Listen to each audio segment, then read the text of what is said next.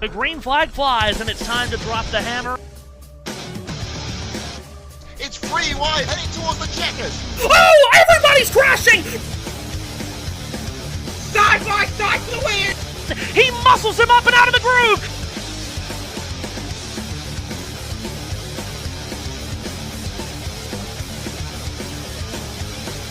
Now contact and around! And this is going to stack up about 15 of them!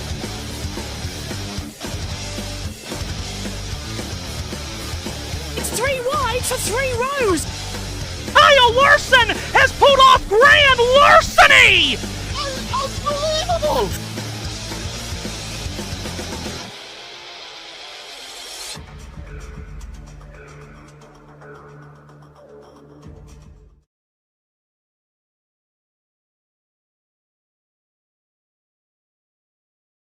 Now for something that you've never seen before. NASCAR has come to the West Coast and to San Diego, California for a race on a naval base. Hello, one and all. I'm Matthew Owens. Our USN Racing family welcomes you to San Diego. Thanks for having us in for the race.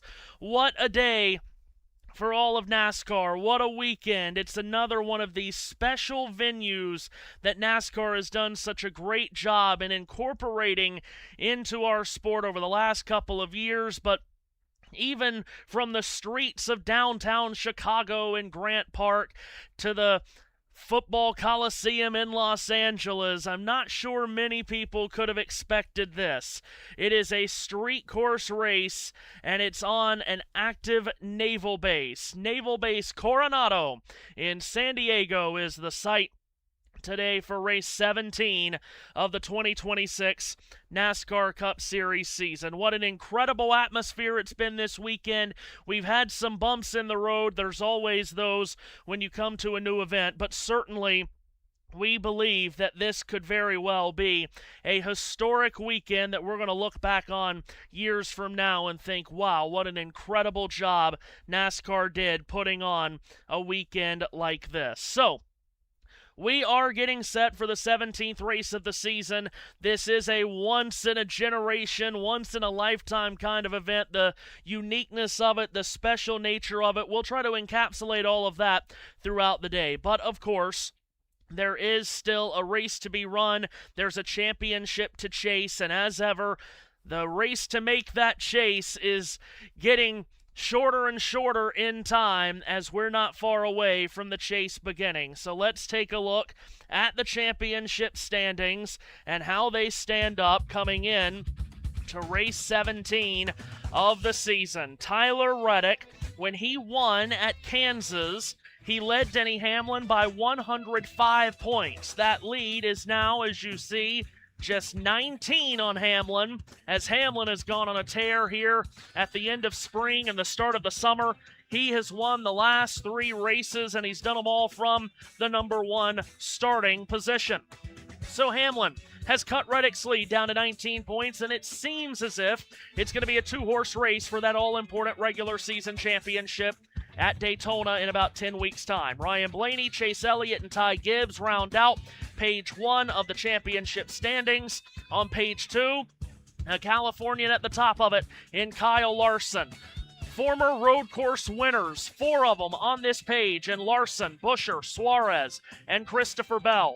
Now, that number to your right indicates how many points that these drivers are behind championship leader Tyler Reddick. But now the number on the right as we go to page 3 tells you how many points ahead of the chase cut line these drivers are. Byron and Briscoe, about 60 points above the cut line. They're fairly safe as of now. But when you get to Darrell Wallace Jr. 13th, 43 points above the cut line, that's getting awfully tight, and it certainly is with Shane Van Gisbergen, who, of course, is the road course master, and we've got 2 road course races coming up in a row today in San Diego, next Sunday in Sonoma, California. Eric Jones, off his great run in Pocono, Pennsylvania last week, jumps up into 15th. He's 4 points above the cut line. Now, at the bubble, Austin Cindric, 4 points ahead of Brad Keselowski, 21 ahead of Joey Logano. Ryan Preece and Michael McDowell have started to sputter over the last couple of weeks, and they have work that most certainly needs to be done if they're going to make it in to the chase that starts in just 9 races. Those championship standings, though, could be very volatile over the next 2 weeks with back-to-back road courses coming up. Once again, it is a very abbreviated pre-race show. Glad to have you with us here in San Diego. Seth Eaves joins me today, and Seth, we are ready for what should be quite the interesting day. It's already been an interesting weekend, and what in the world do we expect?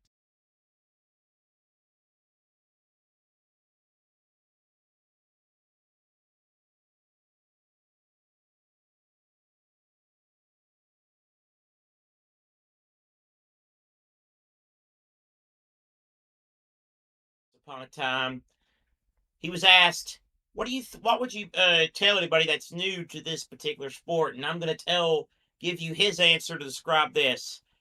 Folks, if you want to watch NASCAR at San Diego, grab a water, grab a peanut butter and jelly sandwich, bring a chair, and prepare to be here all day. Well, we've had 2 races this weekend. The truck race on Friday night seen a lot of carnage. It did turn into a very long afternoon, and it did yesterday for the NASCAR O'Reilly Auto Parts Series race as well. So we'll see what today has in store. As I mentioned earlier, there's been bumps in the road. There always is when you go to an event for the first time like this. Hopefully, we have saved the smoothest of the 3 races for today. Now, again, this is a brand new race course. It's 3.4 miles, the Qualcomm circuit, as it is being named here at Naval Base Coronado. 3.4 miles, 16 corners officially around a racetrack that has very tight and narrow portions, Seth, and then also it has portions where it gets extremely wide and you can let it hang out a little bit. So it is a Frankenstein kind of a racetrack. It is similar in many ways to what we've seen at the street course in Chicago the last 3 years, with the narrow sections, the wider sections, the 90-degree corners.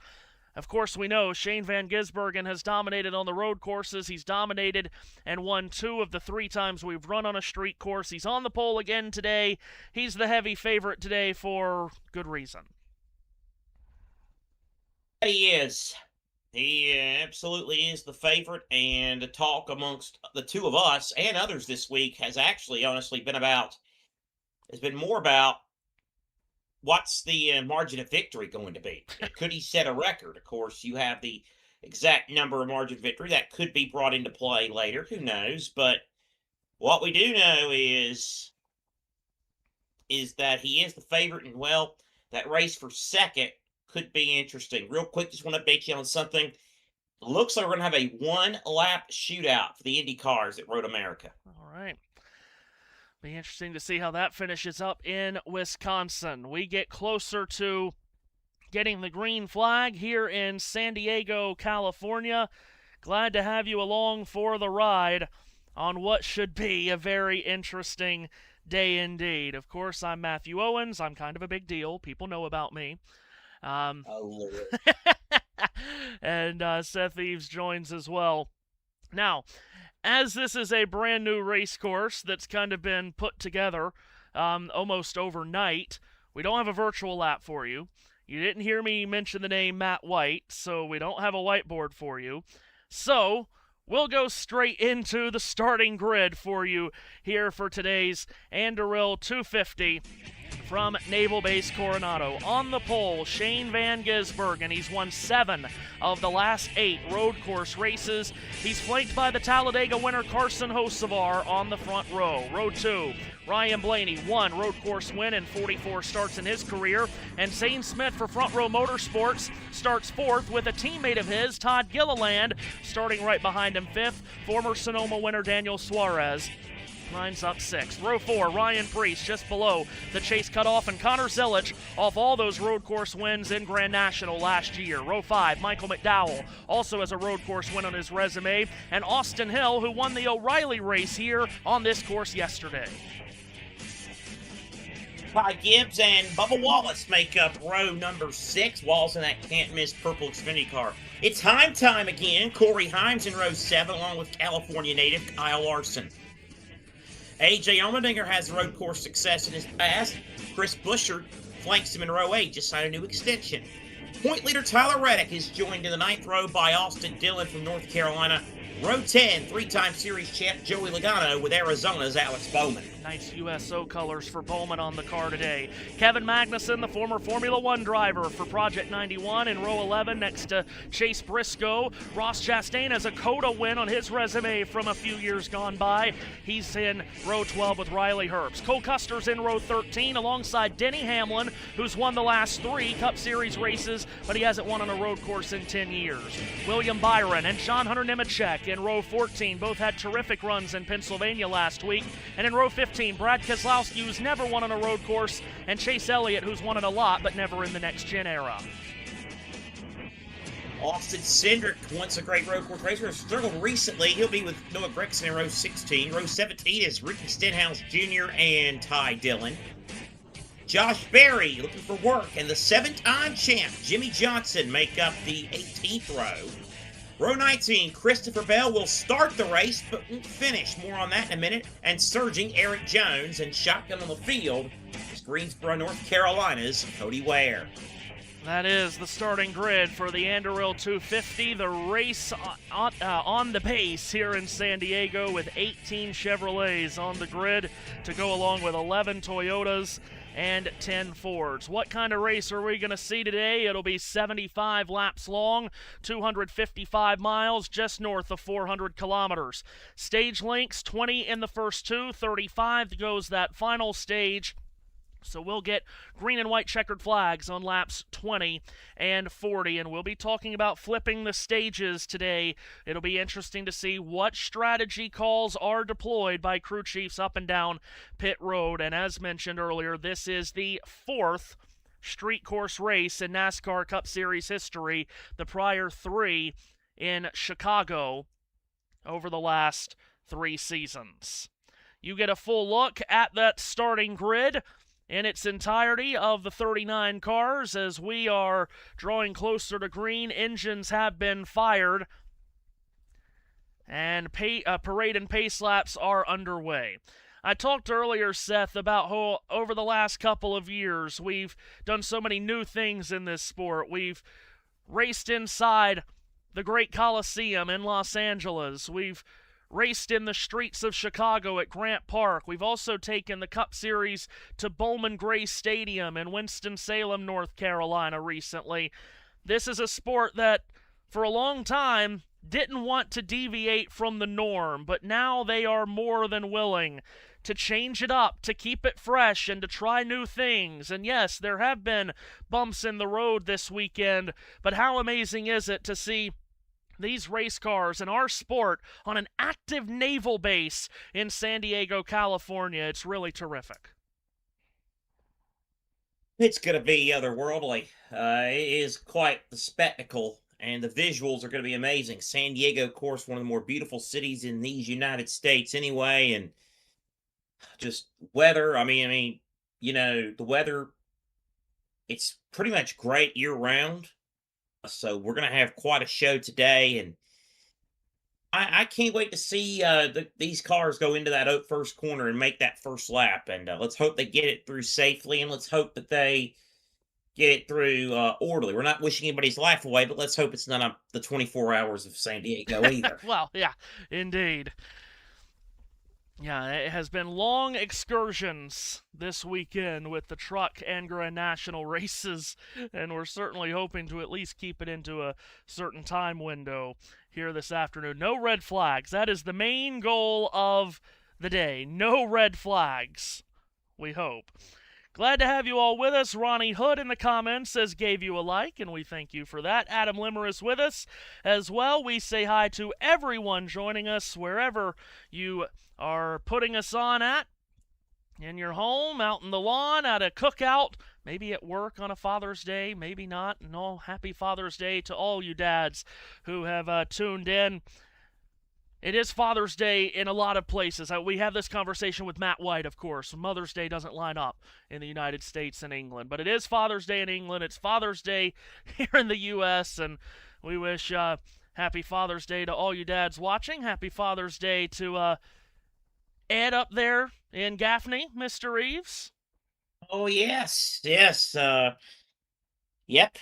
Always happy to glad that he's made it for another Father's Day. We're obviously, I'm sure he'll appreciate that when I send the message to him. It's been, he is enjoying the day. He's about to do another thing he enjoys doing, which is cooking a lot of food. Oh, yeah. See, I figure there's probably a lot of cookouts and barbecues today across the great land. And as one would expect, it is quite nice here in San Diego, Seth. I don't know what the meteorologists here in San Diego do with themselves. I mean, every day it's sunny and 70. I feel like San Diego and like Vermont are like the easiest places to forecast. Like, you could probably get by without a basic meteorology degree. You don't need to be NWS certified to be a meteorologist at places. Could be Pat Sajak, for heaven's sakes. That's right. We love Pat Sajak around here.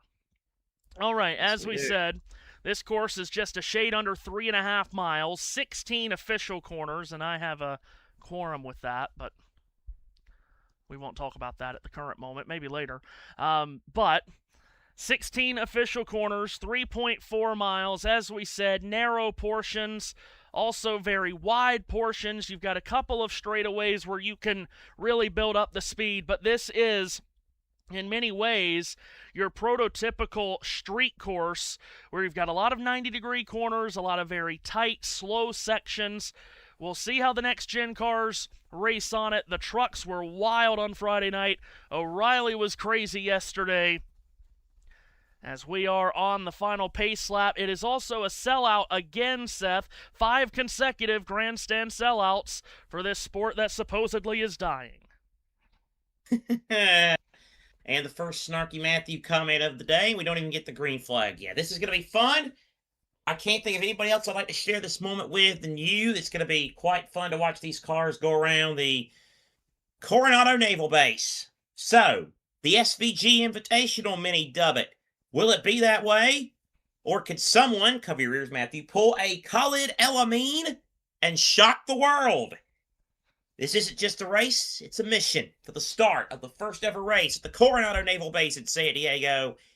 Here's Walnut Cove, North Carolina's Matthew Owens. Beautiful weather, as we talked about in San Diego, California. An amazing atmosphere, an amazing setting for this once-in-a-generation, once-in-a-lifetime race as the Chevrolet Corvette pace car will take the field through the final set of corners here, and we get ready for green. It is more than just a race. It is a mission. And the race to make the chase is reaching its final handful of races as well. This chase is a race on the base here today. Shane Van Gisbergen has won 7 of the last 8 road course races in NASCAR Cup Series competition. He is the runaway favorite in this race. Is anyone going to stand tall to the Kiwi and beat him today? We're about to find out. The field comes up out of the chicane and will head towards turn 16 and then to the start line. Well, I don't know what we're going to yell about today, but we've got plenty to talk about. The green flag up in the air. It's time to drop the hammer at Naval Base Coronado. We're racing in the streets of San Diego. Shane Van Gisbergen off to a flying start. Carson Hocevar falls in line behind him. They make the jump for turn 1, and now they will quite literally make the jump downhill to this heavy braking 90-degree left-handed turn 2, where you've got to get down to at least 2 wide, but they were 3 and 4 wide approaching, led by Shane Van Gisbergen. Down Rogers Road and a quick shoot to a left-handed turn 3. That'll bring you on to 2nd Street, where they'll immediately go to a wide and sweeping right-handed turn 4. Shane Van Gisbergen leads, but the double file racing is all throughout the pack here, Seth, as they go down Murray Avenue for the first time and head towards Carrier Corner. It's Van Gisbergen by about a car length heading towards that carrier corner as everybody continues to go by safely through on this opening lap, and Van Gisbergen's lead staying steady at about a car length. Now through through another tight corner past the Red Bull signage there. Zane Smith a little bit out of line, out of shape. Now you got Ty Gibbs and Bubba Wallace side by side further back.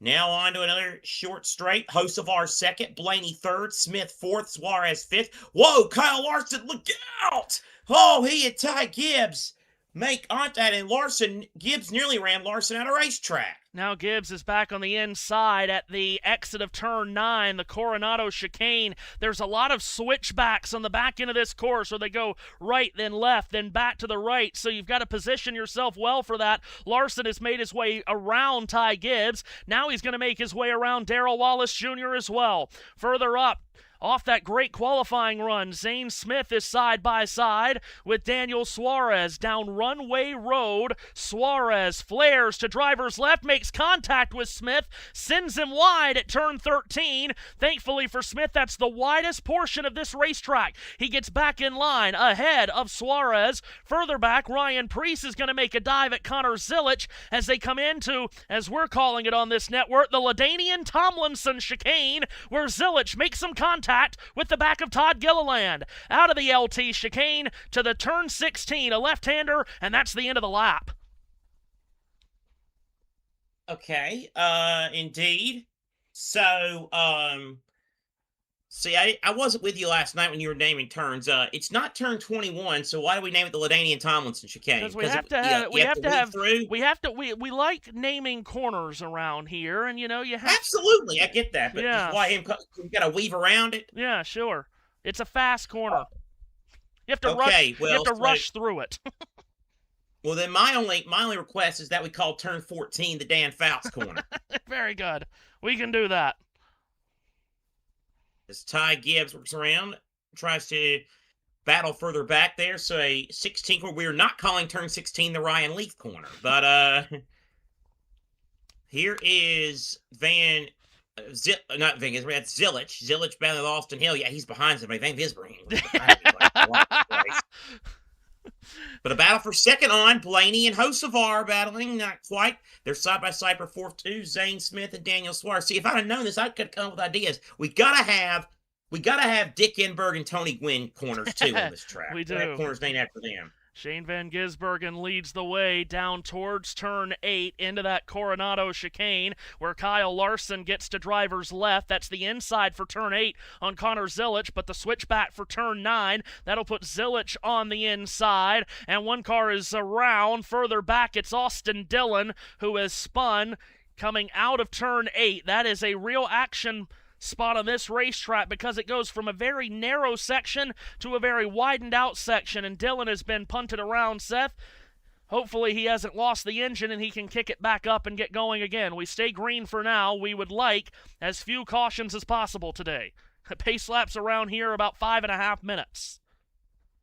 And when the two of us get going, when we need filler time, that can get crazy. By the way, good job, Matthew. I'm watching the delay to keep up with the comments. Good job using your hands. Try to.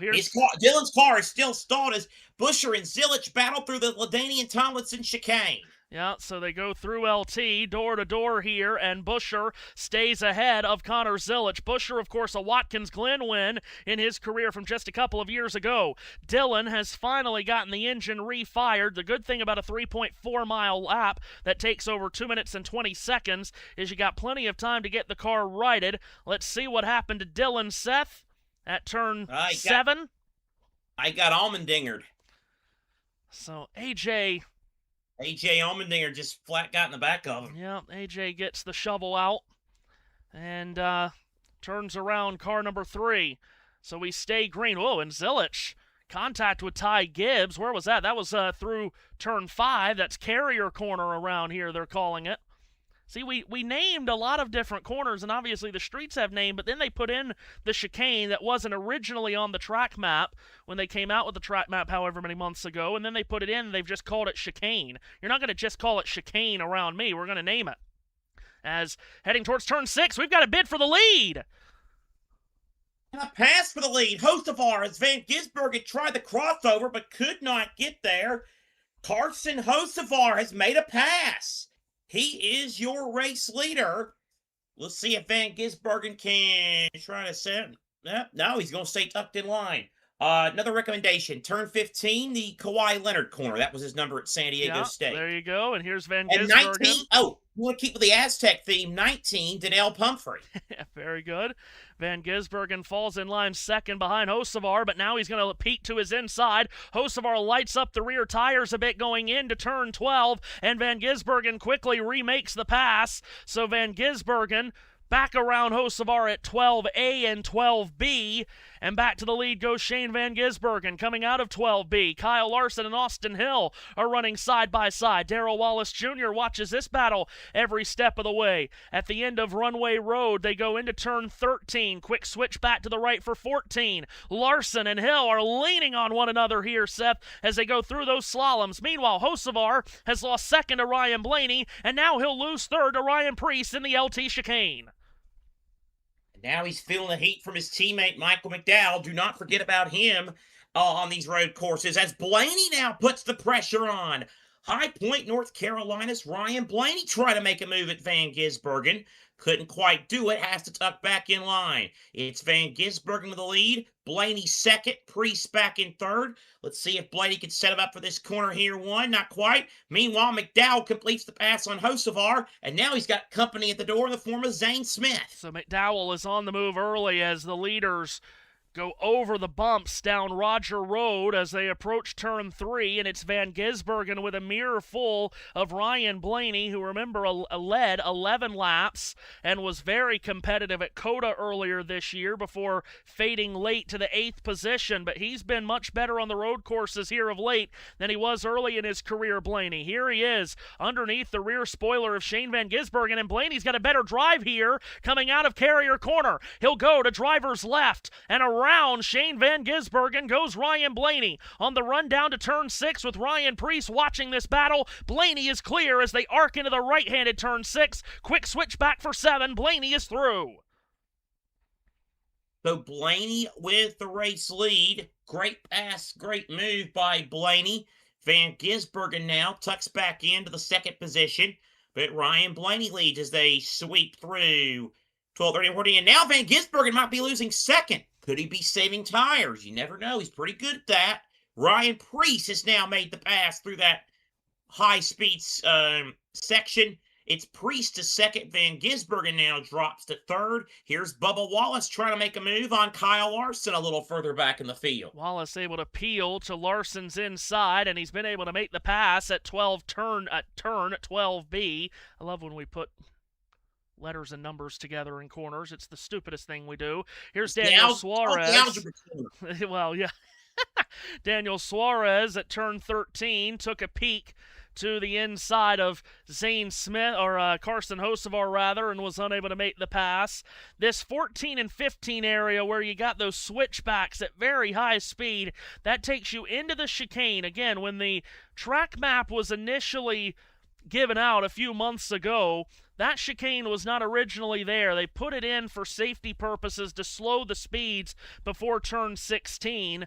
They don't technically count those corners, which, again, don't get me started, but they've completed the first 4 laps here, and it's Ryan Blaney out in front of Ryan Preece. And then, Seth, you mentioned it, Shane Van Gisbergen perhaps saving tire as there's some wheel-to-wheel contact between Suarez and Hocevar. Those two are teammates as they make their way down Rogers Road before turning left to turn 3 and onto 2nd Street. Indeed, as they continue to work through. So, again, Blaney, Preece, and Van Gisbergen, and then McDowell and Smith as they go through the Carrier Corner. Who's that trying to make a move back there? That's Larson trying to grab a spot from Suarez. SVG on the radio. Quote, I got no rear already. Wow. Well, tire degradation is always a story on these road courses, especially this one where it's so rough, it's so bumpy, and, of course, there's different there's different surfaces. Some surfaces is concrete, some it's asphalt, but we've always heard, especially from our guy Matt White, when he ran the supercars in Australia, he was known as the tire whisperer, and he saves tires better than anyone on road courses around here. Meanwhile, here is Chris Buescher to driver's left, getting around Austin Hill in turn number 8 before they made the quick right-hander for turn 9, and now Hill is left vulnerable as to driver's left goes Ty Gibbs. Gibbs will get around him as well. So Hill, who won the Wild O'Reilly Auto Parts Series race here yesterday, Seth, good qualifying run. He's just lost a top 10 running spot as they make their way through 12A and 12B. Yeah, solid run there. Of course, what a race that was last night. We'll take a look at oh, hi JT, Goodyear blimp. But yeah, we'll touch on that in the hot lap later on. It'll need to be an extended hot lap. I may just tell you who wanted the chair. I'll tell you who wanted the Cherokee Speedway last night in my hometown of Gaffney, South Carolina, to get that hot lap complete. You kidding me? A full field rundown of all the races. Good Lord. Field coming around turn 16 and back to the Ellison start-finish line, as they're calling it. Blaney, meanwhile, has already made his way down towards turn 2. As Blaney leads. Oh, and Jimmy Johnson has crashed hard. That is right on pit entrance by the looks of it, Seth. He might...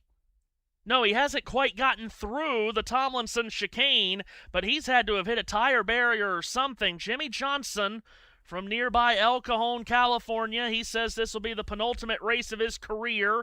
Said the last race will be the Daytona 500 of next year. He's crashed here, Seth, and he's going to come to pit road as he has gotten back going. Some pretty heavy damage.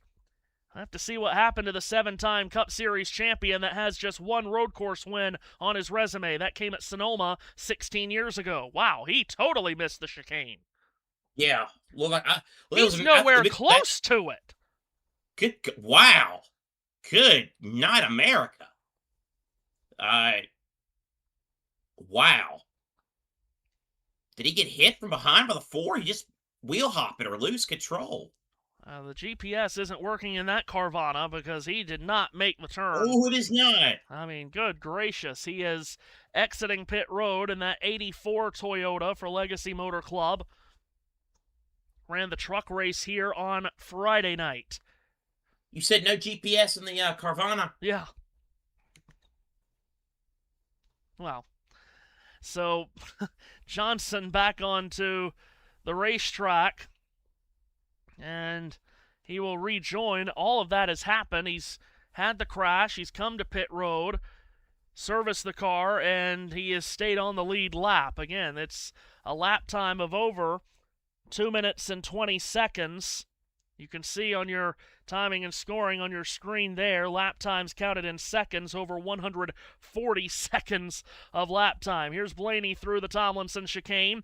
He's jumped away from Ryan Preece by over 2 seconds. He still has Shane Van Gisbergen stapled onto his back bumper. Then it's a battle for fourth, Seth. Michael McDowell, the last street course we ran at, Chicago last year, he led basically the entire first third of that race ahead of Shane Van Gisbergen, had a mechanical failure that took him out in the middle portions. That was indeed the case. Indeed. Was very, very good in that race, and then had the problem as you mentioned. But here's Bubba Walls. Hey, these two don't have a history or anything. And Bubba's going to go for the move. Into that heavy braking zone, early entry. Great pass, Bubba Wallace. Not bad for a guy who is noted for not being a road/street course racer. Looked pretty expert there. Well, he has talked very openly in the past how he does not like running on these road courses. He was 29th at Watkins Glen a little more than a month ago, and 11th at Coda, his 2 road course finishes this year. Did finish top 10 at Watkins Glen last year. So up into the 4th position he goes, making the pass on Michael McDowell. All of that happening about 6 seconds off the race leader, Ryan Blaney. 45th career road course start for Blaney, has the one win at the Charlotte Roval, first year of that race, as Van Gisbergen is going to repass Ryan Preece at turn 8. Van Gisbergen takes over second again, trying to feel out this 97 car here early, it would seem. By the way, perhaps the most I figured, update I could ever give you, brake issue for Jimmy Johnson. Ah, there you go. Yeah, there weren't many great replays to show us if there was contact between he and Noah Gragson or not.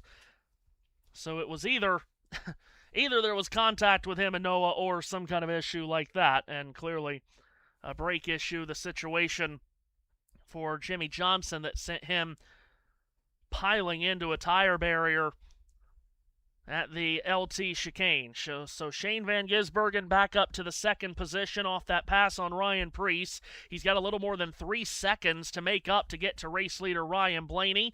Comes out of the chicane and now back to turn 16, which is just that subtle left-hander that brings you back onto the pit straight. And then in front of the main grandstands here, there's grandstands all around this race course, as you would imagine, a 3.4-mile street course. In front of grandstands right and left here, Seth, as they make that wild jump where we've seen vehicles get all 4 wheels off the ground if they carry enough momentum when they go over that bump down towards turn 2 on Towway. Front of the grandstands. They're all over around here. Rick would have a ball with that. Yes, he would. 3.6 seconds the lead for Blaney over Van Gisbergen. Then Preece, Wallace, McDowell, Zane Smith, Chris Buescher, Carson Hocevar, Kyle Larson, and Daniel Suarez. Your current top 10. Riley Herbst in 14th. Solid run for him. Some other notables that you're used to hearing on a weekly basis that are towards the back of the pack right now. Denny Hamlin looking for that 4th straight win. He stuck back in 26th. Chase Elliott's 28th. Point leader Tyler Reddick is 29th. Christopher Bell, 31st. Of course, Matthew, Christopher Bell, we will not see him for the entirety of the race this afternoon. Yeah, now he ran the whole 400-mile race at Pocono last week as Darrell Wallace Jr. Going to make a move and get around Ryan Preece at turn 8. So Wallace moves up into 3rd. Really good start for the Xfinity Mobile Toyota. And, of course, I'm sure he's looking out the windshield thing. If I could just stay with the 97 to the point of where I can see him, I'm doing well. So Wallace up to 3rd. Yeah, so Bell ran the full 400 miles at Pocono last week and, of course, was only a few laps away from winning it. Had the race only been about 155 laps instead of 160, would have won. Here goes Wallace. He's looking frisky here early. To driver's left on Shane Van Gisbergen he goes. And Darrell Wallace Jr., talk about how he doesn't love the road course racing, Seth, but that's a big confidence boost. If you can pass Shane Van Gisbergen on a road course, you've done something. He makes the pass at turn 14. Well, he absolutely has. So a great job right there. And Bubba is now up into the second position. Meanwhile, Zane Smith, Michael McDowell, that could get a little spicy. That's not Zane Smith. That's yeah, it was, I guess. All these cars are really confusing me today. That was Chris Buescher battling Zane Smith. Gotcha. Okay. A lot of different liveries on the cars this weekend with, of course, the backdrop for this race being the America 250 celebration. You got a lot of red, white, and blue cars. You've also got a lot of cars colored gray today with the Naval Base theme on their cars. Just to finish up and wrap up that story about Bell, he is expected, after telling Marty Snyder earlier today that he will not finish the race. They will put Brent Cruz in the 20 car at some point, is what has been reported. Pit stops here on lap number 9. Chase Elliott and Tyler Reddick have hit pit road. These are 2 cars that were towards the tail end of the field, as Seth just mentioned to you earlier, and Elliott has stalled the car trying to leave his pit bay. Wow, Reddick has gotten back going. Elliott's car is stopped, and his crew does not seem to be in any hurry to help him get going. My goodness, where are you, men? Elliott finally gets going. He lost a good 4 or 5 seconds right there sitting stationary on pit road. So early strategy call there from Alan Gustafson at the 9 team along with the 45. And we'll see where that leaves them, not even making it halfway through this first stage, Seth. Yeah, that's a tough one. And, I mean, you cannot be, you lose time here. It can be very, very difficult to make up. Yeah, it's a long course, but, I mean, boy, ample opportunity, not really ample opportunity to pass. I mean, goodness gracious.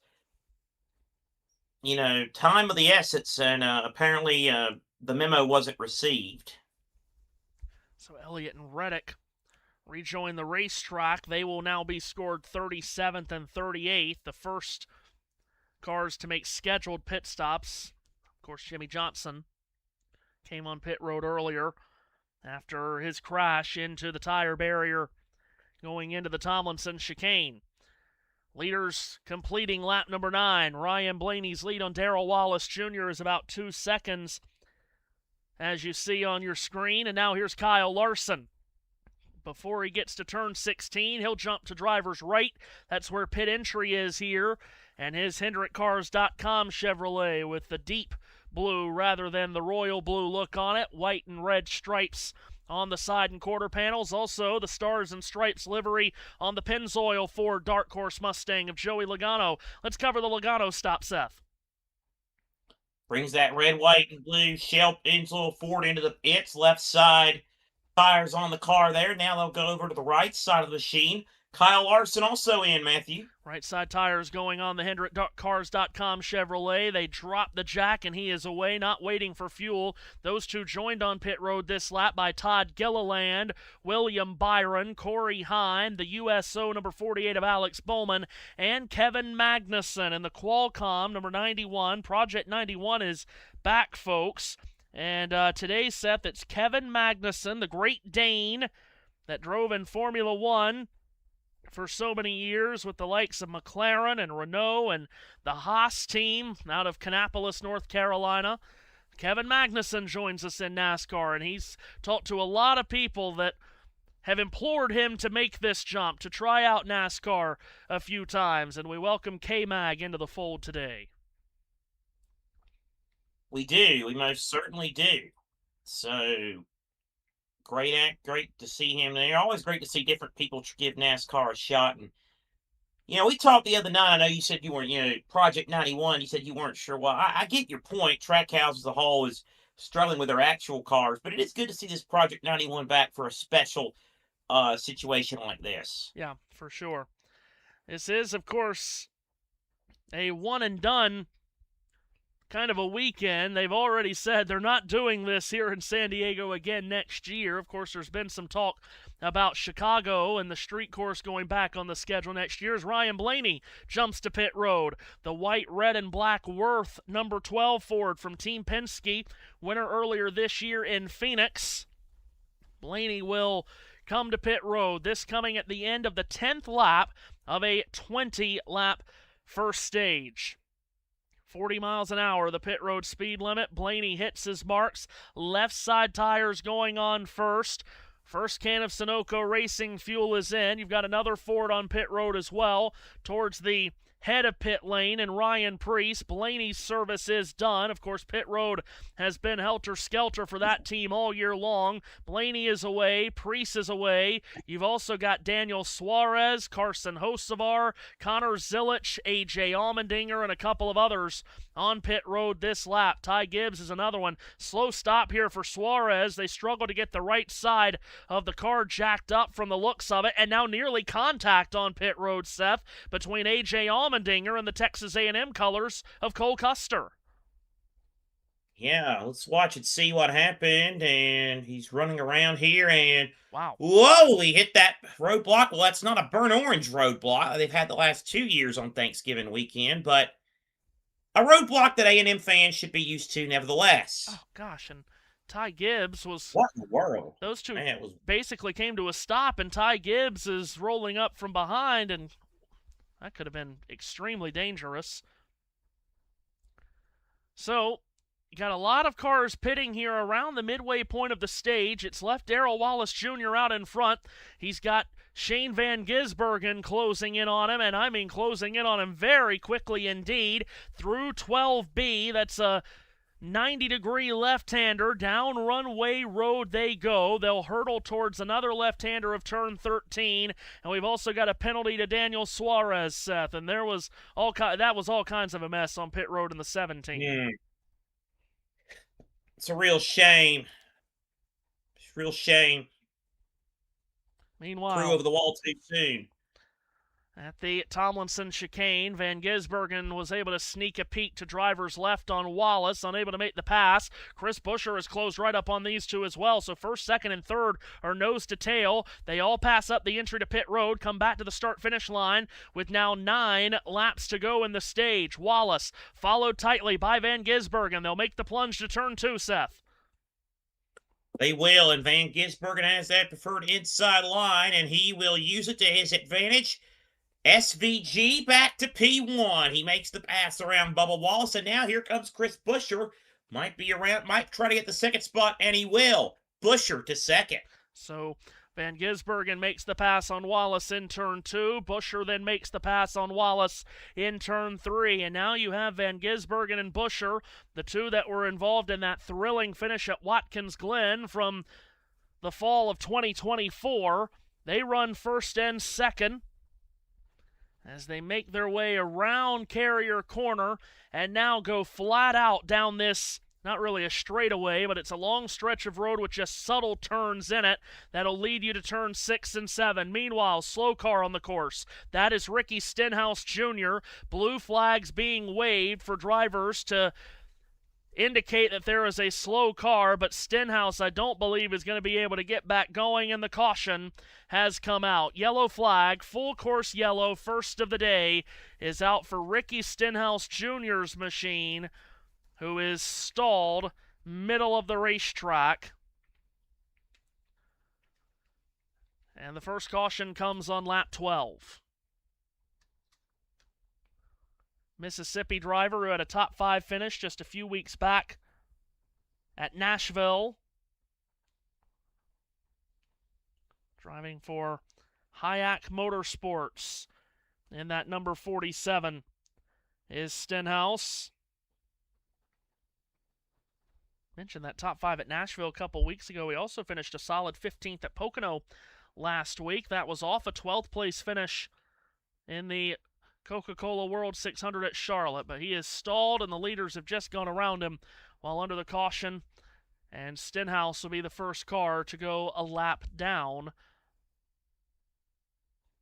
here this afternoon in San Diego. Blue skies overhead on a typical San Diego kind of day as we are racing around Naval Base Coronado.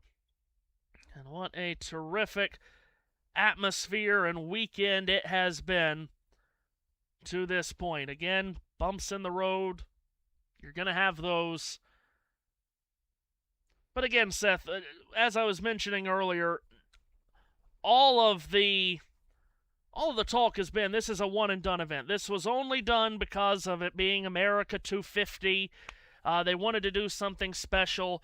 This race will not be on the calendar next year, and it does sound like the street course race that will be on the calendar next year will be back in Grant Park in Chicago.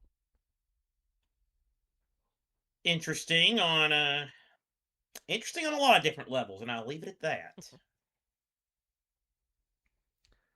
But it has been it's a great honor for this sport to be welcomed in to the Naval Base Coronado, as they have been not only this week, but in the past handful of weeks of build-up. They shot that mini-movie that Prime directed and put out with likes of Ryan Blaney and Carson Hocevar. Give them an Emmy. Is that what goes to the actors? I think it is. Stenhouse is back going and has made it to pit road. This also should be where we see the driver change here, Seth, with the 20 team. And indeed, here it is. Yeah, indeed. So Brent Cruz, welcome to the big time, young man. Ken Squire, 88. Hickory, North Carolina driver, age 18. Now, of course, we haven't had a lot of driver changes lately in this sport because of how the championship standings and how the playoff format of the past was. You didn't see a lot of driver changes be all that necessary here. So Christopher Bell has started the race today. That means he will get the points for this 20 car. Whatever points they earn, stage and race points, it will go to Christopher Bell. And that is very important because he comes in 10th in the championship standings. And they've got plenty of time, unlike where a track like a mile, mile and a half even in length, where you'd have to really hurry this process along. They don't have to here.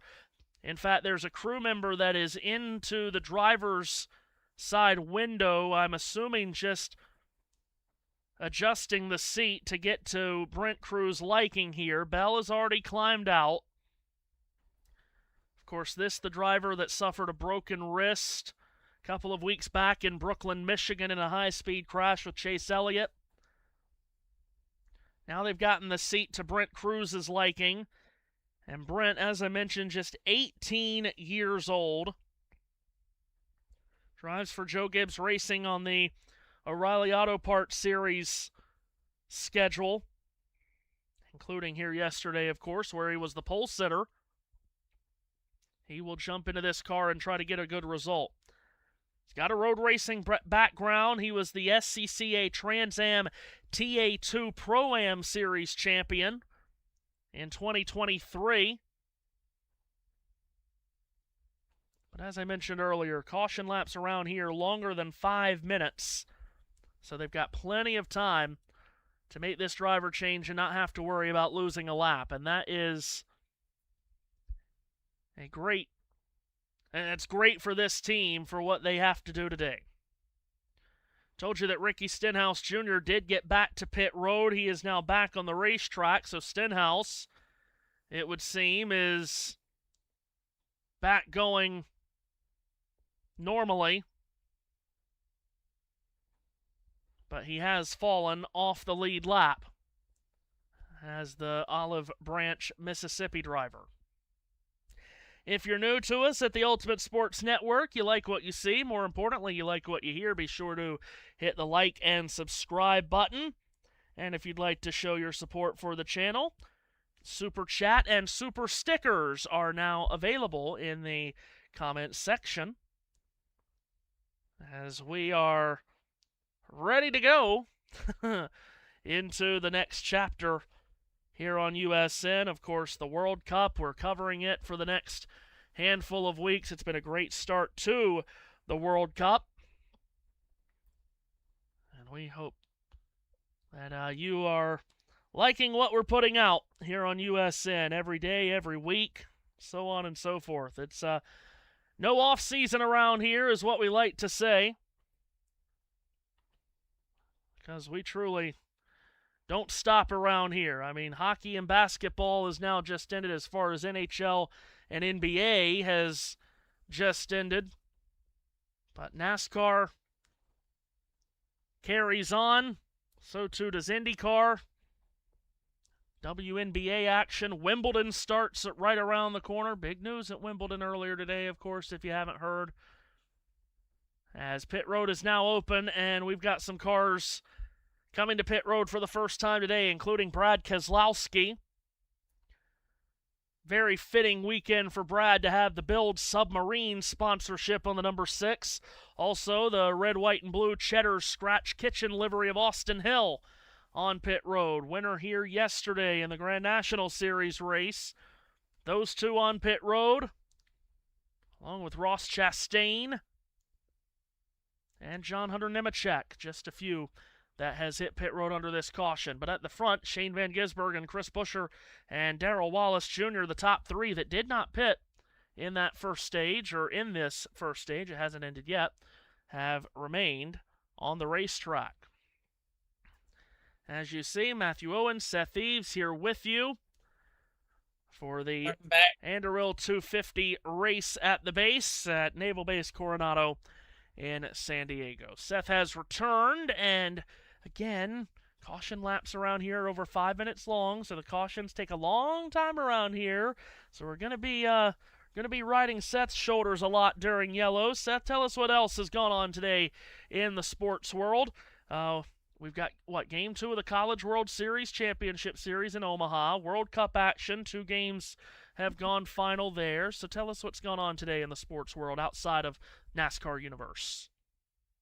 Let's start with the aforementioned World Cup. Earlier today, Spain got their campaign back on track. They beat Saudi Arabia 4-0, including a first World Cup goal for Lamine Yamal.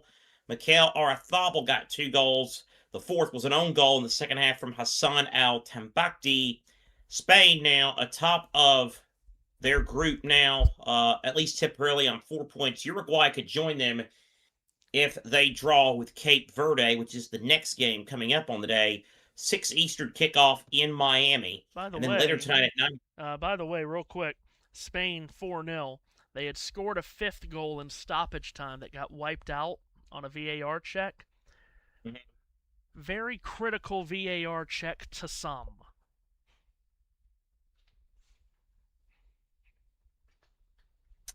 Why do I get a feeling you're just not talking about golden? Carry on. See, New Zealand, Egypt later tonight in Vancouver. Belgium and Iran in Seattle. That just finished, and it's another draw in that group. 0-0. It has finished. So Iran and Belgium are the co-leaders on 2 points. Just so weird seeing a team 0-2-0, first place in their group, but that's the way it is. Belgium. What are we doing? See, I told JT on air yesterday the United States are better than Belgium, and I'm not joking. Oh. You shouldn't be in it. That is not a joke. North Carolina trying to force a Game 3 against Oklahoma. It's really a fascinating championship series. Better team all year, North Carolina, against hotter team, Oklahoma. Team looking for their first championship in 32 years. That's Oklahoma. North Carolina looking to break through and shed the bridesmaid label. Sooners won yesterday. Tar Heels responding again today, though. They lead 6-2 at the top of the 7th. If the North Carolina wins, they'll have a winner-take-all game at 7 o'clock Eastern tomorrow night. Wyndham Clark leads by, I can't tell from this morning if that's a -5 or a -6. It's a -5. He leads Sam Burns by 2 shots. Oh, it's gotten tight. It really has. Scotty Scheffler among 3 that are 4 off the lead. As they have made the turn, Clark is at the 12th hole, so getting tight at Shinnecock. Major League Baseball Sunday, some finals on this Sunday. Hey, the Redlegs won again. They beat the Yankees 4-1. I think that Chase means they Burns took the series. Yeah, they won. The Reds win. Burns with 5 innings pitched, give up 5 hits. In that one, Milwaukee. It's a 9-4 win over Atlanta. 4 hits from William Contreras, including a 3-run homer in the 8th. Brew Crew 9-4. Those 2 among the best in baseball. Brewers getting it done in the ATL. Tigers beat the White Sox 5-4 in extra innings. 2 late RBI. Dylan Dinger drove in the tying run. Matt Verling a bloop single, helping the Tigers win that in extras. Tampa Bay beat Washington 4-3. Johnny DeLuca hit a 2-run homer in the 7th for the Rays. Shock horror, the Giants lost again. Marlins win their 8th straight at home as we're back to green. Out of turn 16, green flag goes up in the air. Good timing. Shane Van Gisbergen did not pin under the yellow, as I mentioned. He shoots to the lead through turn 1 from Chris Buescher and Darrell Wallace Jr. They'll make the jump, the hurdle, downhill to turn 2, Seth, where it's 3 wide, maybe even 4 wide. Further back, Zane Smith nearly clipping that inside wall as he tries to get around Riley Herbst. Everybody's going to mind their P's and Q's, or are they? 3 wide further back. Riley Herbst, oh! Almost got into the barrier. I thought he almost got the wall there. I guess that was an optical illusion, but Lord of mercy, that was tight with him and a couple others back there 3 wide. It's Van Gisbergen by a car length over Buescher, then another 3 car lengths back to the Bubba Wallace machine. Then it's McDowell, and then it's Blaney. That's your top 5 as they run through Carrier Corner, and boy, these restarts are really going to be iffy in RG Bargy today. Yeah. But Buscher's right there on Van Gisbergen. Can he make a move, Mr. Owens? Going to turn 6. Buscher filling up the rearview mirrors of Van Gisbergen, who holds onto the lead through the switch back from 6 to 7. It's those two from Wallace, then Blaney. Side by side now at 5th. On the way to turn 8, Ryan Preece has the inside line to driver's left on Michael McDowell. Preece will go through to the lead. These top 3, Seth, have not stopped yet, but everyone behind them just about has. That's fresh tires for Blaney and for Preece. That's trying to run down the top 3 here that have not stopped yet. Here's Van Gisbergen under pressure from Chris Buscher at 12. And Van Gisbergen's going to hold on to the lead, but the one to watch is Ryan Blaney with all those fresh tires aboard the white, red, and black number 12. Here he is taking a peek to driver's left on Wallace. And he's going to make that pass, so move Blaney up to 3rd. In that red, white, and black number 12. Now Bubba's going to feel the heat from Preece. But Shane Van Gisbergen is the race leader on lap 15. And Blaney now trying to go through that LT chicane. And Blaney is going to try and draw a beat on Buscher. Yeah, he is right on these two. Wow, boy, over that very exaggerated bump at turn 16. Coming to the line, Blaney got a great run going into 16. Then he hit that bump and had to check up out of the throttle just a bit. Downhill to 2. Blaney is all over the back of Chris Buscher as they make that 90-degree left-handed turn to Rogers Road. He's got so much more rear grip than Buscher. Accelerates hard out of 2. Gets to Buscher's inside on the way to 3, and he is clear. Blaney goes up to 2nd, and boy, he gets out of 3 so much better than Van Gisbergen, Seth. He'll try around the outside, around that sweeping right-handed turn 4 down Murray Avenue. Boy, what a move. Oh, Van Gisbergen got a little bit of the wall there. It's Ryan Blaney, though, shot out of a cannon. Boy, for Mr. Feelgoods, that'll cure anything that ails you. Ryan Blaney to the lead and gone. Ryan Preece has now passed his teammate Chris Buscher. So Preece now to 3rd. Buscher back to 4th. Blaney the leader. Van Gisbergen 2nd, rounding out your top 5. The Rating Series champion, Kyle Larson. Yeah, Larson also on fresh tires, trying to charge up before the end of this stage. So Ryan Blaney quickly to the lead here in San Diego on fresh tires. He has gotten to the lead quickly and is starting to pull away from Shane Van Gisbergen, who has the fresh tires of Ryan Preece now rolling up on him in the 3rd position. Preece is all over the back of that gray Red Bull number 97. As they make the left-handed turn at turn 12. Preece is all over the back of Van Gisbergen here, Seth, and he's going to have the inside line and maybe some contact made between the two. You're going to have to rough up. We've been saying it for a long time. You're going to have to rough up Van Gisbergen, and Preece is trying to do just that. You're going to have to rough him up if you're going to beat him. Van Gisbergen says, I didn't appreciate that. A little hi-ho back. He gets by Ryan Preece. Well, and now he'll start to pull away just a bit, and Preece now has Kyle Larson to worry about. He'll slide down to driver's left on the run up to the Tomlinson chicane, and Larson gets through, up in a 3rd position. Preece got a bit physical with Van Gisbergen, and Shane gave it back to him. So now Van Gisbergen still looking out the rearview mirror, but instead he sees the number 5 of Kyle Larson. They cross the line and go back to turn 1. Turn 1, that very obtuse angled right-hander that sends you downhill to turn 2, where Larson could have a big run coming at Van Gisbergen here. He'll stay in behind him for turn 2. Run indeed, and let's see, it's hard to tell because of this angle, but whew. And side by side, can we get the full screen, please, so I can see it? Larson has made a pass, and Preece has too. And Preece, around this sweeping right-handed turn 4, wanted to go around the outside of Larson, thought better of it, falls in line between Larson and Van Gisbergen. So Larson moves up to 2nd. Up to 3rd goes Preece. Van Gisbergen on old tires slips back to 4th, and all of that squabbling has allowed Ryan Blaney to pull away by over 3 seconds out of carrier corner.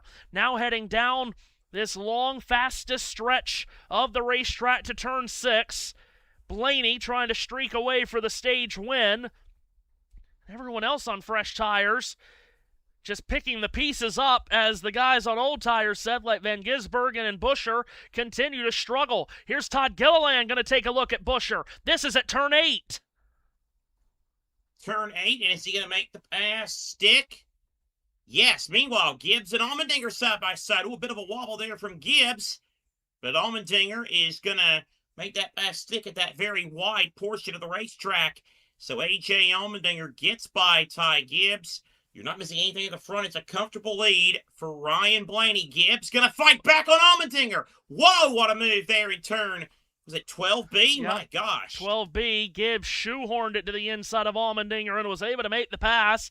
Gibbs has had good runs on road courses before. Remember, he was the one trying to go toe-to-toe with Van Gisbergen in Mexico City last year. He makes the pass on Allmendinger. All 3 of his Cup Series wins have been on road course racetracks, doing so at Watkins Glen, the Indianapolis road course, and the Charlotte Roval. He gets right up to the back of Gibbs through the Tomlinson chicane, but Gibbs gets a really good exit. Meanwhile, here's Van Gisbergen. He'll make his first pit stop of the day here, Seth, as he looks to flip the stage. Steven Doran's going to bring the 97 in with 3 laps to go in stage number 1. So Shane Van Gisbergen comes down pit road. Bubba Wallace is also in. He's brought the Xfinity Camry to the attention of his crew for tires. Done on the left side. Now they'll move over to the right. Van Gisbergen now will come in, and they'll go to work on that silver 97. Wallace down and away as the one of his crewmen fell over trying to finish the stop. He's A-okay, though. Van Gisbergen down and away. So 4-tire stop, of course. Wallace, Van Gisbergen, and Buescher all come down pit road together. They'll leave pit road together with Buescher, in fact, right on the bumper cover of the Van Gisbergen machine as they race at fairly low speed, trying to get tires up to temperature going to turn 2. Also, Austin Dillon and Denny Hamlin on pit road this lap as well. Here's Buescher. He will charge the entry to turn 3 here as he tries to get past Van Gisbergen. These two on the same strategy, Seth, likely will not stop. Well, won't stop at the end of this stage, so Buescher knows that he really would like to get around Van Gisbergen here to have the track position against him when we restart to get stage 2 underway. We're under 3 to go in stage 1. Ryan Blaney leads. Is this Buescher passing him here? Wish I could tell you. I think it is, and it is. Between turns 5 and 6, Buescher makes the pass on Van Gisbergen. So Buescher makes the pass on Van Gisbergen. Good job by Chris Buescher in that multicolored number 17. Black, a little bit of blue. It looks like a Hayek 47 car, to be honest with you, with those colors a little bit. But it's Buescher making the pass on him. Current top 10, Ryan Blaney, actual top 10. Ryan Blaney leads. You see it on your screen, but you can't get the radio out of us. Kyle Larson second. Then Ryan Priest, Ty Gibbs, A.J. Allmendinger, Todd Gilliland, Joey Logano, Carson Hocevar, William Byron, and Connor Zilich.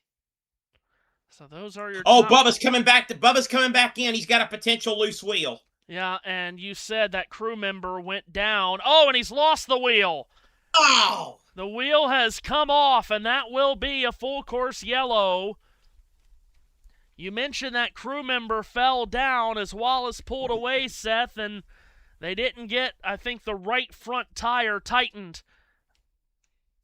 And, oh, my goodness, it's been such a good weekend to this point for Bubba, as we mentioned, on the road courses, which he normally doesn't like, but this has totally thrown that into the water, because not only is he going to lose track position, not only is he going to perhaps have damage to the right front of that car as he has to squabble all the way back to pit road, but remember, when you lose a loose wheel on the racetrack, that is a 2-lap penalty. Full course yellow with 2 to go in the stage, and this will end the stage, of course, under caution. So Ryan Blaney is going to be the stage winner. And Wallace still has a ways to go just to make it back to pit road, and as he does, with no right front tire on, that's just grinding away that right front fender, the splitter, all of it. As our guy Matt White would say, just 3 wheels on the wagon here. as he'll finally make it back to pit road.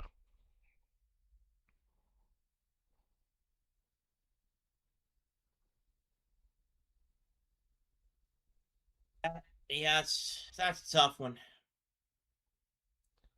So, I mean, because to your point, he had done so well this weekend, passed SVG, showed race winning speed and pace early, and now has this happen. Brent Cruz over the radio. Man, these guys race you hard. It's a lot different. It's what you hear from everybody that makes the jump to the Cup Series. And why we talk about it all the time. The jump from Grand National to Cup is so enormous because as hard as you race on Saturdays for 8th, you're going to race just that hard on Sundays for 28th. Interesting tweet from Seth Eggert. It's the 625th documented case of a driver needing mid-race relief from another driver across the 3 touring series based on available records. He is the second one this year, joining Myatt Snyder, who filled in for Alex Bowman at COTA. And this is the first season that 2 drivers have made their Cup debuts as relief drivers. Yeah. Of course, Myatt Snyder's situation was so unique because it wasn't expected that Alex Bowman was going to have to exit that car. So they had to find Myatt, who was doing his normal Sunday job of being a pit road spotter for Jamie Little of Fox Sports.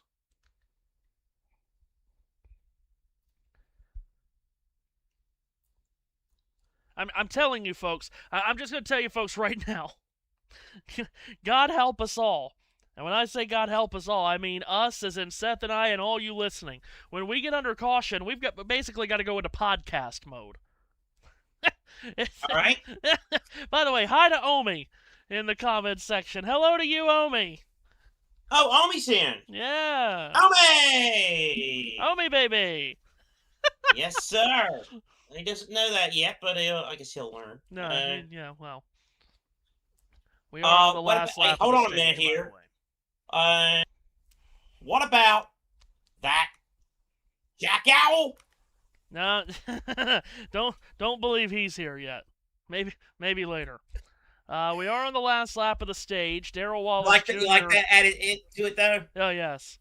Darrell Wallace Jr. still on pit road.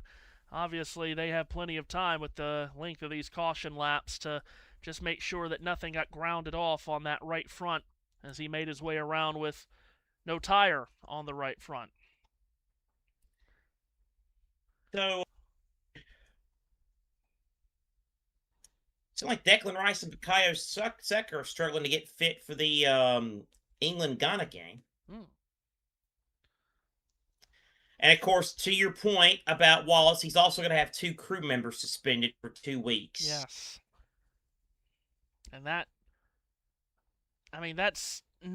a big deal at any time of the season, but another road course coming next week as well at Sonoma, where pit stops and pit strategy will be so paramount. So, upcoming NASCAR schedule, we are into TNT portion of the season starting next week. But we hope you'll stay here with us. Which is basically prime cable. Yeah, prime on cable, which means more commercials. And also it begins the oh-so-wonderful in-season challenge next week. Thankfully, we didn't have seeding races this year. We just set the seeds by what the championship standings were as of at the end of last week's race at Pocono. So, obviously, not a huge fan of this. I did like the Ryan Priest tweet from last week. There were a couple of funny tweets when the bracket got posted. So the funny one with Ryan Priest, Seth, if some people missed it, he has to go up against Shane Van Gisbergen in the first round, and the first round is at a road course. So he had a comical tweet about that. But I think there was also it was also pretty funny from Denny Hamlin when he saw that he has He has to go up against Ty Dillon, and that's who knocked him out in the first round last year. Did not see that one. Oh, Said he was having Lord knows. flashbacks like it was Vietnam. Now, this has got to be the longest wait a race car can ever have, being penalized for 2 laps on a course like this. I mean, good God, he's going to be sitting there for the next 15 minutes. He might as well get himself a peanut butter sandwich. in this marathon San Diego race, it feels like a 500. But yes, the in-season Bringing challenge. Back from one of our favorite races of all time. In-season challenge starts next week in Sonoma, California. You will not be getting updates on that every lap from us. Yeah, no, and you won't be getting anything from us next week because we turn it over to the JBM crew for next week's race at Sonoma. We'll be back with you on Sunday, July 5th as, Seth, would you believe we make a return to Chicagoland Speedway in Joliet? Better be people there. Yeah. So Chicago, then Atlanta, the new action track, Sunday night, July 12th. Then we go to North Wilkesboro. And then the Brickyard 400 at Indianapolis winds down the next 5 races and takes us through July on the NASCAR Cup Series campaign. So that's what's upcoming, as still Wallace and the 23 team just sit around, suspended animation, as he serves this 2-lap penalty under this caution for his loose wheel. We still have not completed the stage, but we are about to, thank heavens. And it's Ryan Blaney that will bring the field under caution to the green and white checkered flag behind the Ford Mustang pace car. Rotating pace cars for today's race. And the green and white checkered flags, along with the yellow, go over Ryan Blaney. He is the Stage 1 winner of the Anduril 250 in San Diego. Ryan Preece, Kyle Larson, Ty Gibbs, A.J. Allmendinger, Todd Gilliland, Carson Hocevar, Joey Logano, Connor Zilich, and William Byron, as you see, the rest of the points-paying finishers in Stage 1 here at Naval Base Coronado. It was a big missed opportunity that this race wasn't on the NBC ledger, Seth. They could have. How many ways could they have promoted Naval Base Coronado, NBC on NBC? Oh my God! This is why you hire me for stuff like this. Right. Have Lee Diffie here? Kidding me? Would be absolutely crazy. It's time to bring the action at NBC on NBC. That's more of something that Bill Weber would say. God. There was a race. There was a race at Fontana, California, in 2005 that Bill Weber did. We can't play it on air. On our past platform, under long cautions, we just bring stuff off YouTube and play it on air. We can't do that on here because, people would have a fit. But there was Fontana, California. It was a Labor Day weekend race for some unknown reason that they moved that race to Labor Day. And obviously Bill, either he knew or someone had told him, okay, you got to nail the line here on this start because it's a holiday night. We're expecting a lot of viewers. Primetime race on NBC on a holiday weekend, and you're in Southern California. You come up with something good on the start. And I swear, he tried to shoehorn about 100 words from the time that the pace car went to pit road to the time the green flag fell. He tried to put in something about Tommy Lasorda. He knows about the pressure to make the playoffs. What? NASCAR goes from daylight to darkness on NBC. He tried to fit in so much. And I was like, Bill, come up for air, buddy. And it was Tommy Lasorda that waved the green flag. So he didn't just say that out of absolute randomness. But yes, it was bless him.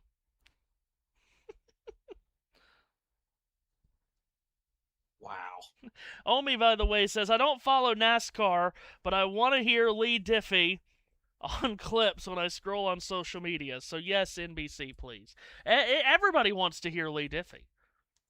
Lee Diffie's. Yeah. That's gonna be our biggest challenge when we get to the NBC portion of the season. Yeah, we don't want to hear us. We want to hear him. We're gonna have to get we're gonna get content. People are gonna want to hear him, so we're gonna have to scramble, come up with ideas. I'm gonna have to come on camera with sparklers in my hands or something.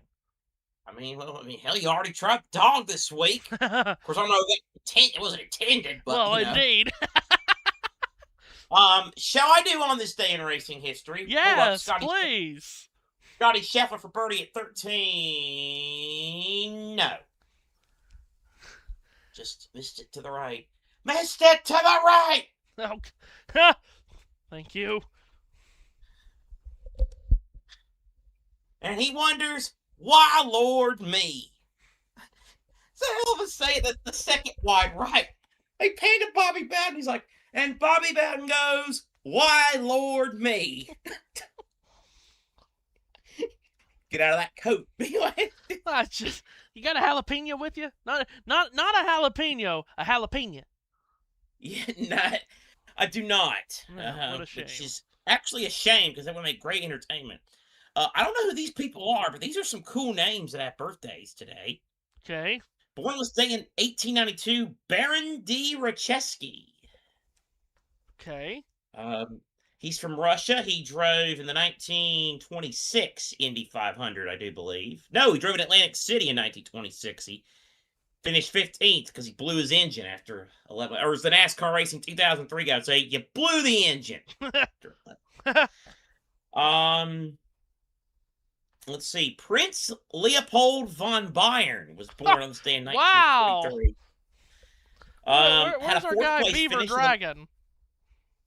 He had a fourth place finish in the 1984 24 Hours of Le Mans. All I know is we were introduced to our guy Beaver Dragon during this segment on a day where we were covering IndyCar at Road America, so I didn't know if it was his birthday again. He always celebrates his birthday on Road America Day. A nice day. A nice day for a former Grand National race winner. Happy 69th birthday, Phil Parsons. Very good. Love Phil. They phased him out on broadcast. I think that's a travesty. Born on this day in Craig Lowndes, born on this day in 1974. Craig Lowndes, wow. Born on this day in 1981. That dang buzzard, Michael Abbott. Or Michelle Abbott. Oh, Michelle. He drove 7 races in Indy Lights in 2005 and 2006. Thank you. By the way, Matt White would not let us say the name Craig Lowndes on here without saying what a legend he was 3 times. Okay, JT might have hacked Omi's account because Omi says, don't worry, guys, I can come on and do banana ball dances. That will attract the views. JT might have hacked the account. All right, let's be serious-ish. Most recent Cup Series race on this day. Wow, it's been a minute. How about 2009? Wow. The last Cup Series race on June 21st. It was Bill Weber's last race, as it were. The Toyota Save Mart 350 at then Infineon Raceway. Yeah, we don't talk about that day.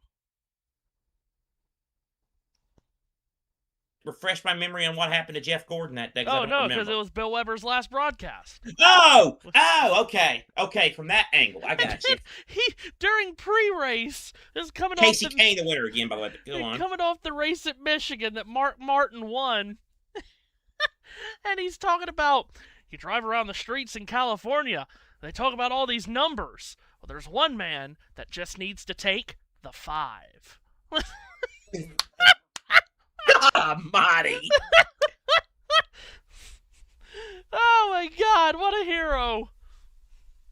Well, Omi might not follow NASCAR much, but Omi is learning about our love affair with Bill Weber.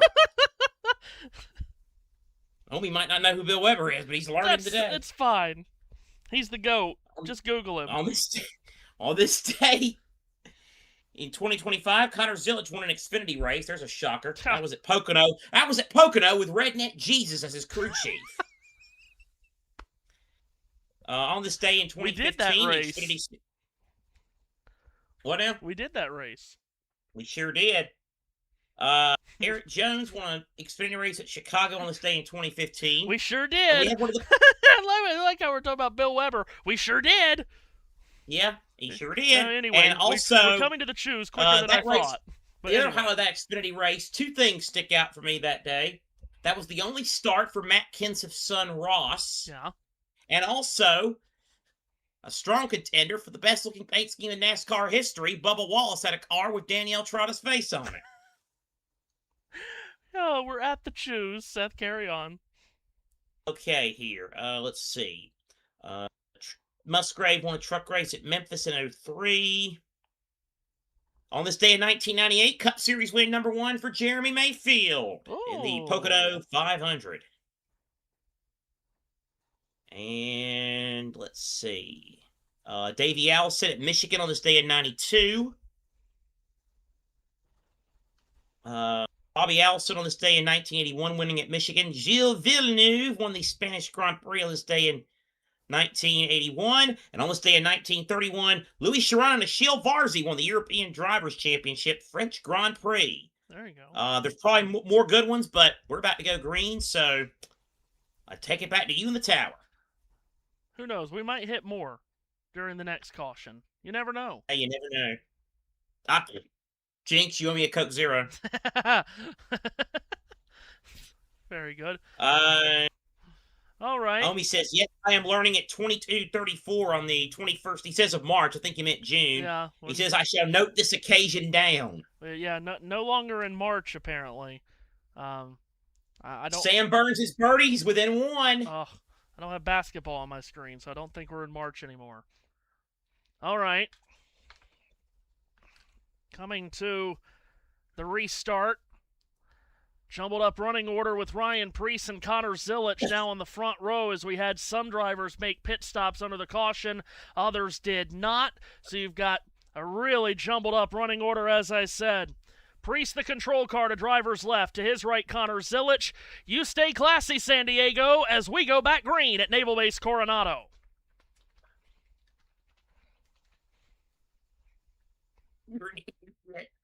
Ryan Preece leads Connor Zilic. And now Zilic wants to go to the inside.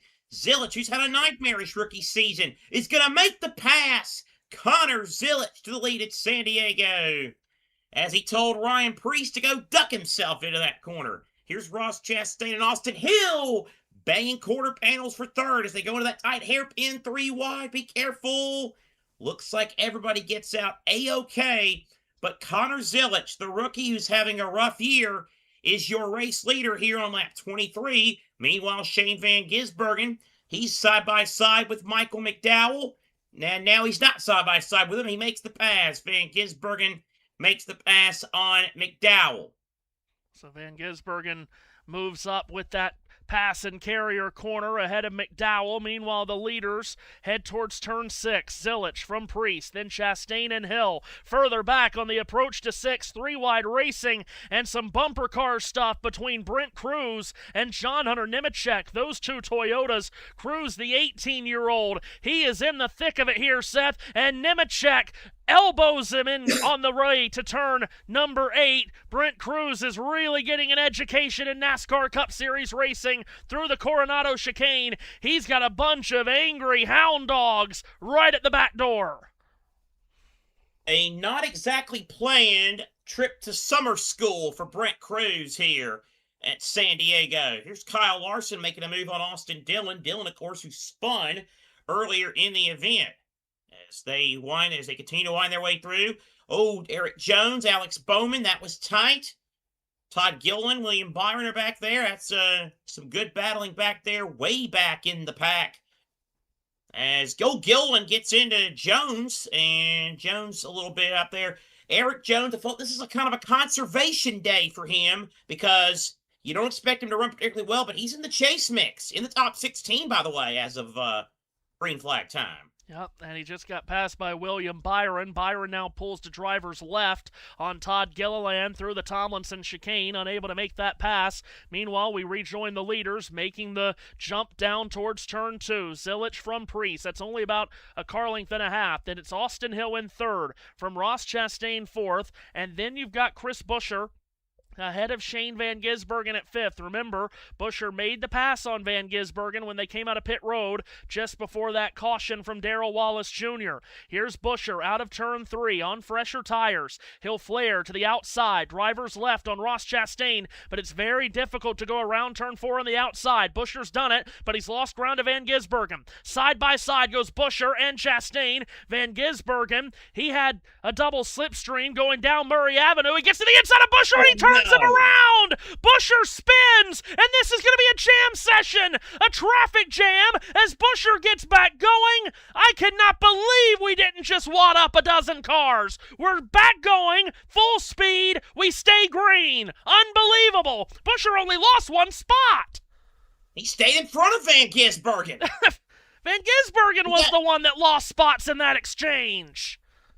What is going on here? This is Bizarro Day? Wow. That's overwhelming. And meanwhile, this has clogged up the whole field. Now it's extremely congested here at turn 8. Michael McDowell to driver's right on Zane Smith at 9. Daniel Suarez goes wide. Well, I mentioned it's very difficult to go around the outside at turn 4, Seth, and Buescher, the car just bounced on him around the outside of 4. That's what allowed Van Gisbergen to get a double slipstream down Murray Avenue. Buescher went very defensive into 5. That opened up the inside for Shane, and Buescher just comes down and tries to shut the door on him. That's not Shane Van Gisbergen right there. That is Buescher leaving a door open, trying to shut it, and Shane was already there. But I would tend to agree with that. But that's incredible from Chris Buescher to just keep his composure, flick it back around, and I'm pretty sure he only lost, 1 or 2 spots? Ty Majeski had the save of the year in NASCAR for 48 hours. Not even. Wow. Well, that is spectacular stuff from Buescher. Now, he did just nose into the wall to driver's left on his way around right there. So we'll see if there's any damage at all that's important to the nose of that Ford Dark Horse Mustang. Front nose. Yeah, front nose, thank you. Shout out Matt White. And all of that has allowed the leaders to just, pull away by a country mile. The top 3 are separated by a second and a half, Seth, and then 4th place, Riley Herbst, who was the first car to get through that chaos, is now over 8 seconds back. So this is now a private battle for the lead between Zilich, Priest, and Hill.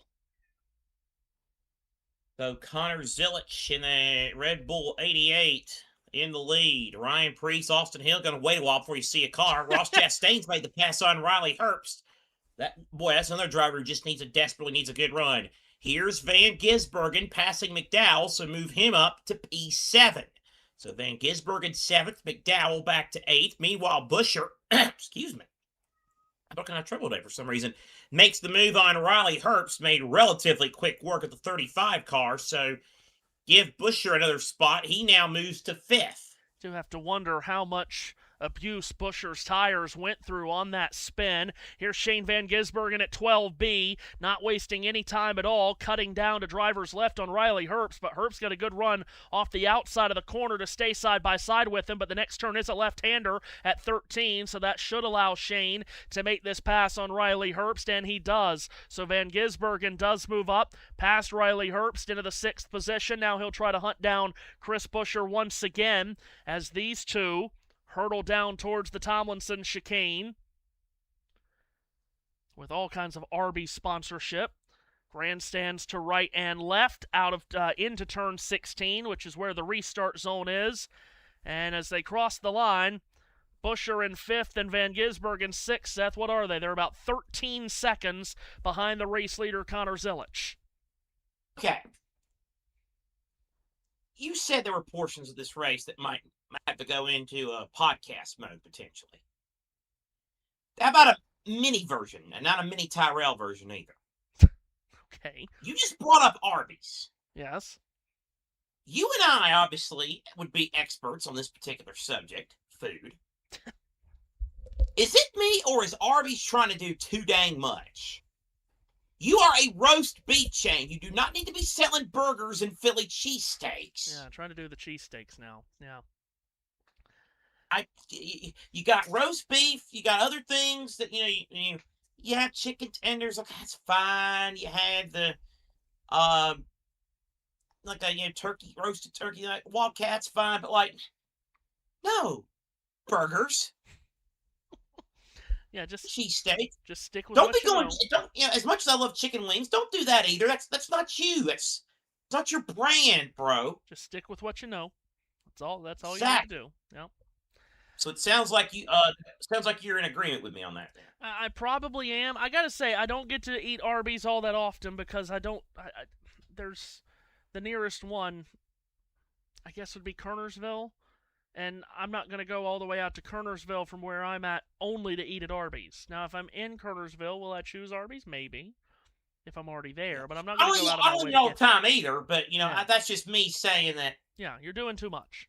Yeah, stick with that's what just you a know. general conversation. It's not me criticizing the quality of their food or me saying I'll never go there again, but that's just a conversation. Here's 3 under a blanket: Chastain, Buescher, and Van Gisbergen as we cover the race. Buescher and Van Gisbergen on fresher tires than Chastain as they make their way towards the Tomlinson chicane. So they have run down Chastain very quickly. Here's Van Gisbergen once again looking at the bumper cover of this 17 of Chris Buescher. Contact was made between the two just a couple of laps ago. See how Shane wants to play it this time, trying to get around Buescher. Across the line, these two being held up a bit perhaps by the orange and white Kubota Chevrolet of Ross Chastain as they make the way downhill to turn 2. Wow, Shane going over that bump, Seth. He got out of shape, but he was able to steady the car. Here he is to the inside of Buescher this time. Not sure there's going to be contact this time around as they race down Rogers Road to turn 3. I don't think there will be either. And pass made by Van Gisbergen. So, yes, he retakes the spot away and gets back by Chris Buescher.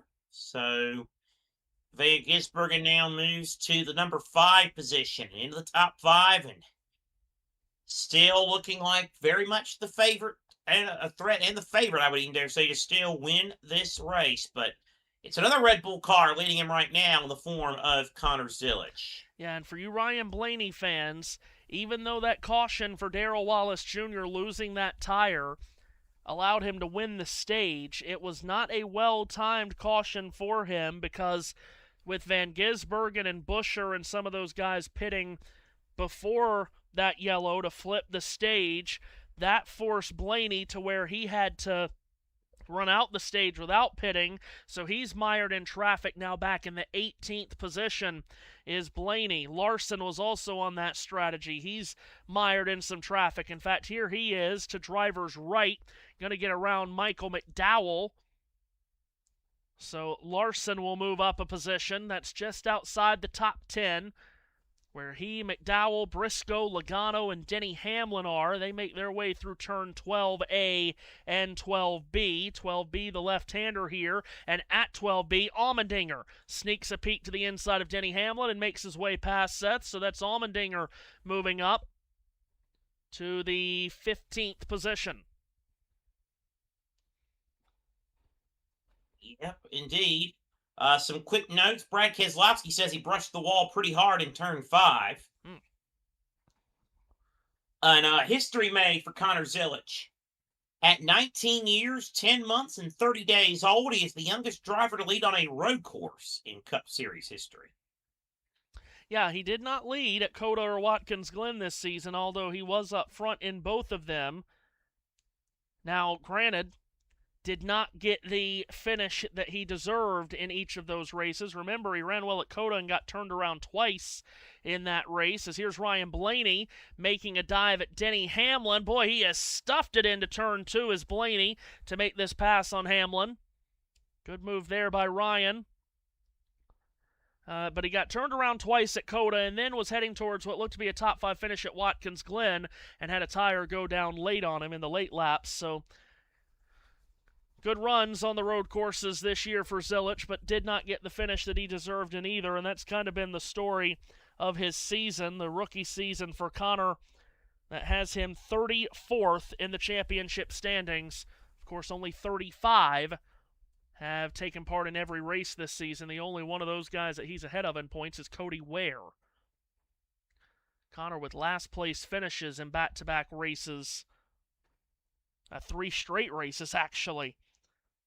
Charlotte, Nashville, and Michigan. Snapped that at Pocono last week, where he did get involved in a crash, but was able to carry on. But the Red Bull number 88 leads at the moment. And, I mean, we know how talented this guy is, Seth. But, I mean, we say this all the time. And we'll probably say it next year when Jesse Love jumps up. We'll say it whenever Corey Day and Brent Cruz jumps up. And all of the hot shoes. Corey Heim, even, who is getting some Cup experience. Maybe he's a little bit different because at least he's getting some Cup experience before he goes full-time. But when you make the jump from the Grand National Series to the Cup division, Seth, like we said earlier, they race as hard on Sundays for 31st position as they do on Saturdays for 1st, 2nd, 3rd, and 4th. And that's the biggest leap that you've got to make, along with the change of vehicle, the change of distance of the race. But you just got to be able to adjust to how hard they will race you for every position in this series. Right you are.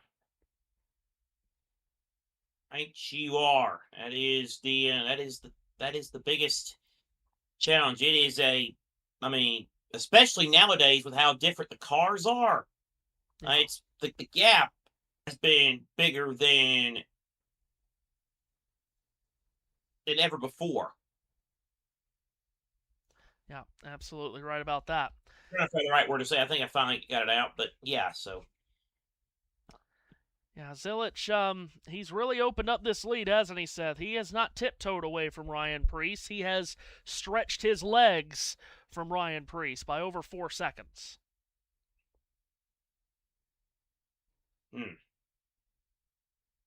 So, indeed he has. So, good work by Connor Zilich. He continues to lead. And I tell you, Ryan Preece has a little bit of company in terms of Austin Hill, but of course, Super Crocodile Dundee Jaws is a little further back. And then Riley Herbst. Kiwi Jaws. I'm sorry, Kiwi there Jaws you is go. on both of them. Then Riley Herbst at 7th, all over the back of Ross Chastain through the Coronado chicane, turns 8 and 9. Herbst really peppering the back bumper of this orange and white Kubota Chevrolet.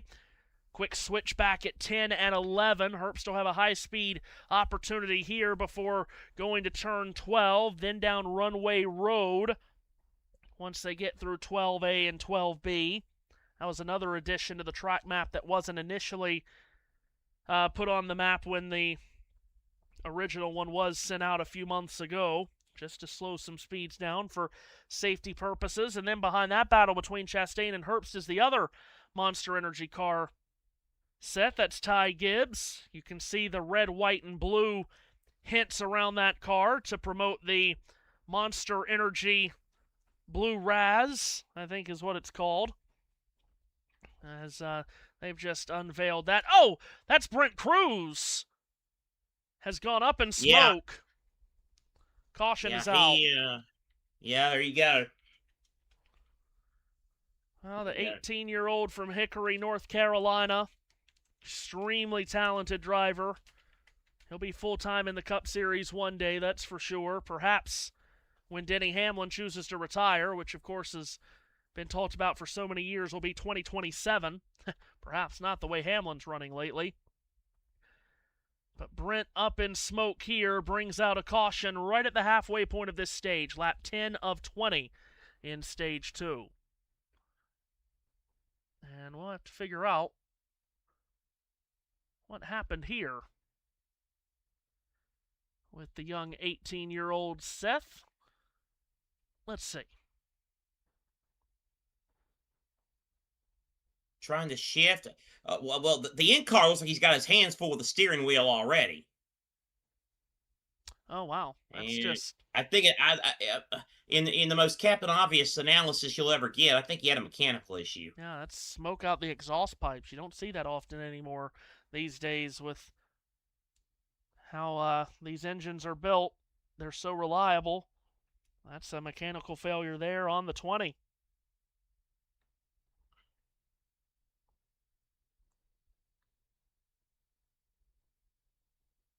Update from Shinnecock. Wyndham Clark is still your leader. They had it. He leads by just one shot over Sam Burns. Burns is at 18. Clark's at 15. Poston is done with his shot of 67. He's at even. Kim is third at 1 under. Scheffler, Austin, and Mitchell at even. Scheffler's probably out of it. He's had a couple of chances to draw within striking distance, but he has just not had it. So it's looking like a two-man race for the national championship. Oof, what a hit. Yeah, the reason Brent Crew's in this race, of course, after Christopher Bell climbed out of the car because of Bell's injury suffered 2 weeks ago up in Brooklyn, Michigan. So this will be a last place finish for the 20 team. And that will be just one championship point for Christopher Bell. They were hoping to have him start the race and have Cruz come in and maybe at least get a finish in the 20s or so to at least get a handful of points, but it'll only be one single point for Bell, who came in 10th in the championship standings. It's a heck of an approach shot and a pullback there by Clark. Heck of a shot there, kind of raised back. So that's so let's have a conversation, because like we said earlier, during yellows we're gonna have to go into podcast mode. That isn't a podcast. Yeah, we're gonna live first time ever. Have to go into podcast mode during yellows. We used to host a morning sports talk show back on our past platform. That every time I get the itch of wanting to restart that, I have to remind myself the way it ended perfectly. Well, so. Indeed. There were many reasons why we should have just never taken that on, but we did, and we gave it the old college try. Ryan Priest comes to pit road, along with a few others, including Chris Buescher. Okay, U.S. Open at Shinnecock. Okay. Been a lot of conversation on social media about the setup of the course and U.S. Open and all of that. I just want to make my stance clear on this. This is absolutely nothing to go against Wyndham Clark, and obviously Wyndham has run into some roadblocks today. I wish nothing more for Wyndham Clark, as wow, Brad Keselowski and Ross Chastain nearly clatter into one another on pit road. I wish nothing but the best for Wyndham Clark. I hope he goes out and he can finish this and win a championship that'll change his life forever. This is nothing against Wyndham Clark. But I am not one of these people. Well, maybe the better way to say it is, I am one of these people that when I sit down on a Father's Day weekend to watch the U.S. Open, particularly on Saturday and Sunday, 3rd and 4th round, I would like to see scoring be difficult. I want to see like the lead be 1 or 2 under, maybe even 1 over. Because that's what the U.S. Open was built on, and that's what the U.S. Open has always been. They've always titled themselves as toughest challenge in golf. And Shinnecock is a course that is so extremely tough already. But you've got some of these golfers here the past handful of years that have really whined their way through this on, the USGA is always out to embarrass us.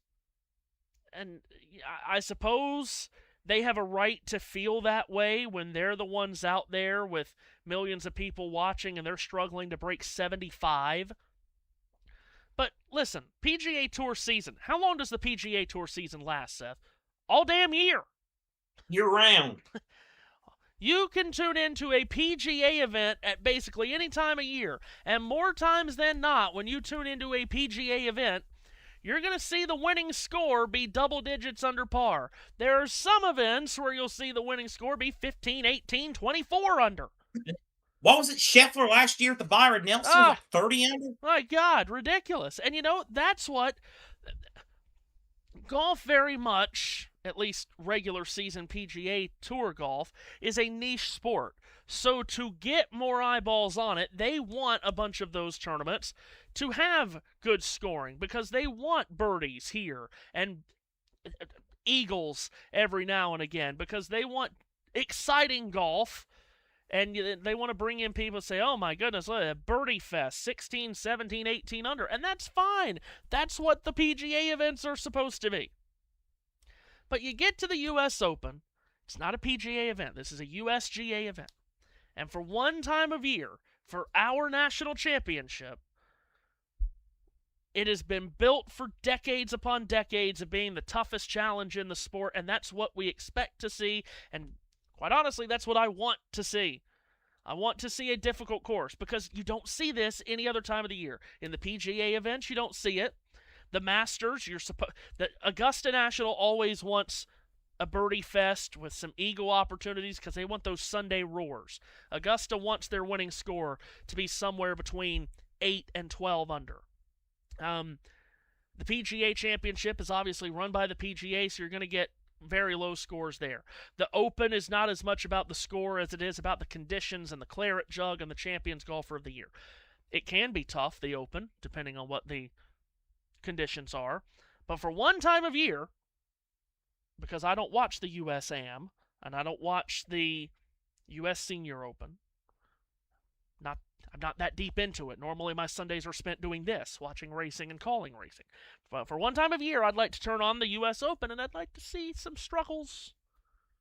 And, again, a lot of the golfers out there and a lot of big names that acted like 2018 was this horrible black eye of the sport. Is just the worst thing that could possibly ever happen to the sport was 2018. Now, I get it. 2004. We had some controversy in 2004. Got it. We lost the course at Shinnecock in 04. But good Lord, can we stop whining about the USGA trying to embarrass golfers? We want to see one tough course a year. Anyway. Hey, that was the podcast that got to get us through that caution. Seth, take us to green. Well, I was going to say, 7 strokes, the largest final round comeback. Palmer in 60 at Cherry Hills. Burns with 7 strokes back when the final round began. Green flag to 3 wide. 3 wide. Austin Hill, Connor Zilic. Oh, Van Gisbergen dumps Hill. Van Gisbergen did it. 5, 10 cars. Traffic jam. The favorite is out of it. The favorite has junked his car. Michael McDowell did it. Connor Zilic, because of course. Austin Hill. Oh, dear. I do not believe what I have just witnessed. Well, this is another massive crash off of a restart in turn 1. We saw, a 21-car pileup in that corner on a restart yesterday, and we've just had a massive jam session here. Well, Hill and Zilic on the front row on the restart. They didn't get going. Van Gisbergen went 3 wide to driver's left, then fell back in line. And then I'm not sure, something brought Austin Hill and Connor Zilic together door to door on the exit of turn 1, and we're going to have to take a look back at that and see what happened. Van Gisbergen's car is absolutely destroyed. As Seth mentioned, the runaway favorite to win this race is done, and in the blink of an eye, the complexion of this race changes completely because the driver that's won 7 of the last 8 road course races is out. Wow. So too is Connor Zilic, who was leading by over 4 seconds prior to the caution. Austin Hill, yesterday's winner, is gone. So, okay, what is it that brings Austin Hill and Connor Zilisch together here, Seth, in turn one? Because those two go up the track, and it's like they slowed each other down so much, and Van Gisbergen comes up from behind and runs into Hill. That was a strange incident. Very, very strange. Oh, Hill just bottoms out, doesn't he? Hill bottoms out. He's drifting out to his left, and Van Gisbergen closes in on him, runs into the back of him. We'll get the angle right here. Van Gisbergen runs into the back of Hill, but I think Zilisch was going to hit the wall anyway because Hill had kind of just elbowed him wide. Yeah, Hill just bottoms out in the apex of one, and he drifts up into Zilisch, slams him into the wall. Van Gisbergen with nowhere to go. Ty Gibbs with nowhere to go.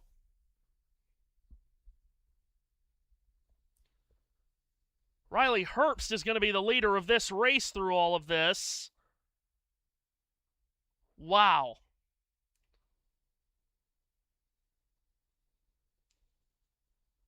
Well, we didn't collect 21 like we did yesterday, but those are some hard hits. You talk about flipping a race upside down.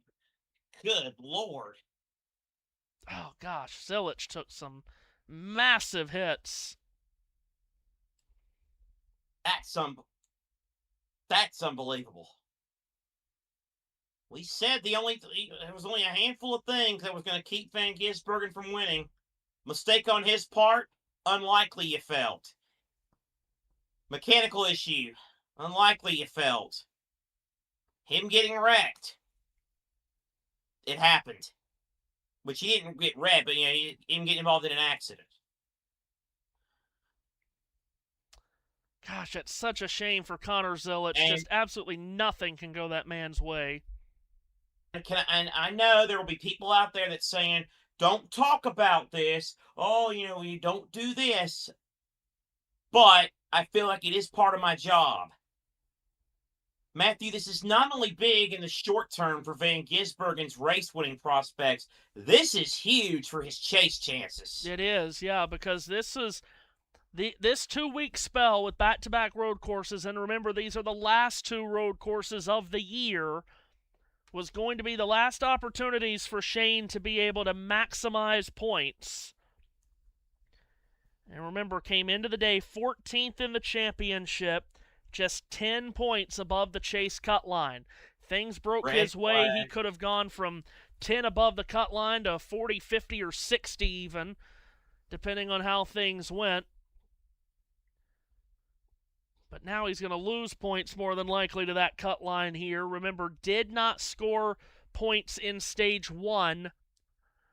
But yeah, just looked like Austin Hill. We've talked about the surface of this racetrack and how bumpy it is. Just looked like Hill just bottomed out through the apex of turn 1, and that got him off throttle. That got him up and into Zilisch, pinched Zilisch into the wall, and then as he's off throttle, Van Gisbergen has no other choice but to run into the back of him.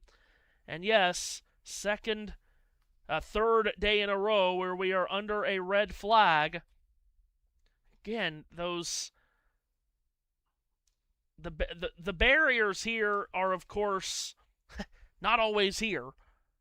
So these are makeshift barriers, and as we saw yesterday in that big restart crash here in turn 1, if they get hit hard enough, they can be moved fairly easily, and they have thrown the red here.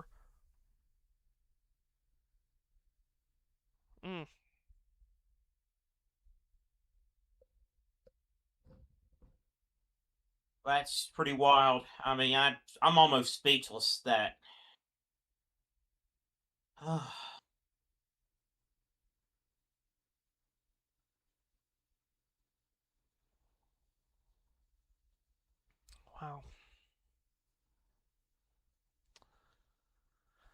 While that was happening, Sam Burns missed a putt that would have tied him for the lead. He pars the final hole. Clark is at 16. He leads by 1. Kim's at 1 under, and he's putting. Scheffler's also still in it at 16. He's at even. Poston and Mitchell, they're done for the day. Poston shot a 67. Mitchell shot a 70. Here's Kim for birdie at 16. This to get to 2 under. And it is in there. So he is now within 2 off the lead. And who said we weren't going to be doing golf and World Cup? We're going to be doing it now. I mean, Yeah, we saw how long this... Trackhouse Racing on Twitter, was the 33's plan to not turn? Oh. Connor Zilic says he's okay.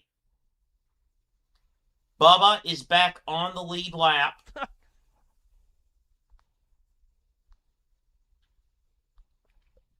Marshawn Lynch and Kay Adams amongst those in attendance today, by the way. Marshawn's been getting around this weekend. Yeah.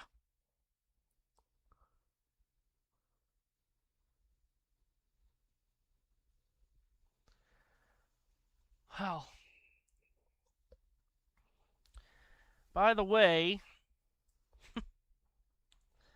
talk about during what we weren't expecting to do any of, or at least a lot of today, was golf and World Cup commentary. I did not expect to be doing a lot of hockey talk today, but here we are. Oh yeah, I did see this. Congratulations to the Florida Panthers. They've won the Stanley Cup again. They are bringing in Brady Tkachuk. I cannot imagine why Ottawa is trading him, but they are. And they are bringing the Tkachuk brothers together in South Beach. Hello. Hello, JT. Oh my God, JT is here. It's all kicked off again. That's I see. one way to put it. This is what happened yesterday in the O'Reilly race. Golly. We have torn up. I'm getting a sense of deja vu. We have torn up some vehicles this weekend, that's for sure. Yes, I mentioned yesterday. I don't know. It was either yesterday or Friday. I don't know when it was you in the box, so it might have been just before you joined.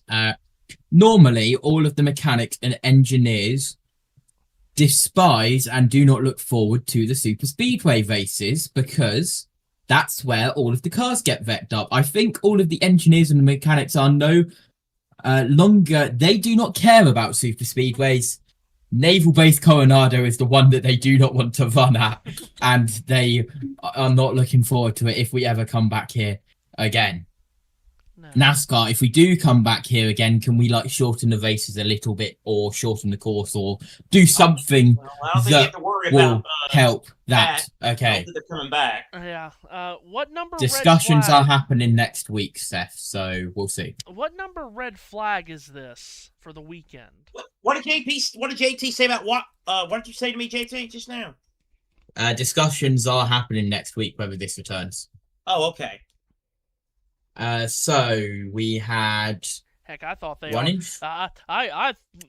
All the talk that I've heard is this is not happening again next year, but I suppose we'll wait for official wording. But I have heard that this is a one and done. But anyway.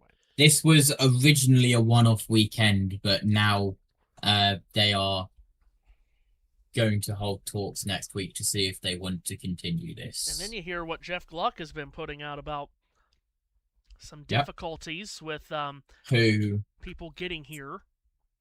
We wish good luck, and hopefully we hear from him again, as he has posted on Twitter, venturing out into no cell service land. Yeah, just, again, I don't know. I'm guessing Austin Hill just bottoms out here is the only thing I can think of because... Look, SVG followed in Austin Hill. Yeah.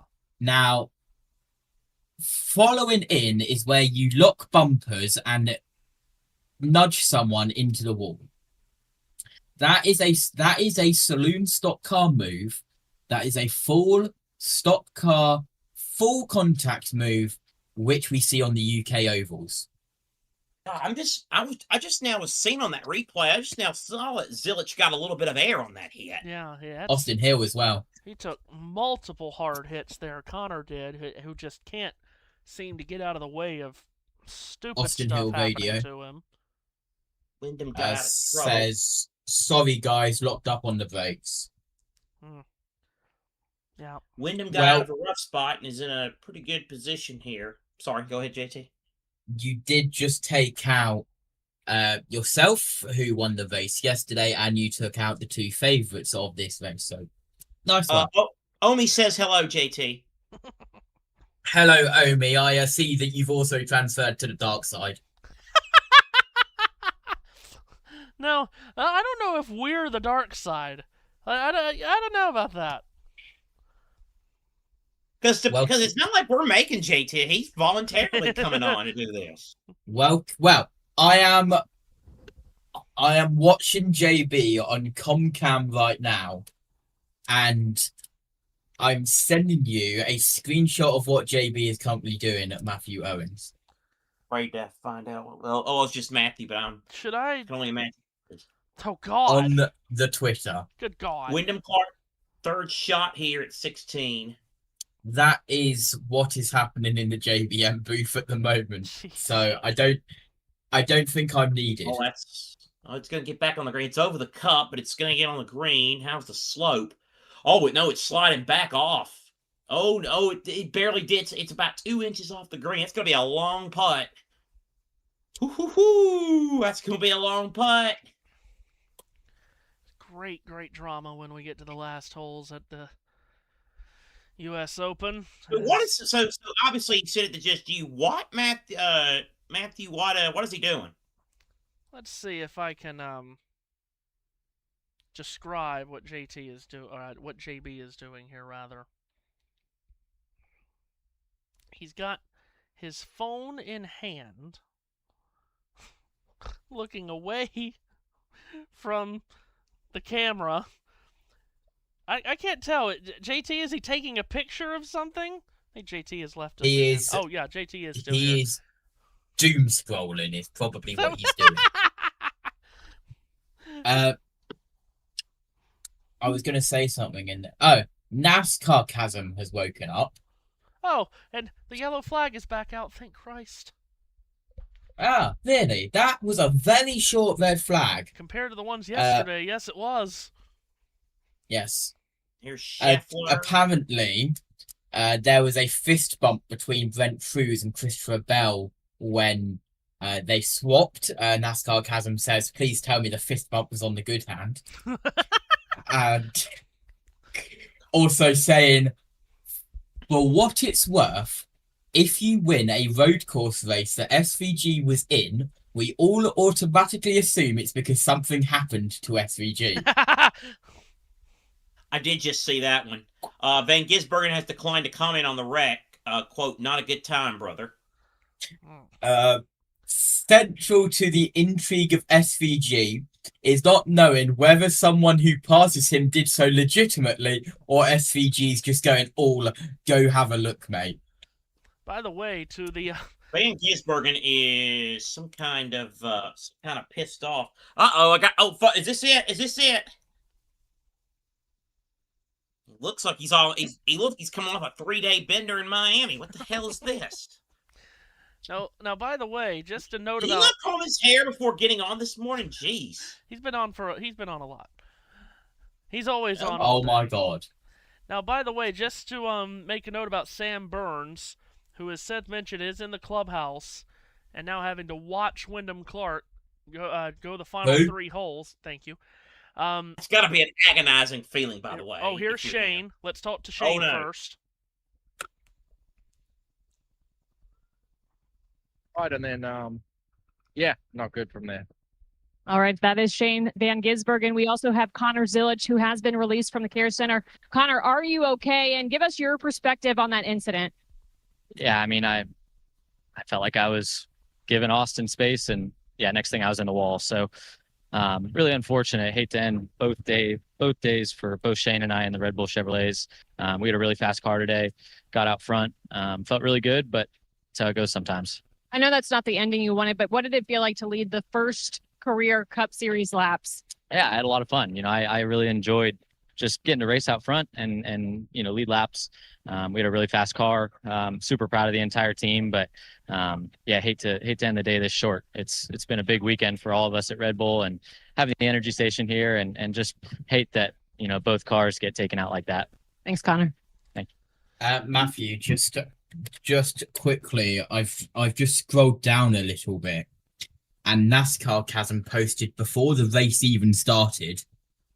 Pretty good chance you're about to see something go over the fence for the second straight day, referencing the fan and the football / rugby ball that. Oh, that's SVG right. We didn't even talk about that idiot from yesterday. The fence. NASCAR Chasm also recorded a video of SVG walking down towards turn 1, exit of pit road, and said, I have a feeling that's what Matthew's grunting at. I'm just now seeing it. What a birdie putt! He might have just won the United States Open with that. He's just hit the shot of his life. Are you kidding me? Oh, the ball just at the end disappears. Oh, my Lord. Well, I was just about to say about Sam Burns, he becomes just the 4th player to ever break par over a full U.S. Open at Shinnecock by finishing at 3 under. Only 3 had done it prior to this. We might have 3 do it in this same tournament. But, wow, Wyndham Clark just hit a life-changing putt. He's 2 up with 2 to play, and he's still got disaster to avoid on the last 2, but that is a tremendous putt by Wyndham Clark. It's incredible.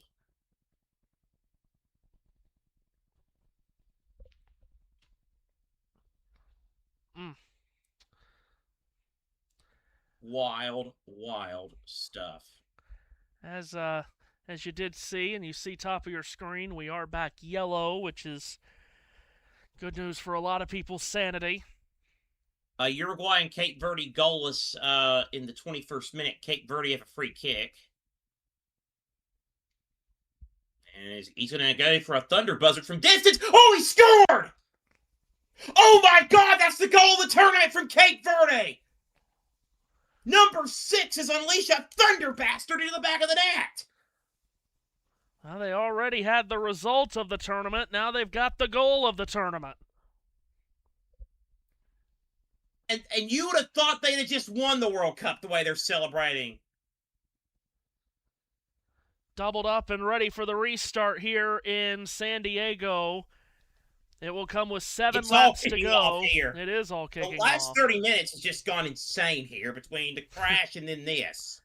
Restart will come with 7 to go in the stage. Mind you, we are not even halfway in this race yet. And again, Shane Van Gisbergen is out. Connor Zilic is out. So this becomes a wide, wide open race. Riley Herbst was the first to get through the chaos on the last restart, so he is the leader. And the control car to driver's right. Kyle Larson to driver's left is with him on the front row.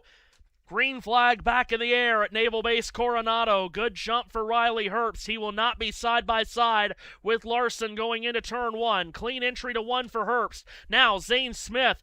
He gets around Kyle Larson and goes to 2nd. Larson falls in line 3rd. Side by side at 4th between Joey Logano and Daniel Suarez in turn 2. Corey Heim is just in behind that grouping. But up front it's Riley Herbst, Seth, but for how long?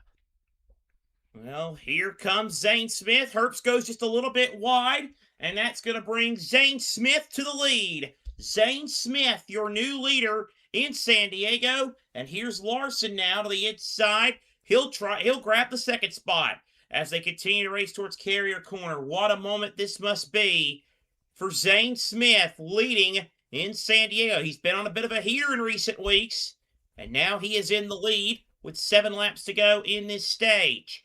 Meanwhile, you've got Suarez back there battling further back, but at the front it's Zane Smith leading Larson, then Herbst, Logano, and that's your front pack. Meanwhile, William Byron's battling further back, Ryan Preece in there as well. Yeah, and Tyler Reddick could not get around Daniel Suarez. Now he's got Carson Hocevar attacking him to turn 8.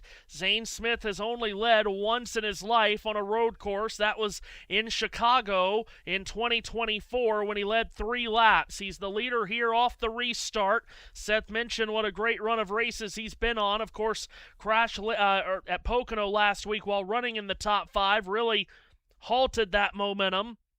But Smith from Huntington Beach, California, now leads this race. Again, you've got 7 to go in the stage, and we're not yet to halfway home in the race. But it is Smith out in front.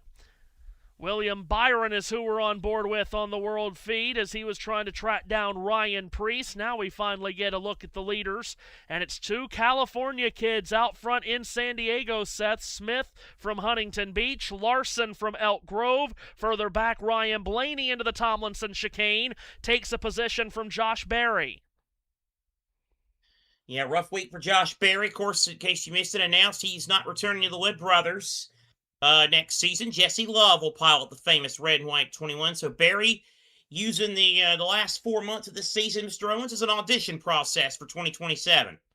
Yeah, for sure. As Josh, he's a fine driver. Won, of course, at Las Vegas with the Wood Brothers last year. Here's A.J. Allmendinger making the jump to turn 2. Gets to the inside of Chris Buescher. Tried to squeeze him wide. There's a barrier to driver's right that Buescher couldn't run into, so instead he rubbed up against the right rear of Allmendinger's car. This is a battle between Buescher and Allmendinger just outside the top 10.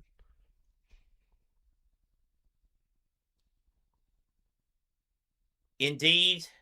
As they battle way back in the back. You're not missing much at the front. Zane Smith with a solid lead as A.J. Allmendinger stays in front of Chris Buescher. Allmendinger now on the approach here, trying to go towards, they go past all these beautiful buildings as they head towards Carrier Corner. Whoa! Sideways! Tyler Reddick fishtailed it into the corner.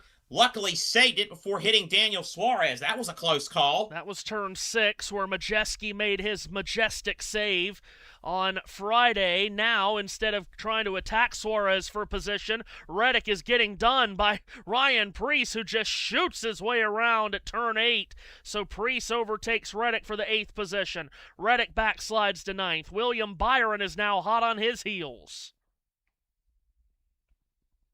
Indeed. As we continue, as we watch this again, Tyler Reddick, and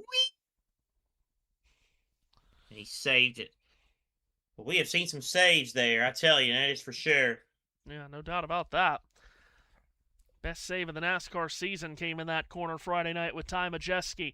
Up towards the front, Kyle Larson is kicking away from Riley Herbst, and he's running down Zane Smith through the LT chicane.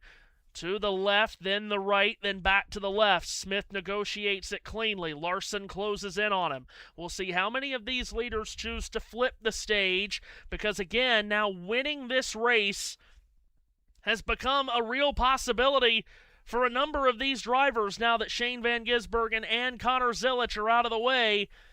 You have to wonder if any of these crew chiefs, Seth, are calling an audible on pit road and saying, we might not maximize stage points anymore. We think we can win, so we're going to go for it. Indeed. I mean, you think that's I mean, they don't want to see a competitor wreck or hurt or anything like that. But don't you know all these crew chiefs just had their ears perked up saying, "Ooh, hello, doctor. We might just have a chance here." So they sweep their way through that United Rentals signage through that particular corner. I'm just going to call it the United Rentals corner. They sweep it through. Kyle Larson now is not letting Zane Smith get too far away. Zane Smith, of course, a guy that Matt White even developed watching a truck race during the pandemic all those years ago. We've been on him for a while. He's won a truck championship, and he is starting to find his feet in the Cup Series. The last month or so, he has really become a consistent top 15 driver. Yeah, and of course, going into Michigan, we were talking about him, a part of the chase picture. Cut down a tire late in Michigan, crashed, then got caught up in an accident early at Pocono last week. Those two finishes have kind of stopped the chase conversation around Zane Smith, but still, he's been punching well above his weight. Of course, driving a Ford, the Ford program has not been on point at all this season, with only the one win with Ryan Blaney at Phoenix. But he's got that Ford in the wind here, the Hard Rock Cafe colors on the FRM number 38. Smith leads. Kyle Larson still trying to hunt him down here as they make their way off of Runway Road, back into the course. Riley Herbst running third. Corey Heim has just jumped up to fourth, passing Joey Logano. So you've got a very eclectic front 5, front 10 here. Here's Ryan Blaney making a pass on Tyler Reddick coming out of turn 15. So Blaney continues to move up, the stage 1 winner, as Daniel Suarez feels some heat, Seth, in turn 16 from Ryan Preece, and that's a very tight section to try to go side by side through. They made it work, though, and Preece has made the pass. So here is Ryan Preece as he makes the pass on Daniel Suarez. And for the lead, Kyle Larson into that up 2 single has taken the lead. So Kyle Larson back to the lead. The driver from California leading now in San Diego, passing another Californian as Kyle Larson takes the lead. Hold that thought. Wyndham Clark is going for par here. It is Larson, though, with the lead by about a car length over Zane Smith and another car length back to Riley Herbst. Kyle Larson, the leader. Clark has missed the par putt. Yep. Left it high side. And that is going to, again, make the difference 1. And he doesn't have the easiest putt in the world to make bogey here. He's got a little bit coming back. It was a huge birdie at 16. But as we said, he still had some roadblocks to avoid on the last 2. Keep you updated with the events happening at Shinnecock. Joey Logano and Daniel Suarez jousting for position. Make that Ryan Preece and Joey Logano, and Preece has made the pass going into turn 8 on Logano. Now Preece getting to turn 9. He'll go to the inside. Driver's right on Hocevar. He'll make that pass too. So 2 passes in 2 corners for Ryan Preece as he gets around the double 2 and then around the double 7. And Tyler Reddick is spun. Reddick has gone around in that bright purple and pink with silver colorings on the Pala Casino number 45. Reddick gets back going the other way. Championship leader finding some trouble with just 4 to go in the stage. Boy, he just hasn't been there today. You know, the only time we've really talked about him in anger is him fishtailing the car and him spinning just 15 seconds ago. Yeah. Clark did. Oh, this is Clark. Okay, that was not. This is the bogey putt, man, and he makes it. So 1 shot lead Clark's with 1 to play. Oh boy, high drama. Zane, I love you, World Cup. I gotta go full screen for this in the Studio GTV. I gotta go full screen. Zane Smith now comes to pit road. He's joined by Corey Heim and others on pit road here to flip this stage. Heim, Smith. Finally, timing and scoring comes back up on the world feed. Wow, Corey Heim, not sure if he stalled his car or what. He was very slow exiting his box. Tyler Reddick is on pit road. Eric Jones, Denny Hamlin, all on pit road this lap. What happened with Reddick here, Seth? Oh, he just lost it. Yeah. Oh, man. Woohoo! Some good driving by some guys to avoid him to driver's right, including Kevin Magnuson. Reddick just lost it as it loaded over on the right side at turn 8. By the way, for those wondering, Clark has birdied 18 twice this week, but yesterday he bogeyed it. Par will do. And Noah Gregson's gone around. Noah was so happy that we were going away from Chicago this year. Oh, he's got pretty heavy damage to the right front of the Rush Truck Center's Ford. Red Box is taking a break from the World Cup to catch the end of this one, as if this day hasn't gone back crap crazy enough. Oh my God! Redbox, if you kissed your ostrich today, that's what I want to know. Gregson really struggling to get back to pit road. Happy to have you with us, Redbox. As Well, Heat Mo Matthew is. The rest of the parties, that's debatable. But anyway, says he's going to catch the end of this race. yeah, you got a ways to go. A ways to go. Oh, it looked like Noah Gregson may have gotten run into by Kevin Magnuson. There's a combination. Yeah, that is a combination. Yeah, don't go John Van de Velde in this, Wyndham. Just a par will do. Gregson still struggling to get around. Race leader Kyle Larson on pit road. He was coming to start the penultimate lap of the stage, so he and only he is allowed to come to pit road this lap before pit road closes. So Larson pits, and that gives way for Riley Herbst, who's going to have a chance to win his first career stage. So Larson brings his number 5 to the attention of the Cliff Daniels-led pit crew. Patrick Mahomes apparently is on top of the 5 box. Where has Wyndham gone on his tee shot? It's not great. It's not great. It's not great. Okay. I mean, this is the nicest possible way. Tone it down a little bit because you're still ahead of me for some reason. Well, it's not great. So Larson back away. And Riley Herbst now leads Ryan Preece. Yeah, you're right. It's not great. And that will probably get Sam Burns out of the clubhouse and just to a practice range. Just in case. Yep. So Herbst from Preece, Hocevar, Allmendinger, Buscher, as the running order continues to just get jumbled up over and over with pit stops happening. And again, if you're just joining us, Shane Van Gisbergen, the heavy favorite, along with Connor Zilic, who was among the favorites, taken out on a hard restart crash on the last restart before this one.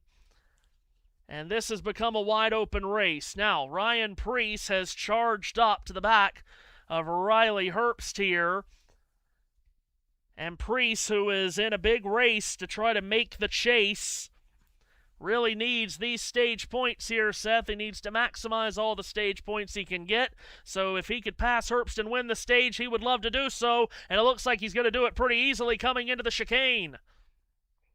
Very little resistance from Riley Herbst. So give the lead to Ryan Preece. Still searching for that first ever points-paying win in the Cup Series. And he begins the last lap of Stage 2. Preece to the lead, ahead of Herbst.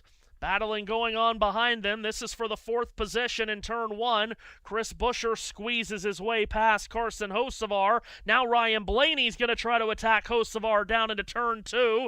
Blaney to the inside makes the pass. So Hocevar drops in just a couple of corners from 4th to 6th. Blaney has his sights set on Buescher and maybe even Allmendinger just ahead. So Preece continues to show the way, and Ryan Blaney's been up there for a good chunk of the day. He might be in the mixer here. You just do not know. We'll see what happens. Of course, they're gonna obviously there's gonna be some stage flipping and some shuffling here after this caution flag. But flag, I just made up a new word. But Ross Chastain trying to hang on to a stage point. He needs a lot. He needs that and then some. But he's got Joey Logano and a pack of hungry wildebeest behind him. Todd Gilliland, Chase Briscoe, Austin Dillon, Alex Bowman. Yeah, it's quite the mess behind Chastain. Here's Gilliland on the run to turn 8. He will flare to the inside of Logano, and Gilliland will make the pass. So Logano's been passed this lap by both Chastain and Gilliland. Now here comes Chase Briscoe. He's attacking Logano. Logano needs a stage point if he can get it, but it doesn't look like he will. He's already dropped to 10th. And you've got Chase Briscoe, Austin Dillon, and Alex Bowman hounding him now. So this is the battle for the final stage point here, and it's a 4-way fight. Logano, Briscoe, and Bowman. But meanwhile, Seth, Looks like it's going to be Ryan Preece getting the stage victory as he comes through the Tomlinson chicane.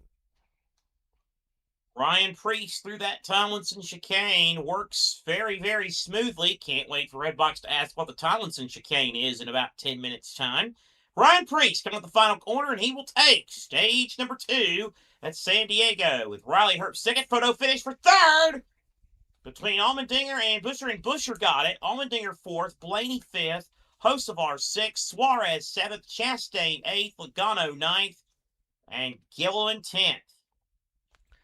So Ryan Preece, the winner of stage 2. Hey, where's Brett? That's Rouse in the front of that car. The stage 2 winner here in San Diego, where it has all come apart and it's all changed massively, with Shane Van Gisbergen and Connor Zilic both going out of the race on a grinding restart crash with Austin Hill and a couple of others. But Van Gisbergen, winner of 7 of the last 8 races on road courses in the Cup Series, he won't win this one. At the end of stage 2 here in San Diego, and we'll see how the final stage will go. It's a 35-lap final stage.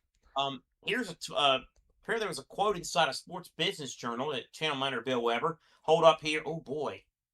Oh boy. That's not I can tell by his face that's not a good shot. I thought it was left. It's better than he thinks. It is. Oh wow. Oh, it's much better than he thinks. I thought that was heading left toward the sand, or right toward the sand when it first went. Based on that, when it first left, the club, I thought it was hooking, and his facial reaction had me thinking it was heading way out. I mean, that's not the easy. He needs a 2-putt, and it's not the easiest 2-putt from there, but that's better than he thought. We'll go hot lap here. 67% of the ticket buyers, according to Ben Kennedy, have never attended a NASCAR event, and attendees today will come from 50 states and 17 countries. There you go. All right, let's wind down stage 2, Seth, with a hot lap. All right. Hot lap here. I got to pull up my speed schedule for the weekend. Yesterday, in terms of time, had to be one of the longest unweather-interrupted races in O'Reilly Auto Parts Race Series history.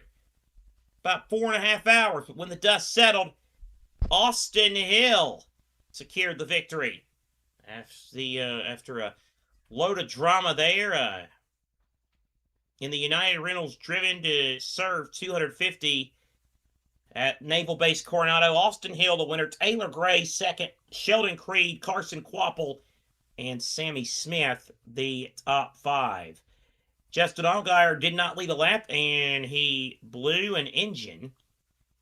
So, rare, bad day for him. But, do you believe this, Matthew? He's actually locked himself into the chase with 6 races to spare. Excuse me. He has a 224-point lead on Jesse Love. Corey Day, Sheldon Creed, Austin Hill, the rest of the top 5. 6 through 10, Brandon Jones, Carson Quapple, Sammy Smith, Parker Retzloff, and the tie for 10th of the championship standing between Taylor Gray and Sam Mayer. William Sawalich holds the final spot by 5 points over Brent Cruiser. By 9 points over Rajah Caruth, not too far back. Neither is Ryan C. The NASCAR Craftsman Truck Series also took to Coronado. A drama-filled final lap. Chandler Smith and Caden Honeycutt took each other out of the last restart. Tyler Reif looked like he was going for the win. Then he missed. Then he cut the course on the final lap. Had to come to a stop. And instead of winning, he finished a disappointing 19th. It was Lane Riggs who got the win. He's becoming a bit of a road course ace, and he was feeling himself after the race. Called himself Lane Van Gisbergen. Daniel Hemrick, Kaz Gralla, Landon Lewis, and Ty Majeski finished up. Was your top 5 in that race. In the championship standings, Riggs leads Honeycutt by 65. Then it's Smith, Ruggiero, and Eckes 3 through 5. Majeski 6th, Rhodes 7th, Hemrick 8th, Ankrum 9th. Jake Garcia has the final spot by 5 points over Grant Enfinger. Grant Enfinger might miss the chase. Stuart Friesen and Butterbean Queen also within striking distance potentially as well. Last night, ARCA ran. It was ARCA action at the Berlin Raceway in Michigan, the Hers Snacks 200. Max Reeves dominated. He led 162 of the 200 laps as the Cookout Toyota cruised to victory over Thomas Annunziata, Jake Bowman, Taylor Reamer, and Isabella Robusto. In fact, Thomas Annunziata was the only other driver to lead the race. Earlier today, IndyCar ran at Road America. Christian Lundgaard survived chaos in the final laps to win the XPEL Grand Prix at Road America. So a huge win there. You also had, as I now try to pull up some other series, you also had Indy Next run at Road America this weekend. And let's take a look at that and see how that worked out. You had two races. Lochie Hughes won the first race yesterday. Alessandro Di Talia won earlier today. Early this morning, they ran one of the more unique races, the Pikes Peak International Hill Climb, the Gran Turismo Racing Series, the Pikes Peak International Hill Climb. And let's take a look and see how that went. Pikes Peak Hill Climb 2026. I think they might still be, I think they're still racing that, and I have no idea where you can get a leaderboard on that, so we'll keep you up to date. A wild weekend in MotoGP land, the Grand Prix of Czechia. That drama began earlier this week when the championship leader was disqualified, sent to that to start because he hit a steward. And no, I'm not kidding either. That really did happen. Marco Bezzecchi was not allowed to start for hitting a marshal in Saturday's sprint race. So that was pretty, what? Did you say something, Matthew? Nope. Oh, I thought you did. But anyway, MotoGP, the race was ran at Czechia this morning. Marc Marquez got the victory. He won by 0.4 of a second over I Ogura. Francesco Bagnaia was third, Fabio Di Giannantonio fourth, and Jon Mir finished in fifth. Supercars, Darwin Triple Crown weekend. Hold that thought as Wyndham Clark 2 putts to win the United States Open. Long putt here. I don't know why that's so funny. Oh boy, he whacked the hell out of it. He whacked it. He whacked it. He's got it. He didn't make the putt, but he's going to win it because that's a tap in to win. Wow. I mean, he whacked that sucker. Is that why you were laughing because he whacked it, or you laughed that I made the transition? No, he just hit a great shot. Congratulations to Wyndham Clark. What a performance from start to finish. And he's been on a heater of late. And he has been playing right at the right time. And that is I'm guessing, reacting right there. Heck of a win. It's going to change his life forever. And thrilled for him. Good job, Wyndham Clark. Wyndham Clark wins. Darwin Triple Crown this weekend. Cameron Waters, Kai Allen, and Anton De Pasquale won those races. Let's see. Formula E was in action as well. And they were at, what is that track? Sanya. They were at Sanya. Looking for the drivers. Where's the schedule? I swear to God, man, this freaking thing is... Oh, it's because we're still in 25-26. Okay. All right, I got my years wrong there. Boy, I do so good with this. But yeah, it's Sanya. Round 11 in Sanya, which was in China. Some would say China. And it was won by Jake Dennis. Jake Dennis got the win over Josette Maria Marti and Nick DeVries. That was your podium at Sanya for the Formula E. And the World of Outlaws ran at the Hussett Speedway. World of Outlaws late model. And let's take a look at what happened there. I guess Clark just finished the putt. He's kissing his wife or girlfriend or significant other, whatever it is. All right. And Uruguay have equalized. It's 1-1 between them and Cabo Verde. David Gravel won the High Bank Nationals last night. Boy, talk about a heater. He has been that. He's a 2-time defending series champ, and he won again. So that's what happened there. That is your hot lap. And now, Matthew, the final stage. We're going to have an all-Roush front row, it looks like, on lap 43. Final stage set to get underway. Ryan Preece and Chris Buescher is that all RFK front row. These two contenders to win this race. So many frustrations for Ford this season, but it's all Fords at the front here. They have the top 4 spots as we go green. Final stage underway in San Diego. Ryan Preece and Chris Buescher side by side through turn 1. Buescher gives Preece plenty of room to driver's left, and Preece is away with the lead. Downhill, under braking to turn 2. Preece a clear entry into the corner with the lead. Side by side at second now between Chris Buescher and Todd Gilliland. And there's trouble in the back of the pack. Josh Berry looked like he got turned around and got run into by someone on the way by. Berry has continued on. We stay green, but there's a lot of damage to the nose of the Motorcraft Ford of Berry, who will carry on as Ryan Preece leads away off the restart.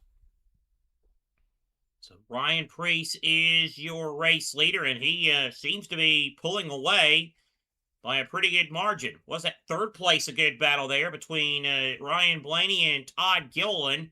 They're side by side. Gilliland in that pickle mobile. He's trying to run Chase Briscoe. He's got the best seat in the house with his own contact. Blaney makes contact, and then he locks it up just a little bit. Whoa, Kyle Larson and Austin Dillon both almost overshoot the corner. Somehow keep it pointed in the right direction. Preece still the leader. It's a lot of side-to-side contact between Blaney and Gilliland on the way to 6. Blaney did complete the pass. Gilliland has been able to defend from Briscoe to hold on to the 4th position. But perhaps now the best car in the race belongs to Ryan Blaney, who was the Stage 1 winner, has run so well on the road courses this season at Watkins Glen and Coda. Middle of the pack, still cars trying to file in line and get position as they wind their way through the middle of this course. Kyle Larson at turn 12 gets past Austin Dillon. Dillon then tries to keep Zane Smith behind him, struggling to do that as Smith sticks it up the inside out of 12B. He does say Smith and Austin Dillon battling here. And William Byron tucked right in behind as they work their way through this wide open space of the racetrack. Oh, change to the lead as they head to the Tomlinson chicane. It's Chris Buescher. Chris Buescher to the lead. So Buescher maneuvers his way past his teammate Ryan Preece. Buescher goes to the front looking for his 2nd career road course win. Preece relegated to 2nd. And Ryan Blaney is hot on his heels here as he attacks Preece through turn 1. They'll sling it downhill to 2. And we've got a yellow flag. Full course yellow is out. And I'm not sure for what, but the caution is out. Uruguay have taken the lead.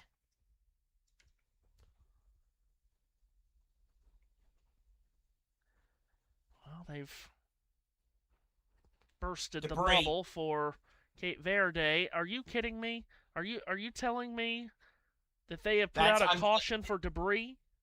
Don't shoot the messenger. That's what I'm reading. Caution's out for debris. It better be a God-blessed bumper cover. The amount of time it takes to put a lap... oh, God. Oh, my God. What? The amount of time it takes to make a lap around here and we couldn't send an official out to get that? Okay. Listen to this about Wyndham Clark.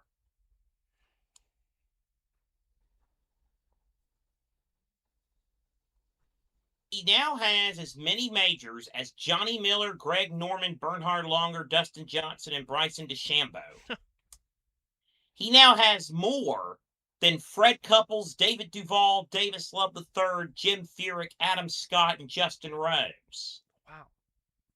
He is one away from Jordan Spieth, Hale Irwin, Nick Price, Patrick Harrington, Payne Stewart, and Vijay Singh. That's, I think, the crazy one is who he's one away from. Because I remember Spieth Mania. I remember when everybody thought he yeah. was going to shatter records. Oh, yeah. NASCAR thinks a transponder came off the car is what that is. Well, I suppose... Okay, if that's a transponder, Can then... you tell me why everybody was rooting against Wyndham Clark, by the way? What was that? Wyndham Clark, apparently, I read he was being rooted against. Like, what was the deal there? Why was everybody rooting against him? Oh, I do not know. Now, if that is what that is, if that was a transponder, then okay, I guess I will let them off, because obviously we have to have transponders on the cars to have accurate timing and scoring. So, okay, but that's just a shame that it's that's just gotten us for 10 minutes now for that caution.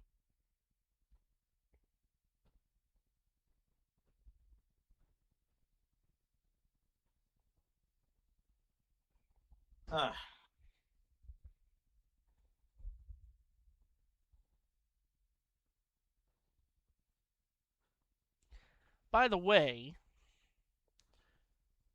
for those that are watching along with us, you may have noticed, and of course, if you would have already noticed this, if you do not have YouTube Premium, you do have to deal with ads, of course. We now have control, we have access control of when ads come up on this channel. And we will, as long as I can remember. That's the biggest problem in my life, is I have to remember something. But we will. We have control here. But we will put all emphasis on, especially in races like this, where when we get to the final, now of course today it won't be, like, final 10 laps of today's race, or if this was a Bristol race, we'd maybe go the last 50 laps. We will pause any ads that come through, so you will not miss any action during the end of the race. We do have access to that now, and we will try to accommodate that for you each and every week.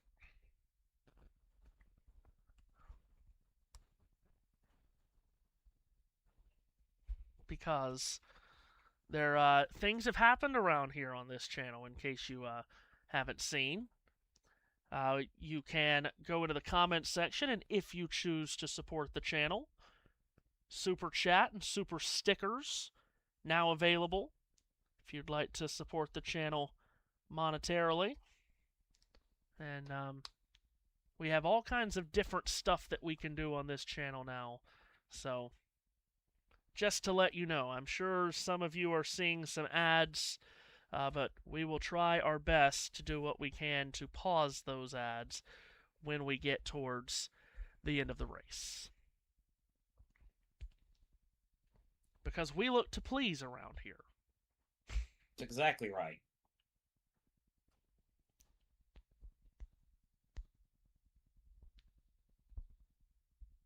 So, under another caution, this for debris on what was apparently a transponder coming off of a car to put us under this yellow. And that has slowed the pace again. You see the running order on your screen with Chris Buescher out in front. It's been a long time for Chris since he last went to victory lane in the Cup Series. He's come close on a number of occasions.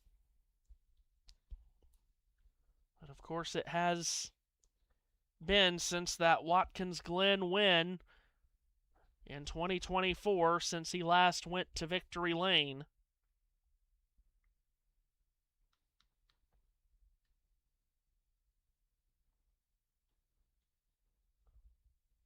"58 races ago since Buescher's last win."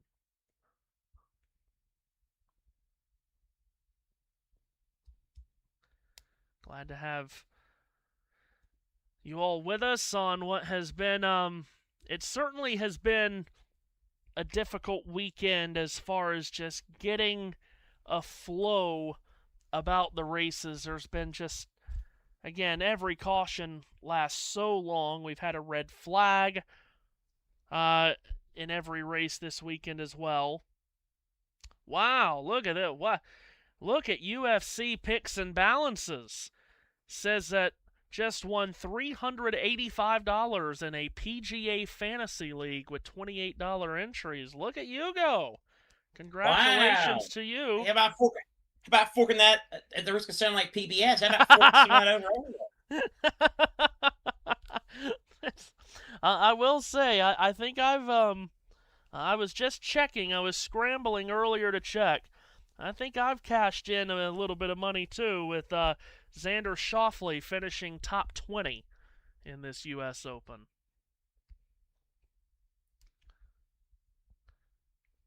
The best bet to make in golf right now is Xander Schauffele to finish top 20 in a major, because I'm pretty sure it's only been once where he has not finished top 20. So, taking advantage of that. I did not put anything down for the Cape Verde and Uruguay game, but I did win. I was a winner earlier this morning with Spain, getting Spain to win by at least 2, Lamine Yamal to score, and under 4.5. Let's go green, Seth. Oh, sorry. Yeah, I was doing some other things as now we're getting back to green. And boy, Chris Buescher, did he get a jump or did he get a jump? He's gone by about 3 car lengths as they head into that downhill corner and then into that 90-degree angle. And everybody goes wide and whoopee into the corner. But it is Chris Buescher who is showing the way. The battle, though, on for second back there. B12, we got trouble. K-Mac is around. Kevin Magnuson's looped it.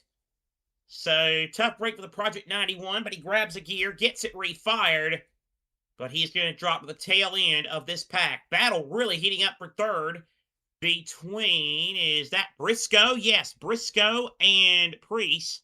But it's Buescher leading, Blaney second, Briscoe now third, Larson fourth, and here's Smith to try and get fifth from Priest. Yeah, Zane Smith on a rampage here off this restart. Ryan Priest continually dropping down the running order. Smith will get around him on the approach to turn 6. Now William Byron will flex around the outside. Priest holds on for now, but Byron on the switchback at 6 and 7 has the preferred inside line, and he'll be on the inside for turn 8, which is where we're heading now. And further up, Chase Briscoe tries to sneak a peek to the inside of Larson at 8, unable to complete the pass. Now Larson has the inside line to driver's right for 9, and he's going to elbow Briscoe a bit wide there as they turn back for that quick switch back of 10 and 11. So Larson holds on to the spot over Briscoe. Now Briscoe at turn 12A has Zane Smith pinching down the inside. And Smith is able to make the pass on Briscoe. And now Seth William Byron will try to follow him through as they exit 12B down Runway Road.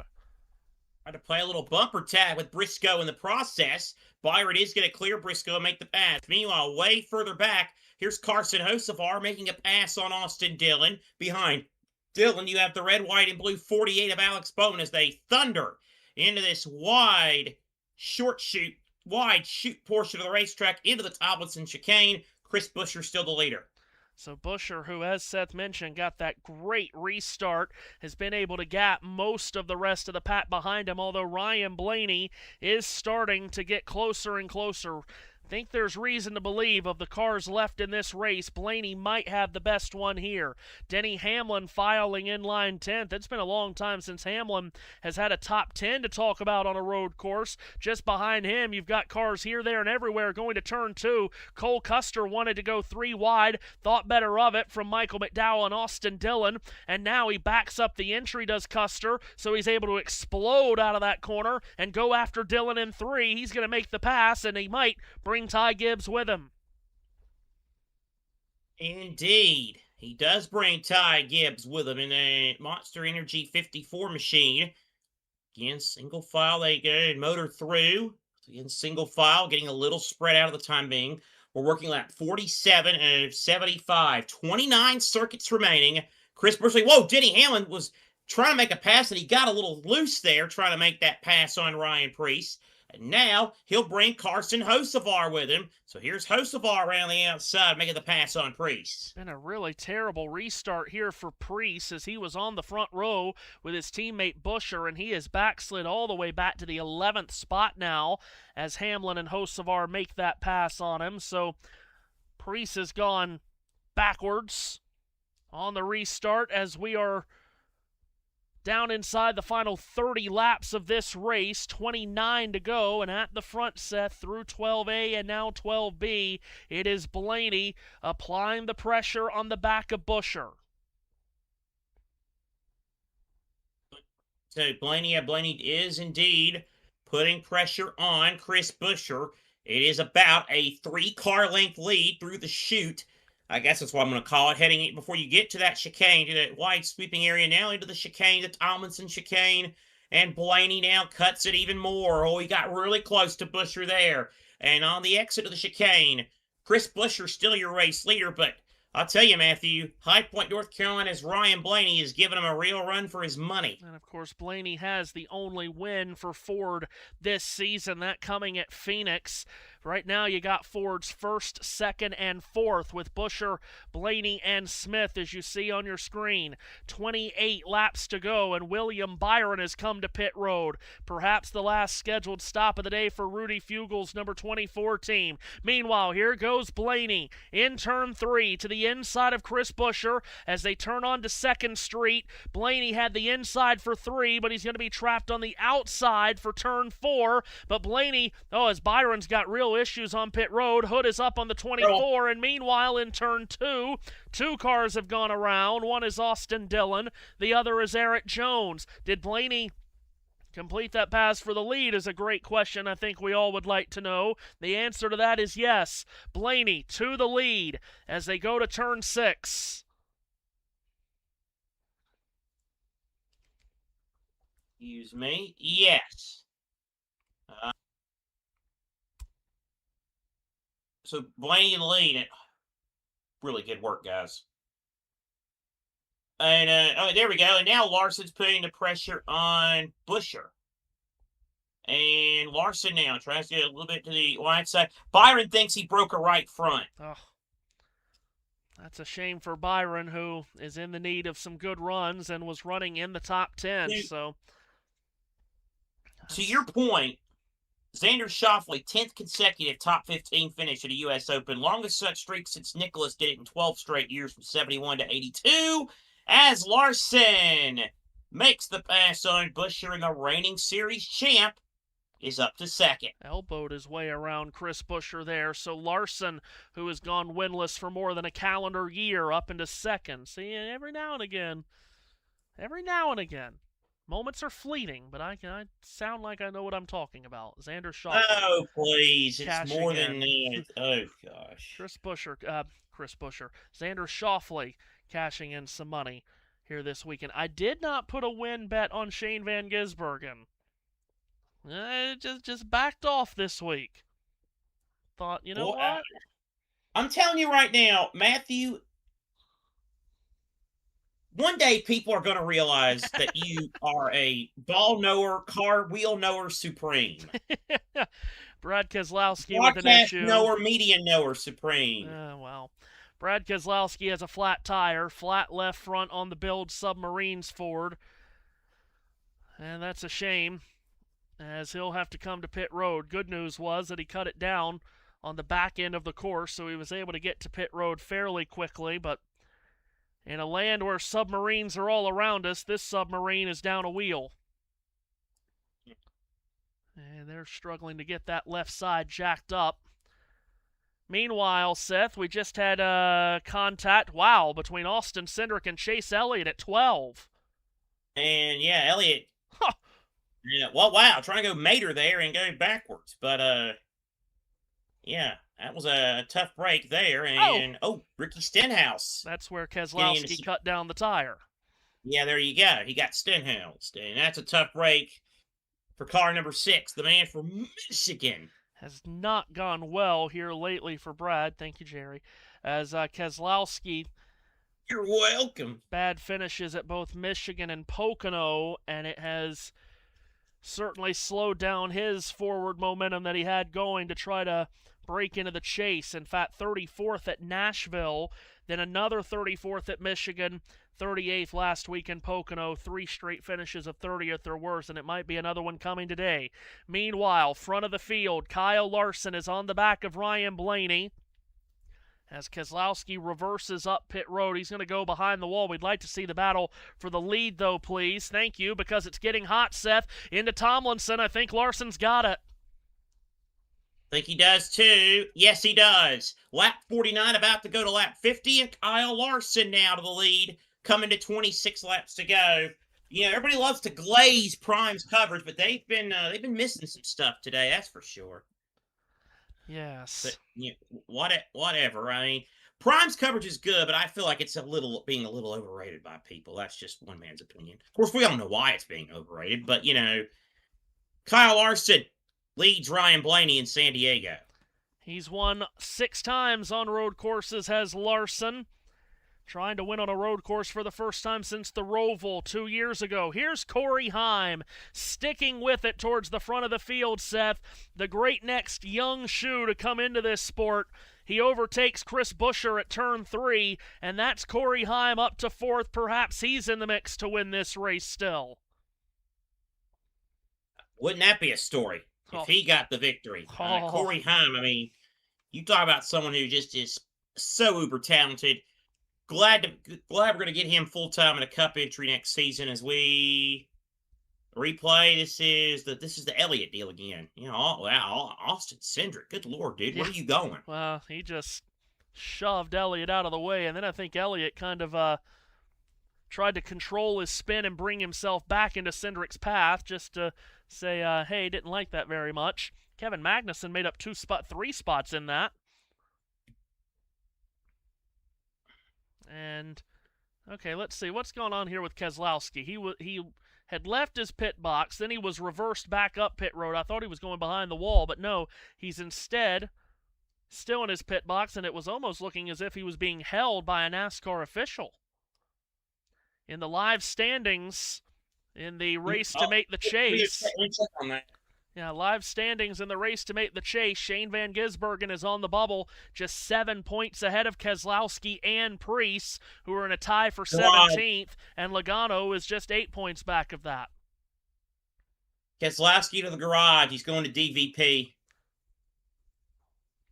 I'd like to know why they're being why he's still in his pit box. That's strange. Haven't seen that one before. How about Darrell Wallace Jr. on the recovery trail here, Seth? Heading into Tomlinson.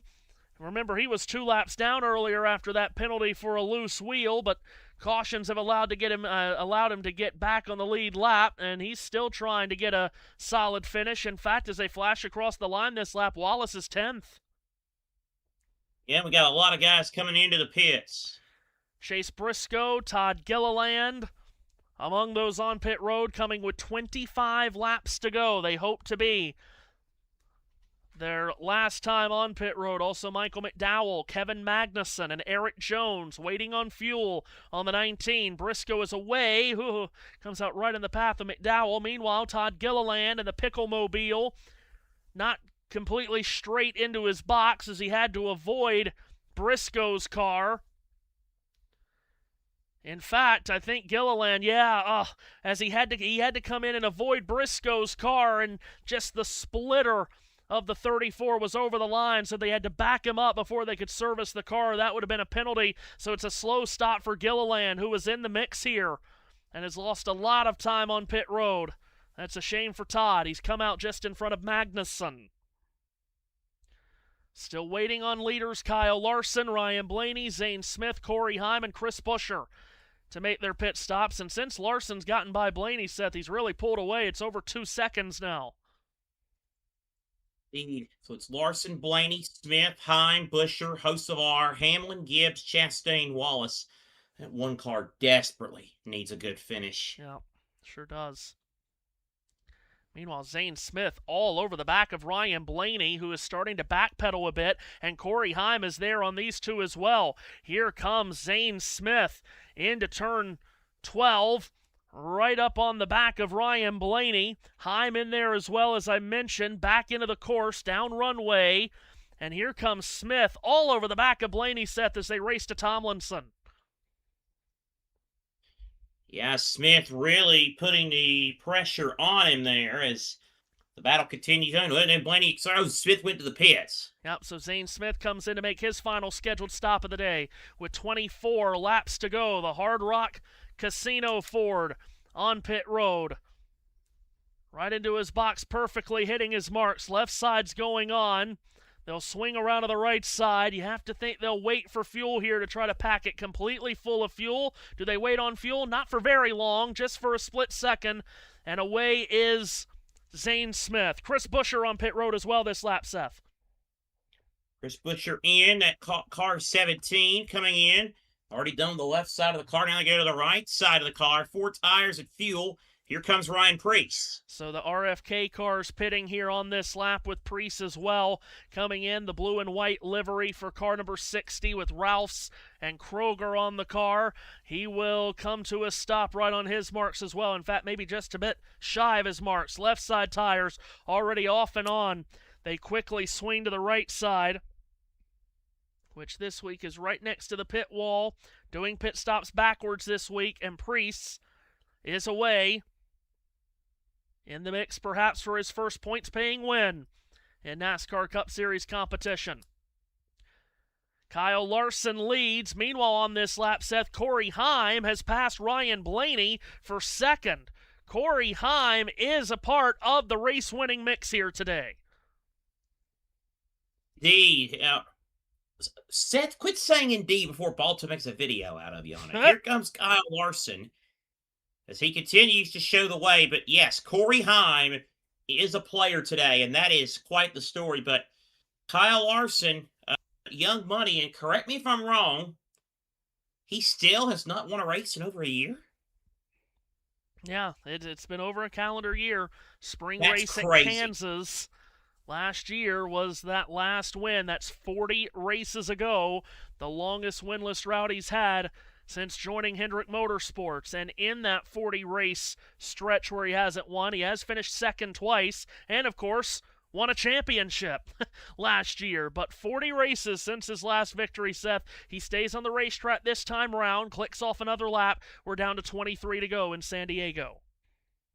Another lap complete, and boy, oh boy, is it going to be an interesting one here. It'll appear to be Larson's race to lose, but you know what? Hey, you get another caution, you just never know what'll happen. Yeah, there's no doubt that this race got turned on its ear on the restart crash that claimed Shane Van Gisbergen and Connor Zilisch, two of the mega favorites in this race, and now it's become a wide-open race. How about this at 9th and 10th, Seth? The championship leaders are running right together. Tyler Reddick ahead of Denny Hamlin. Remember, coming in, that point lead that Reddick had that was over 100 points just a few weeks ago is down to just 19. Yeah, I mean, Larson. Denny Hamlin has continued to make dents in it, and it doesn't look like it's going to be 4 in a row for him, but top 10 for the car sponsored by Bob's Discount Furniture. And a top 10 at a road course, he would take that in a heartbeat. He's only finished top 10 in 2 of the last 13 road course races. Denny Hamlin hasn't won on one of these road courses in 10 years. Kyle Larson leads Corey Heim by over 5 seconds. Ryan Blaney, I think, has probably lost the rear tires on his car, Seth, because not only has Heim gotten around him, but Carson Hocevar is about to. Turn 12, the action. So here, and in Hocevar, there's no mind about it. He has gotten by him. So move Carson Hocevar, who started on the outside pole today, into a podium place. So great work from Carson Hocevar, that slick-looking silver and black scheme. Now, I have one problem with that. We're in San Diego, the former home of the Chargers. Why is he running a Raider paint scheme? Good question. I'm sure Ryan Blaney is hollering on the radio at Jonathan Hassler, when do I get to pit? When do I get fresh tires? Boy, William Byron's still on pit road with the hood up on that car. Feels like he's been on pit road in that stance for the last 10 or 15 laps. Oh, he just got a piece of the wall. I think that was at turn 6. He just arced into the corner just a split second too early, and he hit the wall, probably broke a toe link, I'm guessing on the 24 perhaps. So Byron, again, not going to have a good finish, and it's just been such an uneven start to the year for Byron. And in the live championship standings, he sits 13th, just 58 points above the cut line. Speaking of those live championship standings, Shane Van Gisbergen and Eric Jones are currently tied for 15th, just 2 points above the chase cutoff, and Joey Logano is now up to 17th, within 2 points of making it. Of course, we all came into the day thinking that it'd be a day where Shane Van Gisbergen could maximize points and help his chase chances. Instead, he will be credited with a 36th place finish, and he will be going into Sonoma next week with the pressure of knowing that that is the last road course race of the year. And if Shane's going to make the chase this year, it might come down to how much he is able to maximize points next weekend in wine country. A.J. Allmendinger making a pass on the very wounded Ty Gibbs machine that is not on the same lap as him. Allmendinger running in, actually is on the same lap as him, I beg your pardon. Allmendinger making that pass, Seth, for position. So that is Allmendinger up to 8th. Ty Gibbs down to 9th. Amazing job that Gibbs has done keeping that car on the lead lap. Look at it. Yeah, wow. That's rather jumped. So, jumped there, that is for sure. Todd Gilliland was over the line, had to back up during his pit stop. Yes, and cost him some time for sure. By the way, UFC Picks and Balances, is Byron out? No, he's not out of the race, but he has now fallen, 6-7 laps down now while on pit road. Here's Ryan Blaney. Finally, he's going to get fresh tires, and he's going to be thinking, oh my goodness, this took forever. But finally, Jonathan Hassler brings in the driver from High Point, North Carolina, to make the final scheduled stop of the day, Seth. This comes with 21 laps to go. 21 laps to go, and Blaney brings the number 12 car in. Left front tires are done there. Now they go to the right side of that car. Of course, pit road's been an adventure for Blaney this season, and oh boy, they were a little slow again. So Blaney is away. Fresh tires on that car, packed them full of fuel. Meanwhile, at the front, it's still Larson by 4.5 seconds on Corey Heim. So Heim has been cutting into that lead just a little bit at a time. It's 4.5 seconds. It's then another 5 seconds back to Carson Hocevar, who runs third. Gotta give a lot of credit to Hocevar for what he's done this weekend, Seth. Qualified on the front row, and here he is in the final 20 laps or so in the mix to win this race. Yep. And he ran a lap faster than the leader last time. Yep, he is definitely on it. So, Indeed, yeah, on it. Heim, of course, the reigning Truck Series champion, will go full-time in the Cup Series next year with 2311, as we know. And they're getting him a handful of Cup races, just as they did last year, getting him a handful of Cup races this year to try to get him ready for this next-gen car and into the Cup Series next year. Where listen, we've already talked earlier today, and we've talked so much this season about how we temper expectations for rookies when they come into this series.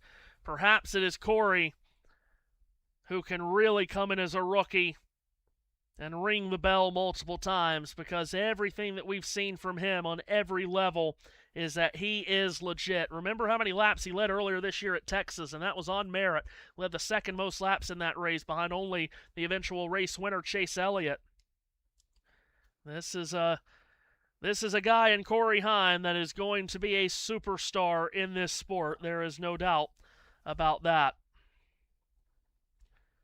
Oh, some contact with the wall there for Ricky Stenhouse Jr. coming out of turn 16.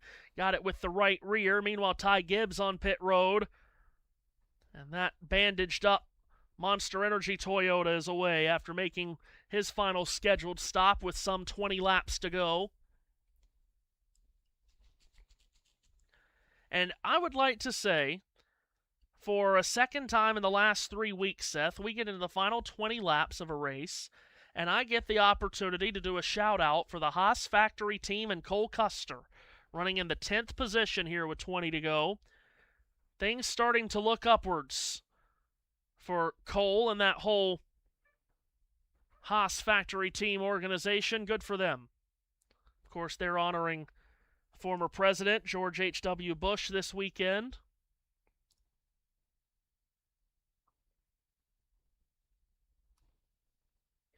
Yep, they sure are. And that was a nice scene. Of course, Texas A&M on the cars we just talked about. And, you know, it's going to be interesting to see how the race ends, because, I mean, we think we know, but yeah, hey, you get one more caution and everything just flips on its lid.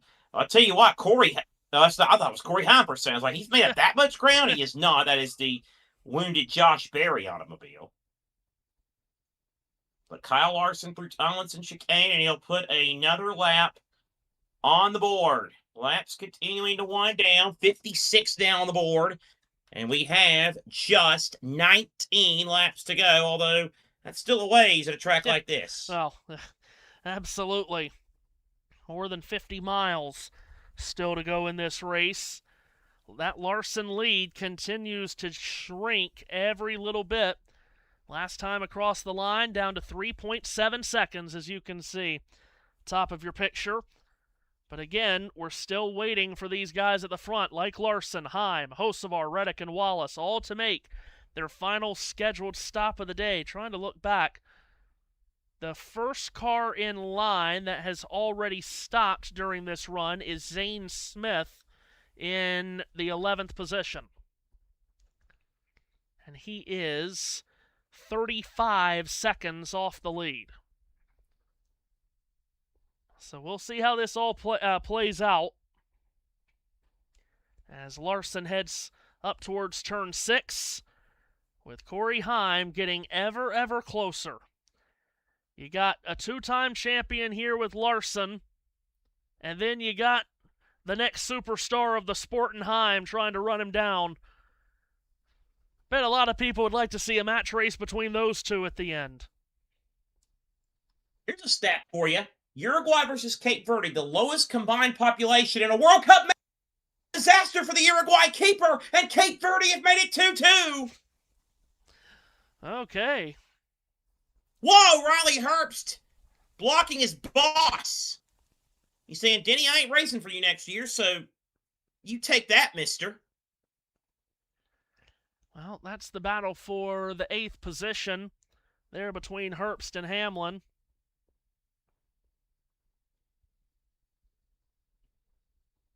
Larson with a comfortable lead. Just a little less than 4 seconds. As Larson, that's a smooth-looking machine. And is he about to end that drought? Still a ways to go, but he's looking pretty good at the moment. Comes out of turn 16, back to the line. Brad Keselowski's car still on pit road in his pit box, working on the damage suffered from his tire failure a handful of laps ago. Keselowski being scored 34th. Meanwhile, William Byron has gotten back on the racetrack, 33rd, as you see, 7 laps down. Larson's lead, that last lap, trimmed even further. It's down to 2 6/10 seconds between Larson and Heim. Hocevar still sits in 3rd. Tyler Reddick 4th. Reddick, of course, spun earlier today. If he's able to come out of this still with another good finish, that would... the rest of the competition's got to be thinking, what do we have to do to get Tyler Reddick to finish outside the top 10 a few weeks? He's only had one finish outside the top 15 this year. That was at Michigan. And how about Zane Smith, Seth? He's just picked off another spot up to 10th, passing Chris Buescher. He is the first car in line among those that have stopped during this sequence. Good job by, Zane Smith. He's been solid all day long. Again, nothing too fancy, but he's been able to just lead laps and able to just keep the car out of trouble for the most part. Let's reset it again. I know you can see it on your screen, but again, you're not getting the radio out of us. Kyle Larson is your leader. Corey Heim is second. Third is Carson Hocevar. Tyler Reddick is fourth. Bubba Wallace fifth. Sixth is Ross Chastain. Seventh is A.J. Allmendinger. Riley Herbst eighth. Denny Hamlin ninth. Zane Smith 10th. And 67 car is into the picture now when they show the leader, Matthew. Yeah, Heim continues to just get closer and closer to Larson. Again, it's been a long time since any of these top five have been on pit road, but Larson, whether he's trying to save his rear tires or he's gone through his rear tires, Heim continues to chop away. Last time across the line, it was 2.6 seconds. This time across, it's only 1.6, so he was 1 second faster than Larson that last lap. Corey Heim continues to chop and chop away as we're down to 17 laps to go. And less than 2 seconds the interval last time at the start-finish line. Kyle Larson continuing to just show the way and stay steady. And Corey Heim, you can see that big moment getting closer. But the old saying, Matthew, catching him's one thing, passing him is a whole nother thing. Yeah, no doubt about that. Larson leads, and there's still a buffer. Interesting that Josh Berry has stayed with Kyle Larson this long. That's very interesting. Yeah, and that is obviously that's another way of seeing how Larson, either he's saving his tires as best he can or he's gone through his tires to the point where he cannot pull away from that damaged car of Berry. In fact, Berry has now overtaken Larson. So now no cars between Larson and Heim. And Corey Heim may get past Kyle Larson this lap, Seth, as they race out of 8 and into 9. And Carson Hocevar is getting closer as well. So Heim now is within about 7 car lengths of Larson as they go through this bridge, the Pala Casino Bridge. And again, as you mentioned, Carson Hocevar isn't that far back. Heim continuing to try and run Larson down. And he is right there. It's now within a car length. Corey Heim has closed big time on Kyle Larson and is going for the race lead here in San Diego. Larson still showing the way. They'll go through that wide chute. The Tomlinson LT chicane next. Heim might have it by the time we get back to the start-finish line, Matthew. Up out of 15, going into the chicane. Larson is there, leading Corey Heim by just a car length. They exit the chicane. Perhaps they'll come to pit road this lap. Indeed, they will. Larson and Heim, first and second place cars, file on to pit road. Coming to 16 laps to go. Carson Hocevar stays out. So now, which team has the faster pit stop? The full-time team of the 5 or the part-time team of the 67? Here's Seth with Heims. They go to the left side. Good job there. Everything A-okay. Now to the right side of that 67 machine. And the 4-tire stop complete. Great stop, Corey Heim. How about the 5, Matthew? Cliff Daniels' crew going to work much further down pit road. Right side tires on for Larson. He is away. They're going to exit pit road just about right together. So it's a good stop from Booty Barker's team with Corey Heim at the wheel. Kyle Larson has gotten out ahead of him and maybe just a little bit further ahead of him than he was. But they have both been jumped, Seth, by Zane Smith. So Zane Smith, who's already stopped in this sequence, has gotten around him. And in fact, Zane Smith has been jumped by Chris Buescher. So really what will be the lead of the race currently belongs to Chris Buescher and then Zane Smith.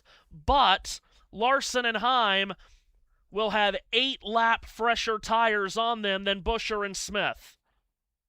Well, how many times this summer, this stretch, have we seen a race like this where one guy is just a sitting duck on tires and eventually is caught by two guys with fresher tires? Yeah. Or one guy with fresher tires. We saw it at Nashville. We saw it last week, and we're about to see it again. And meanwhile, for Ryan Blaney, he was jumped by both Larson and Heim after having already stopped. So Blaney not a part of the mix as of now. Off the racetrack goes Ricky Stenhouse Jr. And he has ended up right in front of a safety truck off the racetrack. Could not tell you by these camera shots where on the racetrack that is at the 47. But we should stay green because he is well off the racing surface. So now, this Larson and Heim duel, it's not for what would be the lead, but it still could be if they're able to chase down Buescher and Smith on fresher tires. Heim is filling up the rear view mirror of Kyle Larson. Michael McDowell is just in behind these two. Here comes Larson into the left-hand corner. Now back for the switchback through 14 and 15. Corey Heim, the young driver, not even full-time in the Cup Series, putting pressure on the reigning champion Kyle Larson, and they've thrown the caution flag! Oh, my goodness. And Carson Hocevar had just come onto pit road. What an incredible break that is for Carson Hocevar and Tyler Reddick. They have both hit pit road this lap. The caution comes out while they're on pit road. It's an enormous break for both Hocevar and Reddick. And the complexion of this race changes again. The caution is out because of Ricky Stenhouse Jr., and Stenhouse bottomed out through turn one, and that shot him up, and he made heavy contact left side to the wall coming out of turn one. So where he had gone off the track was in turn two. But as we see from the onboard of Jimmy Johnson, this caution is not because of Stenhouse's car, because he had gotten it well off the track, but he had dropped fluid on the track, and that is why we're under yellow. Update from Miami. Uruguay have had a goal ruled out for offside. 2-2 in the 70th minute. Cape Verde's chances of making a Cinderella run of the knockout round improves mightily if they can hold on here to a point. Kevin Pena is being subbed off. He was the one who scored that lovely goal in the first half. Because then they get Saudi Arabia, who, with what we saw from Saudi Arabia against Spain, and then what we saw from Cape Verde against Spain, you'd have to give Cape Verde a shot to get a result out of that game and maybe even win it. For sure. I mean, Cape Verde has just been amazing, and I think we're going to the hydration break there. But I tell you, again, it was a big mistake by the Uruguay goalkeeper on that second goal, but still, not to take anything away from the finish and the effort that they have shown, because, everybody thought Cape Verde would be whooping boys in this group, and they've been anything but. Yeah. And, Spain, not Spain, Uruguay now are feeling it. Spain, of course, couldn't break them down, and Uruguay have had a little bit of trouble. What a tournament! What did I tell you about Thunder Bastards and not shooting outside? I mean, just shoot it. And I know it was a free kick, but still, just take a whack at it. You'll be good to go. And boy, did Kevin Pena ever do that?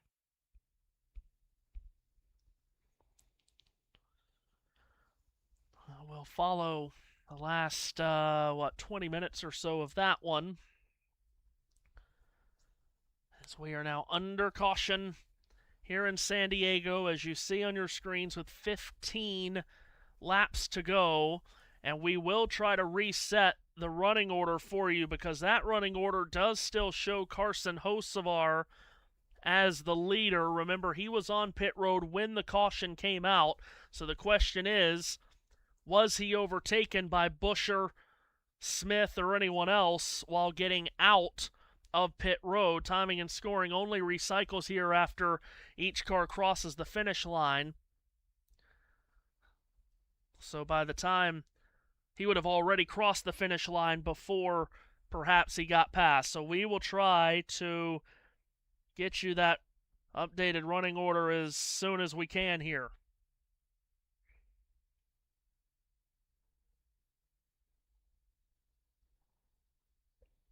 Amazing. But I mean, this is about to be one heck of a restart. Well, and I mean, again, it's just one heck of a break for Hocevar and Reddick, who were on pit road when the yellow came out. There goes timing and scoring, recycling for you. So Hocevar is going to be 4th, and Reddick is going to be 8th.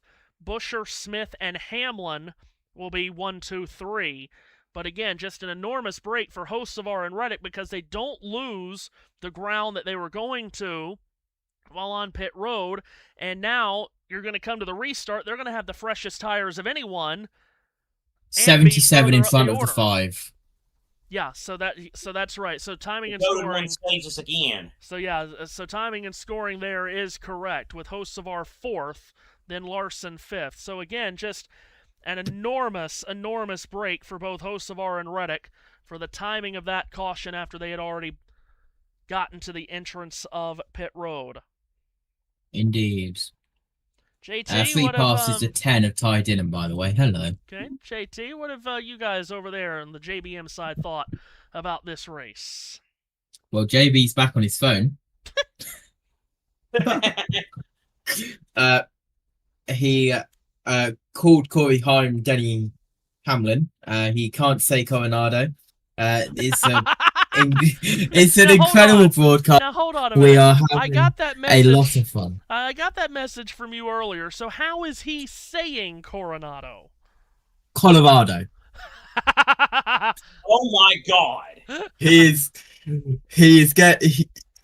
At the start he was getting them mixed up, and it was very, very funny indeed.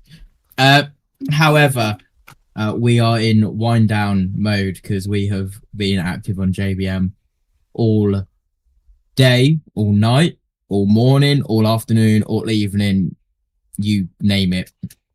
Well, on a channel on a 24-hour loop. They have managed to address all of this oil and fluid under caution. No red flag needed. It seems that was not an ideal place to have fluid on a steep downhill braking zone into a 90-degree left-hander, is it now? Make it through, JT. That's why we're going to pay you for analysis like that. Just like how the tunnel turn at Pocono is called the tunnel turn because there's a turn that goes... There's a tunnel that goes under the turn, hence the name Tunnel Turn. Thank you, JT Matthew, Bagley.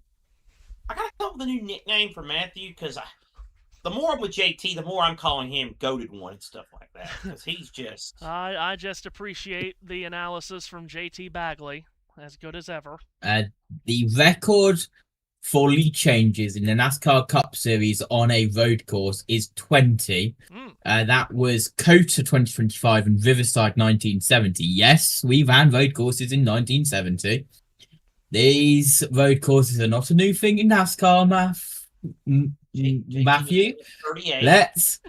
Let's have more ovals. Let's get rid of road courses. They've been here for over 50 years. Deal with it. We're currently at 17 lead changes with 14 laps to go. We're going to have at least one more. We shall see.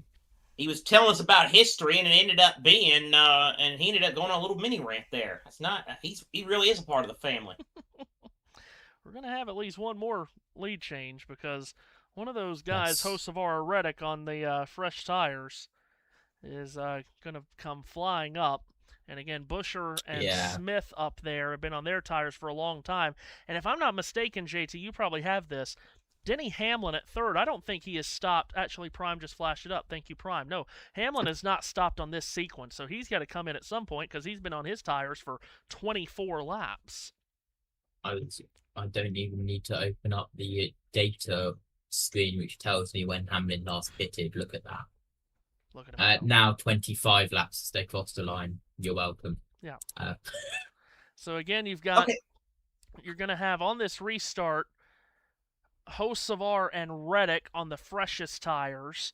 then they don't even have a full green flag lap on their tires. Actually, we're going to have cars hit pit road. Oh, wow, we're going to have the leaders on pit road. Buescher is in. Smith is in. Hamlin comes to pit road. Daniel Suarez, Ryan Blaney. JT, while you're with us, let's go to pit road. Him. That caution just did not fall in their favor. No reports on the balance of that car. He's just been saving tires all day. Zane Smith on the bottom, though. Interesting call by crew chief Brian Berginti. He said, we are going to do what the 17 does. So they did exactly what Chris Buescher did. Fresh tires for that car, Marty. Boy, Ken, the end of this race just got way more interesting. Buescher mentioned what Steve mentioned. We lost all of our gaps. So let's go on offense here. So Scott Graves making the call to reward his driver with that. Put him on offense. Fresh Goodyear tires. We'll see what the 17 can do. Giving up the lead, though, with 13 to go at San Diego. And bravo, Scott. It's San Diego. Bravo, indeed. 16 drivers stayed out, so Chris Buescher, who won the race off pit road, along with Zane Smith, they will restart, or at least they'll get to the choose, 17th and 18th in the running order. So going to have those two on very fresh tires, but they're going to be in a ton of traffic. And again, to my point, Carson Hocevar is now going to restart as the leader, and he does not even have anywhere close to any kind of green flag laps on the tires that he currently has bolted on. So Hocevar is sitting in a great spot. We know that car's got speed, qualified front row yesterday. Then you've got Kyle Larson, who had, I think it was one full green flag lap on his tires before the yellow. Corey Heim, same thing. It's going to be a really interesting finish to this race, and we're probably going to be going green with either 11... What do we think, JT? 11 laps to go when we go green?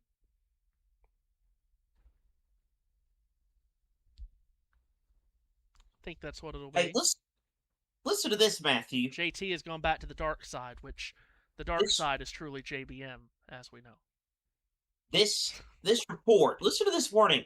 According to ESPN Milwaukee, Giannis Antetokounmpo reportedly doesn't want to leave Milwaukee. He wants to leave the Bucks. Huh?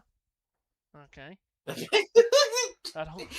Well, he said he didn't want to. Does he want to play for the comments? Are like, does he want to play for the Brewers or something? Is he going to retire? Get Giannis as a tight end for Jordan Love. Is he going to retire? Maybe? I don't know.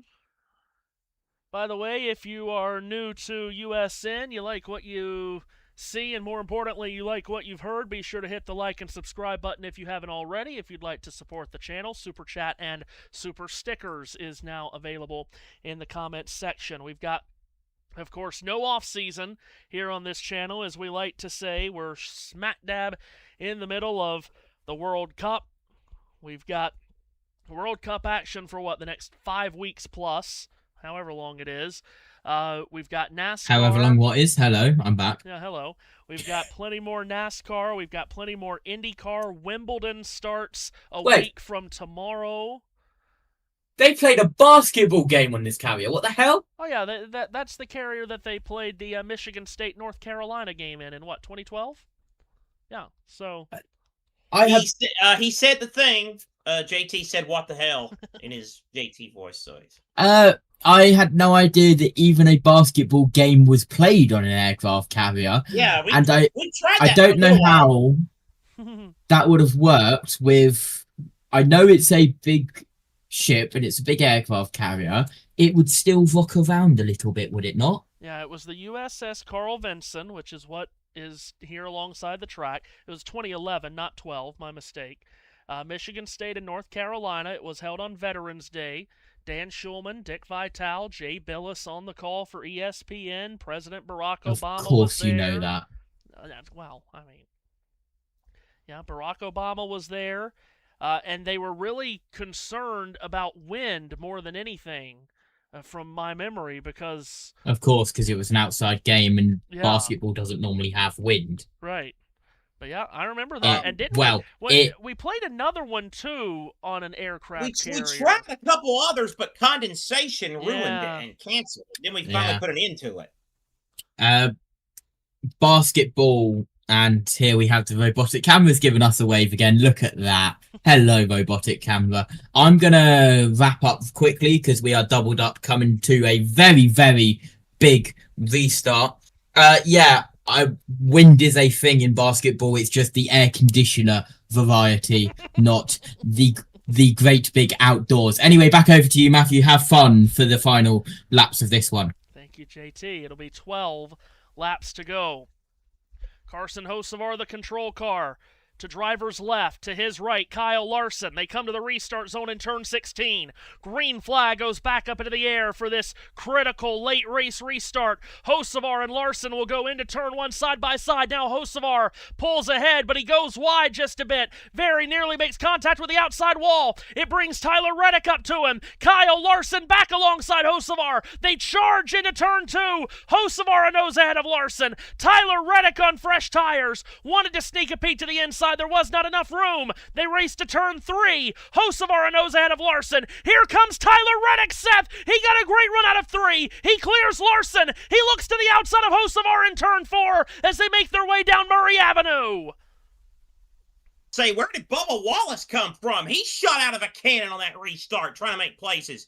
Reddick, the championship leader, trying to get by Larson for second, and he will. Now Larson might lose third to Corey Heim, and Bubba's not too far back. But with 12 to go, it's Carson Hocevar with the lead. Then Reddick, then Heim, Larson, and Wallace. Larson almost got in the back of Heim, and then Larson himself almost got hit by Wallace. Ty Gibbs entering the mix as well. This is getting wacky. Not a good restart for Larson, and he's struggling for pace out of turn 7. They'll shoot towards turn 8 into the Coronado chicane, and Wallace is to his inside. Larson to driver's right will have the inside for turn 9, but meanwhile, Hocevar goes wide at 9. Reddick closes right in. They swing, juke, and jive through turns 10 and 11. They head towards 12A and 12B. It's Hocevar from Reddick, and Corey Heim is right there too.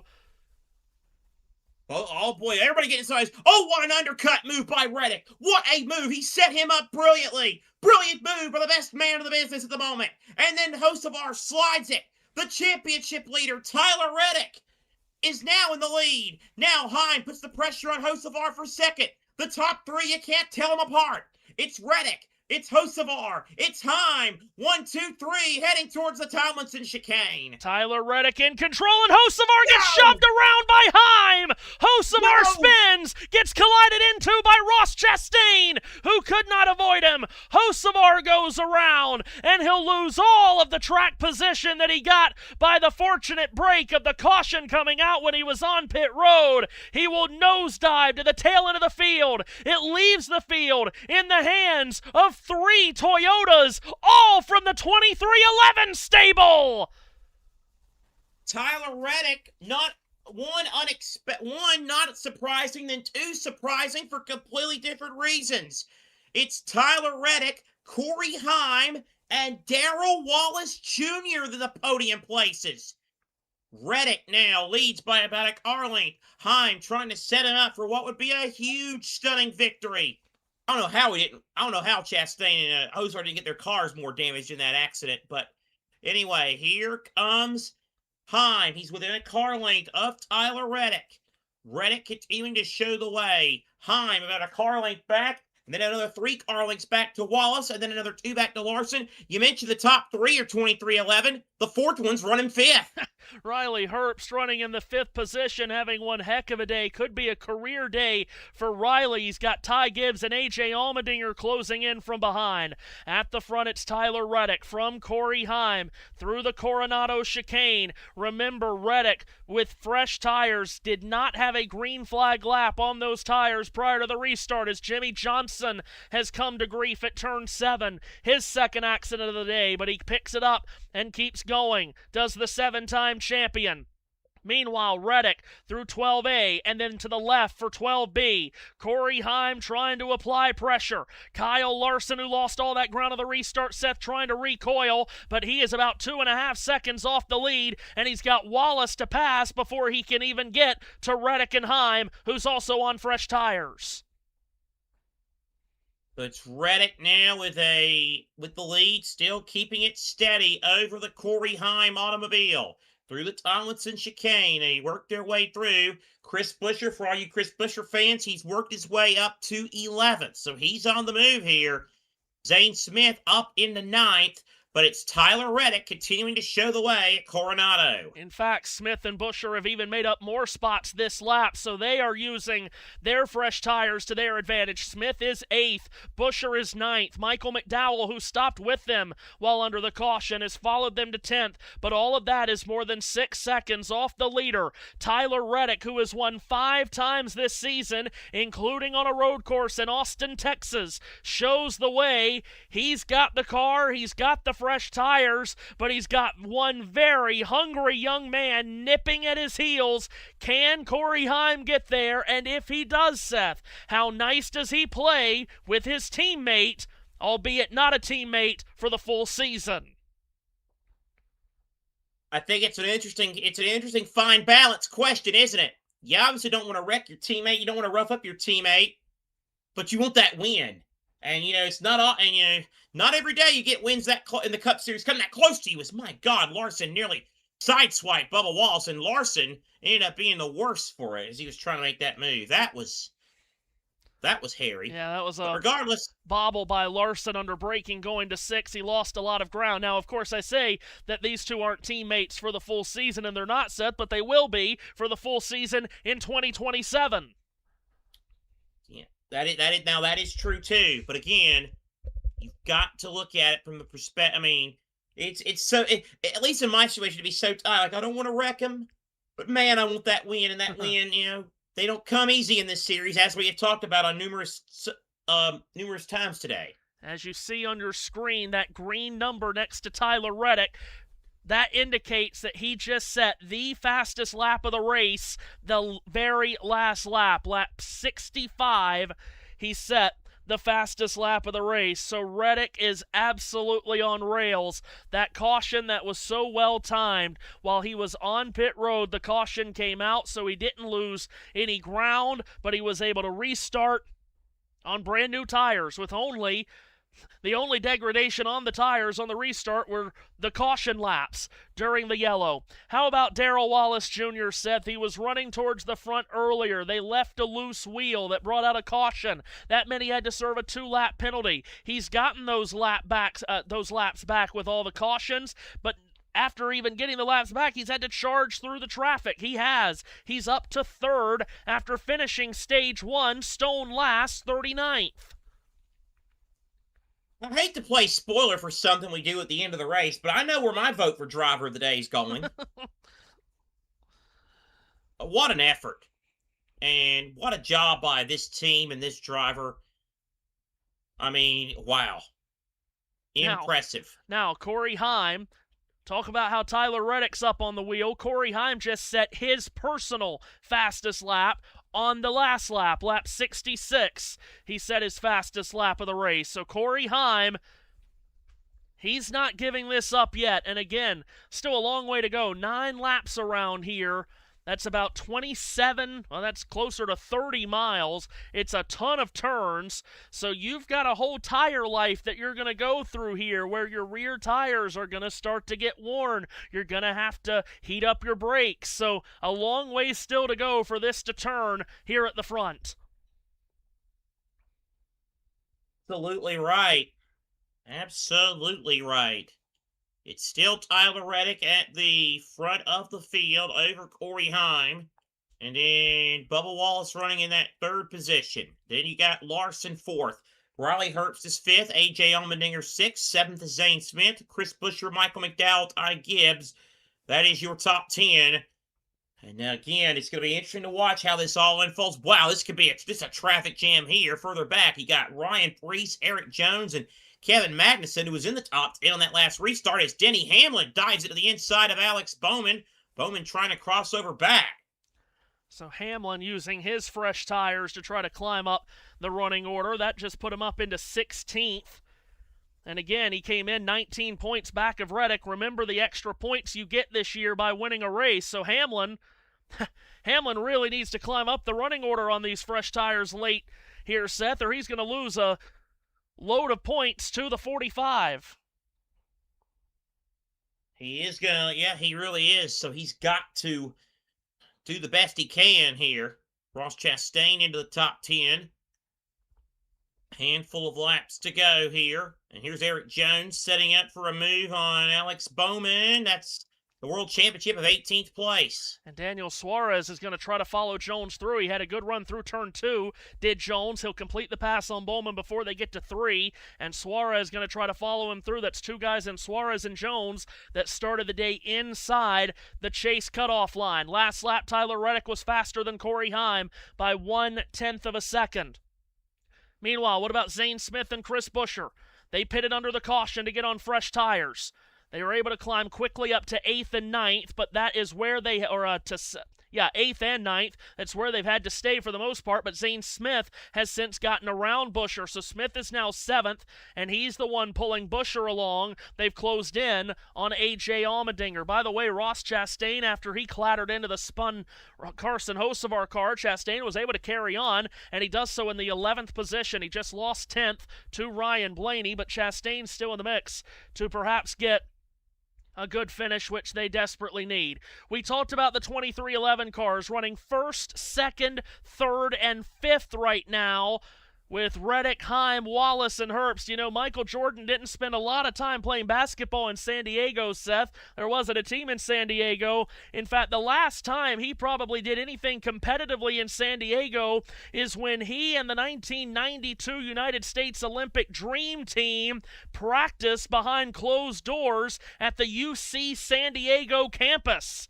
It's been a long time since 1992. Michael Jordan could be on his way to an overwhelming amount of success in San Diego today. Yeah, you know what?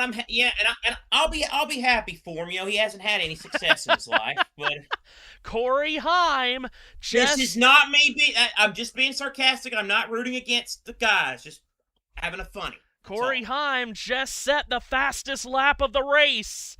On this last lap, he is still within a second of Tyler Reddick. Holy moly. Tail right there, though. And these two have started to pull away from Darrell Wallace Jr. In fact, both Reddick and Heim, Seth, were more than 2 seconds faster than Wallace last lap. This is a private battle for the lead and the win. Between Tyler Reddick and Corey Heim. Hold that thought. Oh, I thought we almost had it for Cape Verde. A lot happening here, but it's going to be Tyler Reddick leading Corey Heim by about 3 car lengths as they go through that carrier section now through the Red Bull signage. And Heim, is he trying to set Reddick up? You're right about the fact that they have pulled big time away from the 23 of Bubba Wallace. It is Reddick, it is Heim, it is 3 car lengths as they sweep through the corners. Heim, again, continuing to chase him down, getting ever closer. But Tyler Reddick hitting his marks like you know he will. Great on road courses. Heck, he's been great everywhere, especially this season. 5, looking for 6 of the best here today. And of course, Denny Hamlin's been chomping into his championship lead, and there's been some conversation about Tyler Reddick has started to cool off, and Tyler Reddick has started to just regress a little bit. That has not been the case. The reason Denny Hamlin has been able to cut into the championship lead as much as he has been is because of those extra bonus points for winning, and Hamlin has won the last 3 races. But Seth, if you're going to claim that Tyler Reddick has cooled off, I would like this for a cool period over the last 6 races. 4th, 5th, 4th, 6th, 35th at Michigan, and then 2nd last week at Pocono. He hasn't cooled off. Denny Hamlin has just heated up. Shout out to all those who cry about consistency all the time. You know, he's doing it for you. He's winning. He's really giving you the best of both worlds. He's winning and being consistent. He's having an unbelievable year. And Corey Heim is finding that out. Meanwhile, 3rd place here. That's become a battle. Kyle Larson has caught Bubba Wallace as they go down through that uppity up section. I just made a term. Meanwhile, the 2311 is going to be out of all their cars in the top 5 now because A.J. Allmendinger has made a pass for the 5th position. So Allmendinger into 5th. Excuse me? Yeah, sorry. Allmendinger making that pass at turn 3. Sorry about that. You're good. 5th place for A.J. Allmendinger. And again, third place there. Wallace has it. Larson wants it. That is becoming quite a battle at the present time as they continue to battle laps winding down at Coronado. And, well, it looks as if Tyler Reddick on the verge of victory, but the battle for third might be the best battle on the racetrack. Larson is really stalking Bubba here. And now it's Wallace. Larson really gets to it in a car length on him. Oh, a little bit sideways there, Larson. And I was waiting to go to the Tomlinson chicane ahead of you, but we're still a ways from that, so you go. Tyler Reddick through 12A and 12B, just trying to keep Corey Heim at arm's distance as they race out of that tight left-hander 12B, down runway, into 13. That sweeping left-hander. Meanwhile, Larson just behind all of this, heading down runway. Tried to sneak a peek to the inside of Wallace, was unable to get around. Now they'll go through the quick switchback. The right-hander at 14, the left-hander at 15. Larson applying a lot of pressure on Wallace. But all of this is now 7 seconds plus behind the leaders who are coming out of turn 16 now. The leaders flash across the line. 5 laps to go at Naval Base Coronado. Tyler Reddick's lead is a tenuous one on young Corey Heim, who is only 3 car lengths back. Downhill they plunge to turn 2. The battle on for third as Larson just continues to stalk Larson now. Going to pull down to the inside. Larson, can he make the pass stick? No. Yeah, he will. I thought he was going to have tucked back in line there. I thought there was going to be some contact. There wasn't. Downhill into 3 they go. Pass made by Larson. It's finished in Miami. 2-2 between Uruguay and Cape Verde. So Larson up into the third position, getting around Wallace, securing that pass around turn 4. They'll motor up Murray Avenue, but the only way Larson is going to have a shot to take the win away from Reddick and Heim is if we get a caution and a late restart. But Corey Heim is all over the back of Tyler Reddick as they shoot down towards turn number 6. Reddick perfectly makes the corner. The switch back for 7. Corey Heim continues to just fill up the rearview mirrors. He's not going anywhere here, Seth. He wants to make Reddick keep looking up at his rearview mirror. Maybe he can get a mistake out of him, but Tyler hasn't made many of those in 2026. He most certainly has not. Heim is so close yet so far, it feels, in a way. And now here is Reddick trying to make the move, make the surge. And is Reddick going to get there? It would appear, or is Heim going to get there? Again, not really in position to make a move. 5 to go. There'll be 4 to go at the line. It is Reddick. It is Heim. And then you've got really good racing a little further back in the field. But continues to be the Tyler. Oh, got a car blowing up right in front of these guys. Keselowski again. Brad Keselowski, who's just had a miserable day. They've exited the LT chicane. And that is right around pit entrance, so Keselowski should be able to get to pit road with no further issue. Corey Heim is all over the back of Tyler Reddick here as they cross the line. Final 4 laps underway at Naval Base Coronado. Heim slings it wide out of turn 1. Downhill, the plunge to turn 2. All over the back of his teammate Tyler Reddick. Still such a long, long way to go in this race as they go towards turn 3. Through turn 3, Heim trying to set Reddick up perhaps. But the lead continues to be a steady one for Reddick. It is a car length, maybe 2. He legs it out just a little bit as they go through the chute here, and then go through this short stretch carrier corner coming up. It is Tyler Reddick by 3 car lengths still over Corey Heim. Heim is trying to formulate something, but is he going to have enough time? Really quick, for those of you, you fans of Zane Smith and Chris Buescher, their run has stalled out at 7th and 8th place as they go through carrier corner. It is Reddick. It is Heim. 1st and 2nd, and Heim can ace that first Cup Series victory, but he's going to have to pass the best in the business to earn it. He is going to have to earn it. He'll get it. He'll try to fight as best he can, but Tyler Reddick, he's been a tough nut to crack in 2026, and Boy, he just really accelerated through the chute right there. So Reddick now is legged it out by another car length. Well, remember, it was race 3 of the season at Circuit of the Americas in Austin, Texas, where Tyler Reddick looked back in his rearview mirror and could see the whites of the eyes of Shane Van Gisbergen, and he refused to blink over the final laps at COTA, and he held off Van Gisbergen, the best in the business on road courses, to win that race. So it's really hard to push Tyler Reddick into a mistake. Corey Heim, can he do it over these last 3 and a bit laps? Into the Tomlinson chicane, and through there cleanly are the leaders. They'll emerge out of the chicane, head to turn 16. Heim was faster than Reddick last lap by a 1/10. This lap, he was faster again by 1/10 of a second. Reddick's lead still remains at just 3 car lengths downhill. Going to turn number 2, Corey Heim into the corner hot. Heim charges the entry. He gets right underneath the rear spoiler of Tyler Reddick.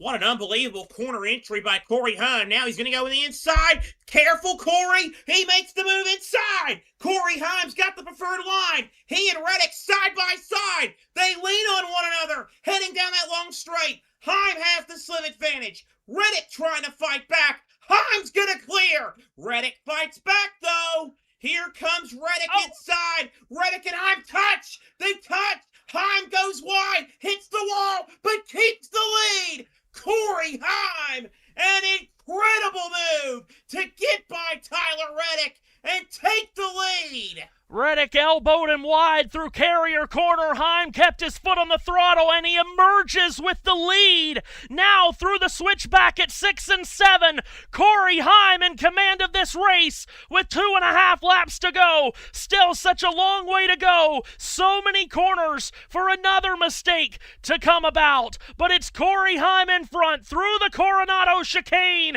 He slides the rear coming up out of 9. Through the quick switchback at 10 and 11. Corey Heim leads. Matthew, that looked like we hear this old saying, and I think it was true. He saw one chance and he took it. Well, the question will be, can he keep it together for the next 2.5 laps? So Reddick cannot get back to him, but it was helter-skelter stuff through turn 5. Reddick slipped up, slid into him, pushed it wide, and it was almost as if Reddick bailed out of the throttle so that Heim could catch the car and he wouldn't have an unfair advantage. At least that's what it looked like. Not sure if that's what it was from Reddick, but it's what it looked like to the blind eye. Out of the chicane, here comes Corey Heim racing to turn number 16. He'll look to the line. There are just 2 laps remaining. Almost 7 miles and 32 corners still for Corey Heim to make. He's out of turn 1 clean. He's opened it up on Reddick by 3 car lengths. Let's see if Reddick will charge turn 2 the way Heim did last time. The answer to that question is no at the present time. And Corey Heim has a 1 car length lead over Tyler Reddick. 2 laps to go. Heim, and he starts to... Reddick's in trouble! Reddick's got a problem! Reddick has got a problem! Reddick is off the pace! Tyler Reddick is off the pace! Oh my goodness me! Can you believe it? I think he might have a left front tire that's gone down on the Pala Casino Toyota. He got to turn 4, and it just would not turn to the right. Now Corey Heim streaks away, and he is home free as long as Reddick does not bring out a caution, Seth, because the left front tire is absolutely down, and the tread of the tire could come off before Corey Heim gets to the white flag. He's got a long way to go to get to a stoppage splinter pit road. Now the battle for second on. Darrell Wallace Jr. makes the pass, and Bubba has moved to second past Kyle Larson. Larson now back to third. Reddick again just limping as he has now lost 4th and 5th, but it's Corey Heim, the story in San Diego. Can he hang it up? Can he hang on? Will we stay green? And will he have this moment and become the latest winner in the NASCAR Cup Series. Number 67 has never won a NASCAR Cup Series race. Corey Heim now has a margin of nearly 10 seconds back to Darrell Wallace Jr. as Heim finesses his way through Tomlinson for the penultimate time. He emerges out of the chicane, looks to turn 16. We're all in a glass case of emotion right now as the white flag waves over Corey Heim, who begins the final lap at Naval Base Coronado through turn 1 cleanly, downhill to turn 2. NASCAR's next big superstar. Is this the moment where he announces his arrival to the world? He's got 13 corners to make. And with it such a big lead, you know his heart's got to be going about 200 miles an hour, but there's also crew chiefs, there's also people telling him, just hit your marks. And that's all he's got to do. Nothing fancy. He's got a big enough lead. He will not be caught as long as he hits his marks. Through the chute now, through about 4 or 5 as he goes through. Corey Heim now just moving and grooving here, going downhill. All by himself on a Sunday evening stroll in San Diego. Through the streets of San Diego, through the carrier corner. Corey Heim looking good and looking smooth. Corey Heim, about ready to get that win. He's had limited runs in the Xfinity Series. He absolutely bossed the Truck Series last season and won a championship. He's going to Cup full-time next year, but he is sending a message to the rest of his competitors 1 year early, Matthew Owens. Hello, NASCAR. I'm here. Corey Heim for the final time. Just his 13th career start in the NASCAR Cup Series. He clears turn 12B for the final time. Everyone in the grandstands on their feet cheering on this young driver that has taken the NASCAR world by absolute storm, but it is today that will completely change his life and change the trajectory of his career. Corey Heim through the chicane for the final time. He has just one turn to make. The 23-year-old from Marietta, Georgia, rounds turn 16. Check your watch. What time is it? It's Heim time in the NASCAR Cup Series. Corey Heim wins at Naval Base Coronado in San Diego, California. His first career victory comes in just his 13th start. And the part-time driver for Michael Jordan and Denny Hamlin's team has just won in the inaugural run at Naval Base Coronado. That's unbelievable. That's good stuff. That was amazing. What a drive. Oh boy, NASCAR, get ready to learn Heim, buddy. and becomes the 8th driver to score, 8th active driver to get his first Cup Series win on a road course, joining A.J. Allmendinger, Chase Elliott, Christopher Bell, Ross Chastain, Daniel Suarez, Tyler Reddick, Shane Van Gisbergen. Well, you talk about how great. Wow. We talk about how great of a season Toyota is having, Seth. This might be the peak moment. They have just won a race with their part-time driver.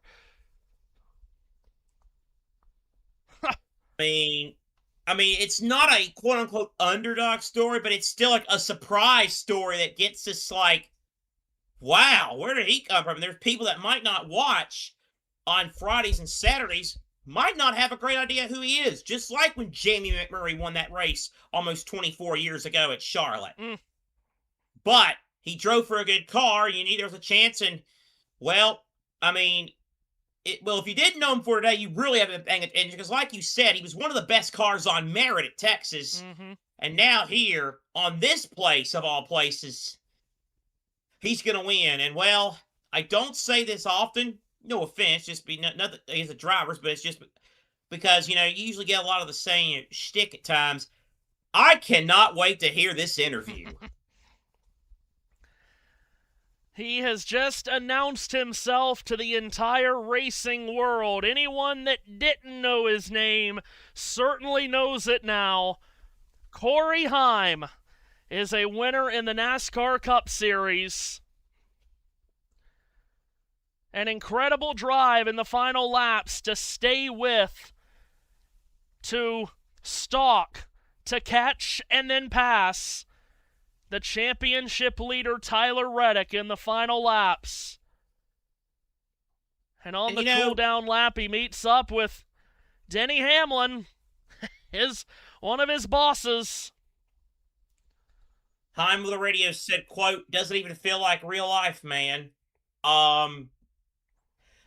This Bob Pockrass tweet is just quite a sentence. Corey Heim earns his first career Cup victory as he captures the win at Naval Base Coronado. That's a heck of a sentence on so many levels, but, you're saying we don't root for drivers, we root for storylines. I personally am going to add one here, though. For the most part, I do like seeing first-time winners. Those are pretty cool. Man. And this is going to be a cool moment right here. Yeah. Well, I tell ya.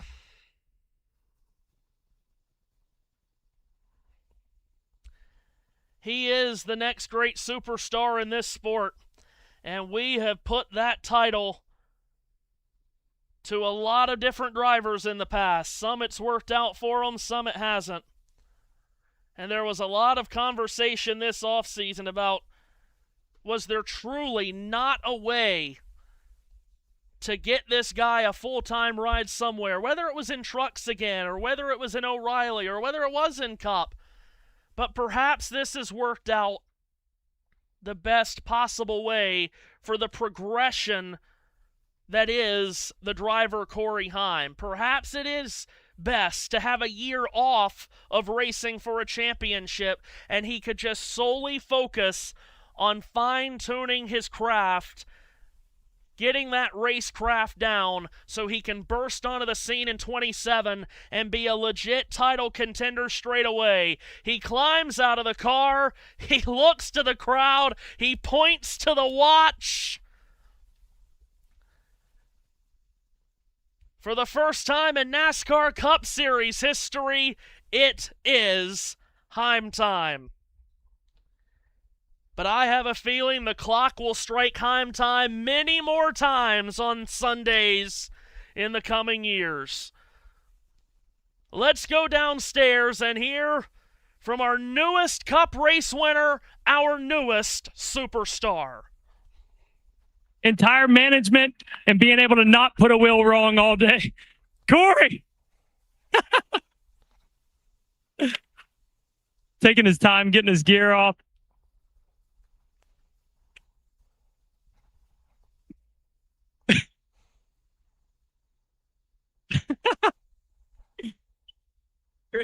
How does it feel, man? Dude, I'm speechless. I mean, we started the race. I think we started 13th. We fell straight back to like 20th, then put on our scuffs from qualifying and struggled just as bad. I don't know if we made any adjustments, but Booty kept telling me that these were our worst two sets of tires, and we were going to be just fine, and he was right. I couldn't believe it. We strapped another set of tires on and we were just fine. Hit the wall a couple times, maybe it knocked some good into the car. I have no idea. Just after stage 2, I just kind of took a deep breath and was like, I had really high expectations coming into this race. It's an even playing field for me. You don't see that every day for a young driver like myself. And I just kind of took a deep breath and reset and went after it. So caught a couple breaks with some of the good guys wrecking out, but they don't ask just how many. Corey, I had cold chills watching you, man, because I know how hard and how much work you've put in over these last 3-4 years in the Toyota program to have this opportunity. And I watched you run down one of the best, Tyler Reddick, and be able to go up and contend. Take me through that battle with him as you were pacing yourself, not to wear your tires, and then the pass and the moment where you got in the marbles there.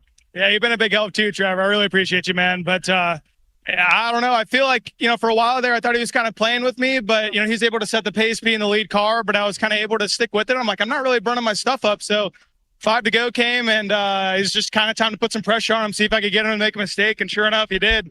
I guess he ended up breaking or something. I don't know what happened to him, but a lot of respect for him, though. He doored me down there in 5, I think, and gave it back to me. That's something you don't see every day. Great teammate. So, I don't know, just crazy. I mean, it feels like a dream. I hope I don't wake up from this dream, but I don't know. This is insane. Just so thankful for 2311, Mobile One, Toyota for this journey. I mean, I didn't expect to come into my part-time season and win, but here we are, I mean, it's crazy. So it hasn't even sunk in yet. I'm sure I'll get emotional in a little bit, but it really hasn't even sunk in yet.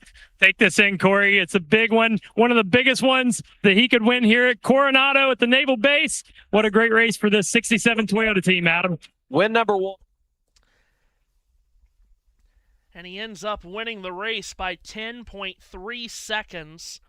That is the largest margin of victory by a first-time winner in the Cup Series since Alan Kowicki at Phoenix in 1988. Wow. Oh. This is a young man that, as Seth mentioned it, completely terrorized the field in the Truck Series for a couple of years. He has won 26 races in the Truck Series in just 94 starts. That's a winning percentage of nearly 28% in the truck division. And now, Seth, it's only taken him 13 total starts to get to victory in the NASCAR Cup Series. Wins on this level will not come as quickly and as swiftly, and let's face it, as easily as Corey Heim has made it look on the Truck Series side. Could it? because this kid clearly is a generational talent. He really is, man. I mean, this is just, amazing what he's done. By the way, I want to apologize to you. I screwed up a little bit of your TikTok there. I said Xfinity, but, it's... Yeah. We've all said that at some point this year. You cut that part out there. But, this guy right here is just so smooth, so talented. Why he didn't get a full-time Grand National ride this year is just really beyond me. I mean, I guess no room, but still.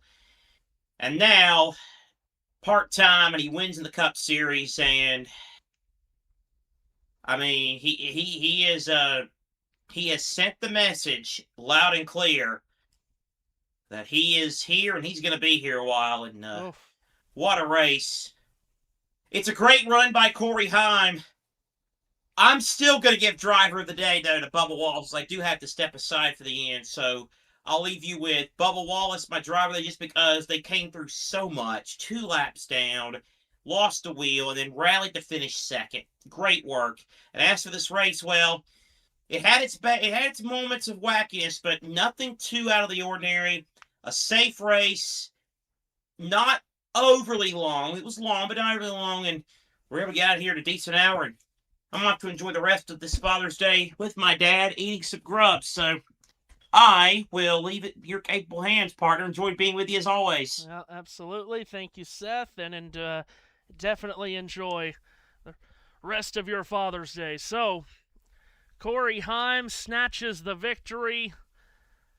Again, yes, the question, is this an upset? Because we all knew that he was crazy talented, but I think everyone would have said anybody winning this race other than Shane Van Gisbergen was an upset. And it's someone that's not even full-time in this series to win. Wow. 2311 does end up with 3 cars in the top 5, with Heim winning from Wallace second, and Riley Herbst had a terrific day finishing in 8th. Give a lot of credit to a number of different guys. Zane Smith rallying up on those fresh tires at the end to finish 4th. Ross Chastain, who clattered into that spun Carson Hocevar car on the last restart, kept on going and grinded out a 7th place finish. Top 10 for Michael McDowell, much needed for that team as well. And for Denny Hamlin, he ends up finishing 14th. So still it's only 2 top 10s now in the last 14 road course races for Hamlin, but because of Reddick's misfortune at the very end, Hamlin gains 9 points on Reddick, and now the top two are separated in the championship standings by just 10 as they'll head to the fourth and final road course race of the year next weekend in Sonoma, California. Ryan Blaney remains third, some 132 points back. Ty Gibbs in fourth and Kyle Larson fifth. Both jump a position in the standings. They both jump over Chase Elliott, who dropped 2 down to 6th. Carson Hocevar gained a spot up to 8th, despite not getting the finish that perhaps he deserved and was on his way for. Hocevar ended up finishing in 19th. Over there by the Chase cut line, Eric Jones gained a position up to 14th. Just ahead of him, Christopher Bell and William Byron both dropped 2. So Bell is 12th, Byron is 13th. Jones gained a spot to 14th. Cindric lost, gained a spot to 15th. And Ryan Preece jumped 3 positions to 16th as he rallied late to an 11th place finish. And that drops, would you believe, Shane Van Gisbergen on a day where we were saying today and next week in Sonoma could be the days that make or break Shane Van Gisbergen's chase chances. Today, he drops 3 positions in points. He's now 17th, outside the chase cutoff, 4 points off the bubble of Ryan Preece. By the way, also happening at the very end of the race, and on lap 72 of 75, the Xfinity fastest lap goes to Kevin Magnussen in the Project 91 entry at Trackhouse. The former Formula One driver comes home with a 27th place finish, and he gets the Xfinity fastest lap. Good for K-Mag. Glad he came over. Hope he'll be over more. Just to finish up about that chase bubble, Van Gisbergen -4 to Preece. Logano is -9. Brad Keselowski in 19th is -12. AJ Allmendinger does jump up to 20th. He is 19 points out of the chase. JT can jump in here just to finish it out, but we're not going to be on long because it's 8:30. We've been on for 4.5 hours. It's been a long race. It's been a long weekend. But JT, through all of the struggles, and there's always struggles when you do a first-time event like this, especially when it's such an event, trying to put on a NASCAR weekend on an active naval base. We knew there would be hiccups. We knew there would be speed bumps, and we certainly had them this weekend. But when it comes down to it, your thoughts on today's race and this weekend's event and what NASCAR has pulled off? After trucks, after O'Reilly, I wasn't really sure. As myself, who loves stuff like this, with air bases and the whole concept of this idea, I was hoping that we would be back. After that, I really hope we are back, because that was incredible. That was an incredible battle. By the way, Carson Hocevar doesn't seem too angry about what happened to him, which is surprising. Okay. Because it's Carson Hocevar. That is what he said in post-race interviews. Whether that's true or not, we shall see in the coming weeks and months. But that was... See, put in a difficult place here, because we've heard all of the stories about what's happened surrounding the event, the logistics of it, the food, the queues, the trams, the buses, the parking, the gates, all of that. If we put that to one side, if we ignore trucks, if we ignore O'Reilly, Cup was good today. Yes, we had that red flag, but it was still good. And that, I think, is why... Well, that's what happens when you put the best stock car racers on a track like that. that Trucks and O'Reilly, we were complaining about the length of that track. I don't think it was that bad for Cup. I honestly do not think the 3.4 miles was that bad for the Cup Series. Well, again, when you come to a track that is this big, you're going to have people complain that the cautions take forever, and we have such a short attention span as a society these days.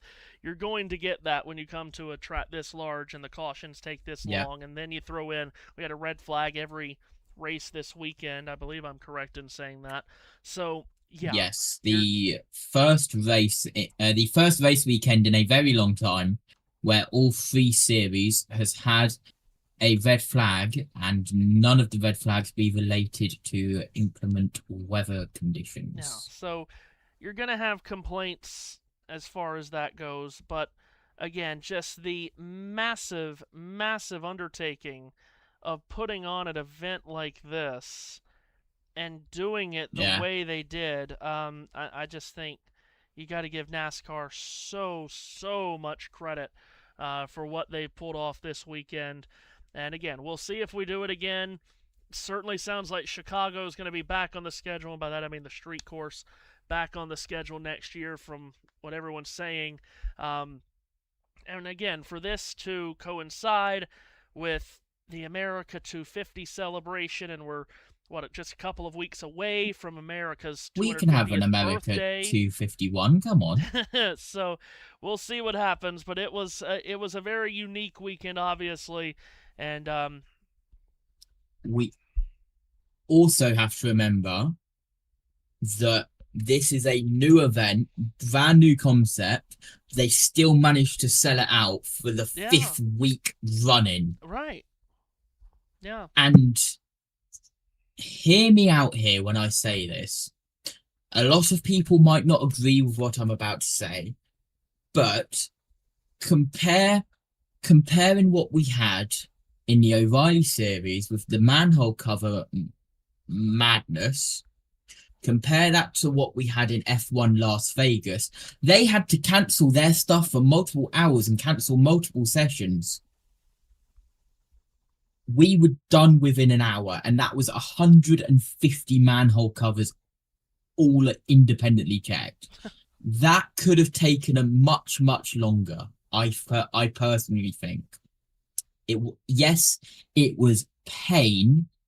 It was absolutely horrible. I think we were lucky to not have a longer period of caution there. Yeah.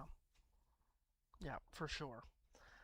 All right, well, that will do it for us. JT, thank you for your help as always. You are the best, as we always say. We thank Seth Eaves for his coverage as well.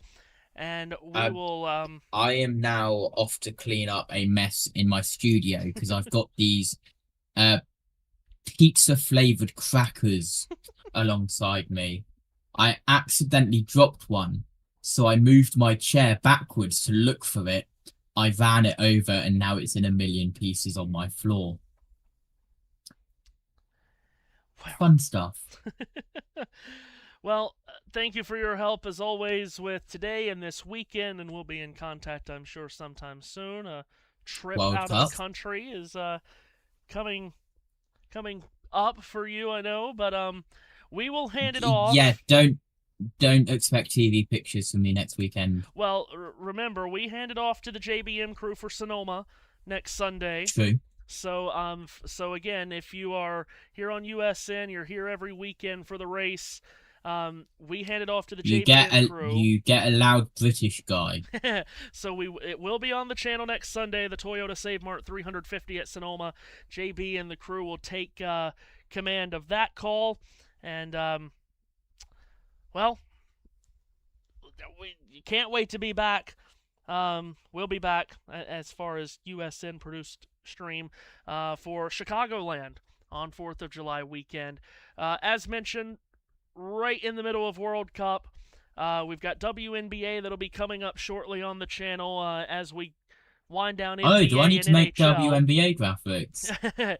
Well, as we've NHL and NBA is done, WNBA is coming up around the corner. We're in the middle of World Cup. Wimbledon starts a week from tomorrow, so we've got a lot still to come your way. There is no off season on USN, as we know. So for everyone here, for Seth, for JT, Matthew Owens signing off, the inaugural Anduril 250, the race at the base. Well, the race at the base has been won by Heim Time. Let's just rhyme all the way to the end. Poets and we didn't know it. Good night from San Diego. Stay classy, San Diego.